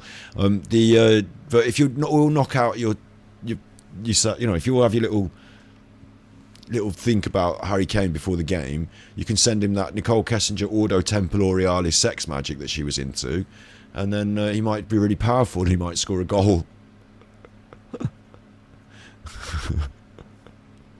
Maybe that's what Alan's into. The Spanish defence. I ask you, as a nation, to concentrate. Can you hear it all right? Because I'm not turning it up. I fucking fuck him. Do I have to fix his sound for him as well? Let's put the compressor on so you can hear it a bit better. Your energy on Harry's back. Concentrate your energy on Harry's back. Oh, big dramatic ending, but it's not the ending, is it? Oh, no, that was the end. That was the end. Sorry, concentrate your energy on Harry's back. No. He's playing within himself. So I ask you one time to energize his back. Just one time. If you could just one time jerk off, come tribute to Harry Kane. If you could just one time come tribute to Harry Kane. I know you don't usually. Put down the Riley Steele. What's her name? Riley. What's her name? Just put down the Pornhub. And just do one for Harry Kane. If I show you this picture of him in pain, maybe that'll get you hard. Use your energy, especially if you've got a very fit back. A very, very fit back. If you've got a very fit back, you might want to consider jerking one out to Harry Kane before the England game. Use your energy to make his back better, or at least workable for some. I mean, honestly, I don't know what's going on here, because I didn't realise this, right? Honestly, does this mean that Alan legitimately believes this and thinks because he wants England to win, doesn't he? Like, he's probably put money on it. Like, obviously we know that England didn't win. No amount of jerking off over Harry Kane was going to make England win that game, right? So, but do you think he's really trying to do something good in the world by getting people to jerk off over Harry Kane because he thinks it will help England? Like, do you think in his world he thinks manifesting whatever this is has an effect and will help? Like, he must be the worst advert for it in, like, has he just discovered it or has he always been into it? He must be the worst advert for it in the world, because everything he's done has turned to shit. Like, these TikToks, I'm glad we're watching these. These are insane. Like, either that he doesn't believe it at all and he's just talking some shit on the internet just to fill some time on TikTok, or big ups TC Prime Time. Thank you for your 7-month membership. And actually, I forgot to end the poll there as well. I forgot to end the poll. You all want to be YouTubers, look. Good for you. It's a load of shit. You have to sit here talking to nutters on the internet. No, like, thank you everyone that updates their membership, or if it automatically updates, or like whatever, you know, thank you for everyone that does it and is consistent in their membership, because it really is, like, that's the sort of baseline that I can look at and say that's my, you know, consistency there. Thank you for that. Thank you. Yeah, the man believes. Does he believe? I've had to close that poll because I'm gonna have to do another poll. It's not enough for you to do a big poll. It's not like the general election, but I just want to put: does Alan believe? You know, is he Mulder or Scully here? Does Alan believe, and what I mean by believe is, does he believe that if you all focus on Harry Kane's back, he'll get better and score us loads of goals? Like, obviously it's already happened. We don't, like, but do you know what I mean? Does Alan think? I'm not going to answer the poll because I don't know. I'm asking you. Does Alan believe that this is going to, like, is he doing, like, was he sat there thinking, we've got to do something to fix this problem with England, otherwise I'm going to lose 200 quid on the final, and I really want them to win, so I'm going to do a TikTok to encourage everyone to focus on Harry Kane's back, in the belief that it will change events, or is he just throwing up some garbage? Like does he believe? Concentrate. Transfer your energies onto Harry Kane's back now. Concentrate. Push your energy. Let's make his back better, so we can beat Spain tonight. 100%. I kind of want to, I mean, I've played a bit of it. I need to play that again though, like, without me talking, because I'm going to want to clip this for a button, but you might take this down because it doesn't need to stay up because we've obviously lost to Spain, and also it makes him sound like a sex pervert over Harry Kane. Do it together. And also he's asking all the people to do it together on TikTok, and isn't the average age on TikTok a bit younger than YouTube? Do by manifesting. Is he encouraging young men to manifesting your energy into a point on his back? You can do this, the power of the mind. If we all do it together, serious back injury that he's hiding and covering up. I don't blame him because it's the biggest game he has, you know. He wants to play. But can he give 100% while in pain? No. He's playing within himself. So I ask you one time to energize his back. Use your energy, especially if you've got a very fit back. Use your energy to make his back better, or at least workable for tonight. Concentrate. Transfer your energies onto Harry Kane's back now. Concentrate. Push your energy. Let's make his back better, so we can beat Spain tonight. I can't take it. I can't stay quiet. Concentrate. Push. Oh my god, I can't believe I'm watching this and actually hearing it and not reacting like with like insanity, like crazed laughter. This is fucking insane. Concentrate now. All do it now. It's like a telethon or something. Like if you're like Uri Geller or someone. He's Uri Geller. It's like Uri Geller. If you could all concentrate. Uri Geller used to do this, didn't he? He used to go on This Morning or something and say, if you all concentrate on Harry Kane scoring a goal, do it now. Like in the 35th minute, Uri Geller, it used to be on the cover of The Sun. Uri Geller used to say, if you all concentrate in the 35th minute on Harry Kane scoring a goal, we'll push. Like, he used to do shit like that. We'll concentrate now. It's the way Alan says it to you as well, like now. And like you just suddenly alert, like, oh shit, I better concentrate on Harry Kane's back. And the sexual element to it as well is insane. Like, oh my god. Serious back injury that he's hiding and covering up. It's a cover up. I don't blame him because it's the biggest game he has, you know. He wants to play. But can he give 100% while in pain? No. He's playing within himself. So I ask you one time to energize his back. Energize his back with your semen. Use your energy. Especially if you've got a very fit back. If you've got a very fit back. In the UK, fit might be a word you say to a lady if they're looking quite attractive. Oh, you look fit. Hello, yeah, she's fit. Right. Oh, look, she's fit. A very fit back. Use your energy. To make his back better. To make it better, or at least workable for one game. So listen, if you're having problems with the energy blockage, if you can't completely cure him and heal him entirely, if remotely you can't heal Harry Kane's back on your own or collectively, then just make it workable for one game. At least give him like the equivalent of a steroid injection just for the one game. Give him a sort of painkiller just for one game. If you could you know, downgrade your energy, or just focus your energy on mainly the back, but with just the game. Just anyway. Workable for tonight. Concentrate as well, because you're not doing it right. Concentrate.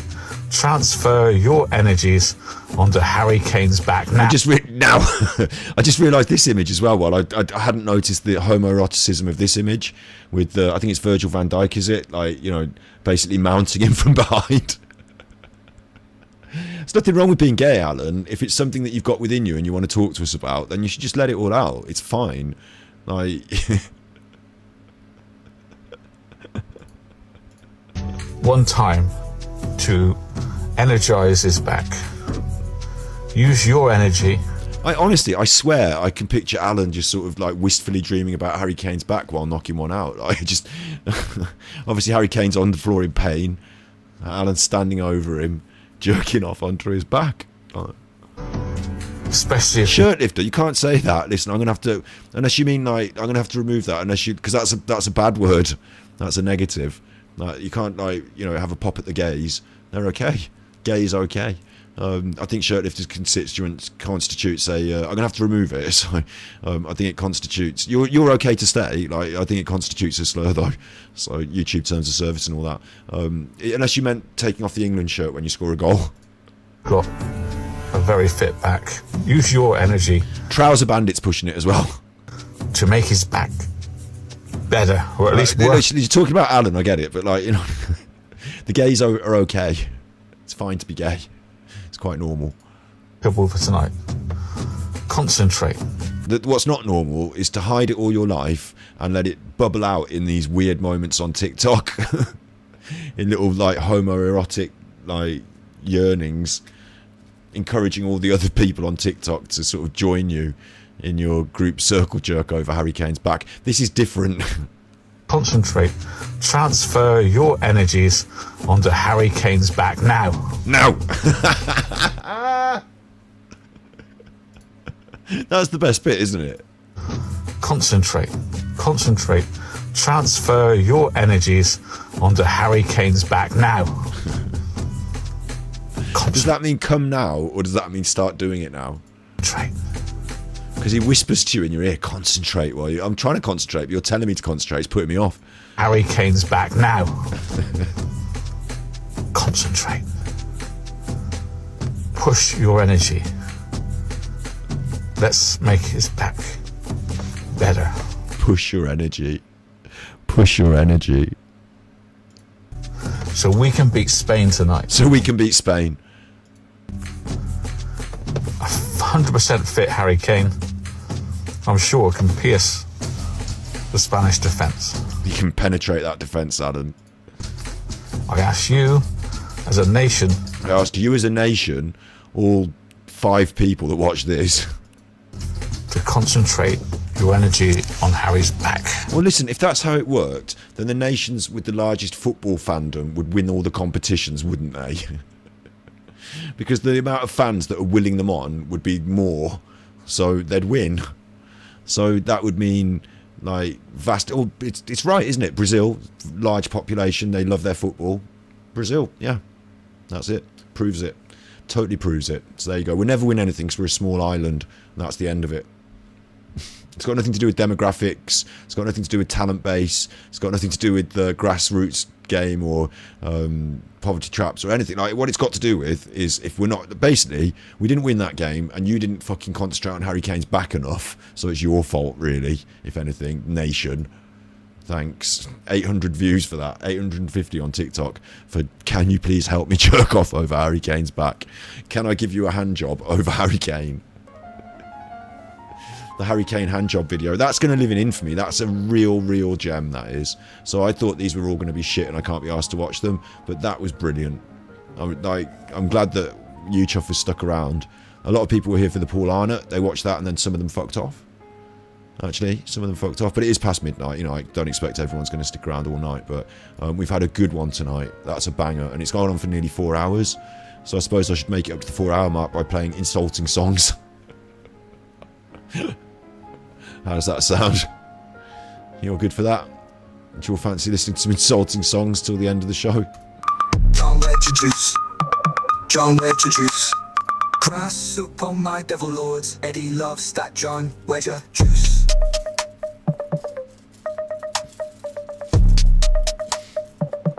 John Wedger juice.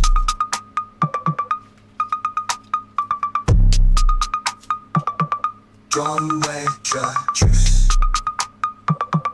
It's been a mad week, hasn't it? It's like not stopped since Trump got shot, and like that is absolute madness that Alan did that. I can't believe I missed it. Obviously, it happened when it was the football, like, you know. So it's a few days ago now, isn't it? But wow, like, imagine, what about this? Imagine if we'd scored, like, Harry Kane had scored a goal, right, and like we'd won, and at the end of the game he'd come off and he'd say, Harry Kane,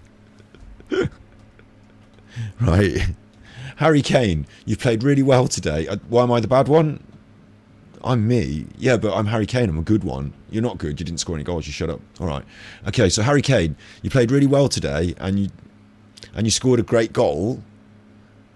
What do you want to say? How did that, you know, interview and all that? Well, what I thought is I felt that the nation powered me on. I felt this magic energy in my back. And it spurred me on to score a goal, to be honest. I felt more energised than I'd ever felt before. Just a mad, crazy nightmare, guys. But, like, I had this energy in my back. So, like, you know, really. And then what would happen is Alan would then do a TikTok saying that it's Alan had won the cup, effectively. Alan had won the cup. He'd found the shadows and he'd won the cup. Like, he would claim that, you know what I mean? Like, that would be like a shadows moment. Alan would have won the cup. Thank God that didn't happen. Even if he'd scored a goal, he wouldn't say that it was because he got magic energy in his back, would he? But like what? I'm still I want to say baffled, but I don't want to say baffled anymore because Pete Folding said it. But like, I can't believe that he's gone on the internet and done I want to watch it again. England's record goal scorer. I don't know if you know this, but he's been carrying a secret back injury since way before the Champions League semi-finals for Bayern Munich. This is insanity. He's had to keep it quiet. Like, all you need to do is like slightly change the tone of the music into a slightly more like sexualized, like porno, you know, porno music, like wow wow chicka wow wow, like do a bit of that, and then like that's just better and it sounds proper because it sounds like Alan really wanted to come on his back. The group's had to keep it quiet, but I know he has a fairly serious back injury. AD. We can help. We all concentrate. There is no child porn on the internet. I hate the on word. Harry's back. There is no child porn on the internet. And all our energy. If we give him our energy, torture the battery, give him extra power to not feel the pain in his back. Can he get through tonight's game and be able to run and sprint and get behind defenders? Yes. Torture. If we can give him a pain-free back, torture, which only you can do by manifesting your energy, the blonde one, into a point on his back. The blonde one. You can do this. The power of the mind. If we all do it together. Serious back injury that he's hiding and covering up. Where's Nancy? I don't blame him because it's the biggest game he has. You know. He wants to play. But can he give 100% while in Nickel pain? Dam Kessinger. No. Where's Nancy? He's playing within himself. So I ask you one time to energize his back. Energize his back. Use your energy, especially if you've got a very fit back. Use your energy to make his back better, or at least workable for tonight. Concentrate.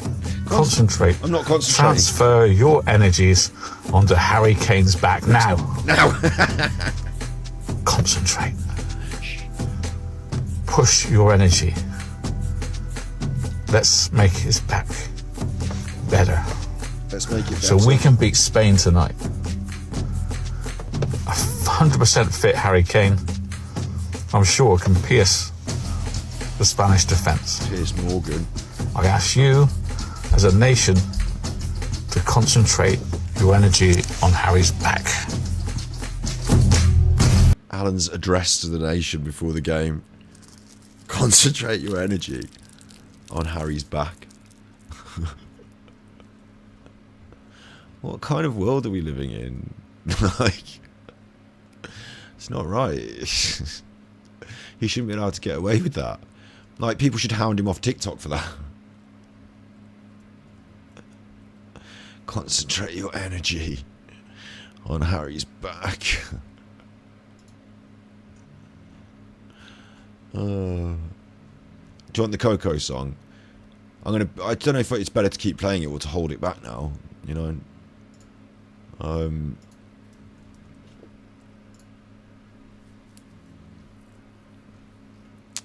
We've got to release it. We've got to release it soon. I'm trying to put together a music video for it. Coco Allen. It's probably the right tone for the end of the show, though. Where is it? My Coco Allen song. It's got to be released on Send Trees. You want to go over to Send Trees and watch all the fucking songs there, you chuffers. Like, there's a playlist for it on this channel. So you can just watch it anytime you want. Send Trees. Music, songs.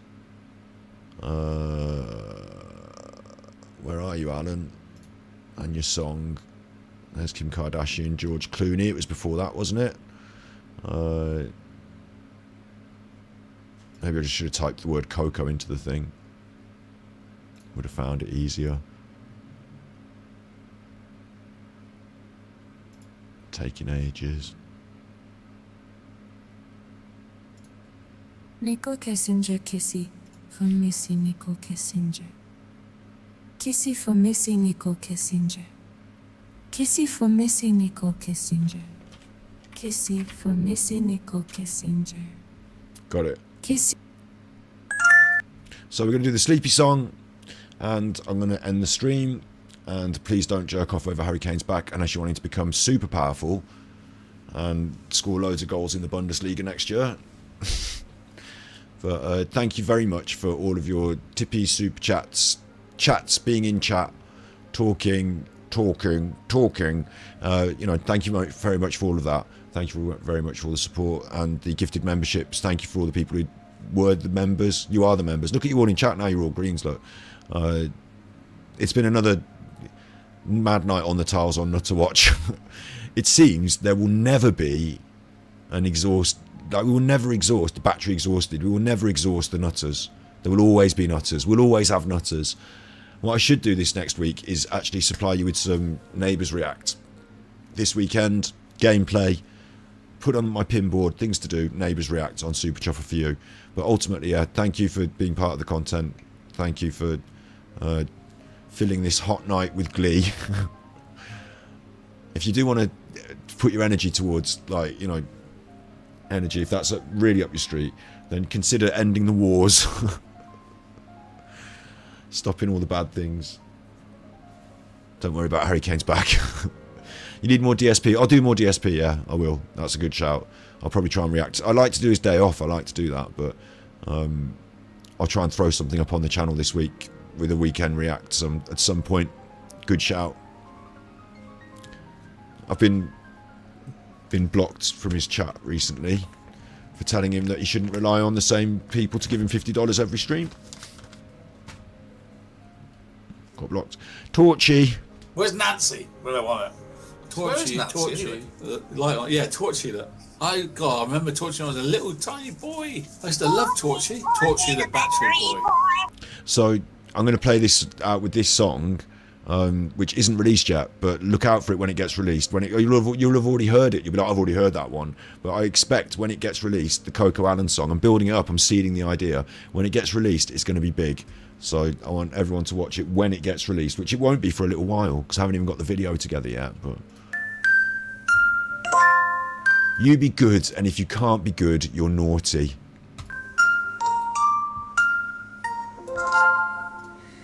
Thank you for the Coco Allen. It's time to go to bed. I'm feeling tired. Day almost done. Can you stop putting your fingers near to my bum? I'm feeling sleepy. This is a cozy place. Ew, Alan, did you just lick my face? I'm rolling over and going to sleep.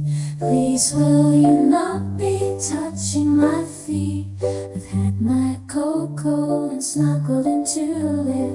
Will you stop stroking my hair? Alan, I know on. But will you please let go of my arm? I know you said you are missing her, but I'm not Nicole Kessinger. I'm feeling tired, the day almost done. Can you stop putting your fingers near to my bum?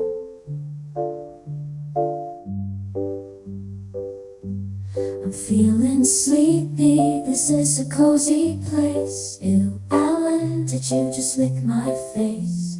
I'm rolling over and going to sleep. Please will you not be touching my feet? I've had my cocoa and snuggled into your lip. Will you stop stroking my hair? Alan, I know you said you mean me no harm, but will you please let go of my arm? I know you said you are missing her, but I'm not Nicole Kessinger. I'm feeling tired, the day almost done. Can you stop putting your fingers near to my bum?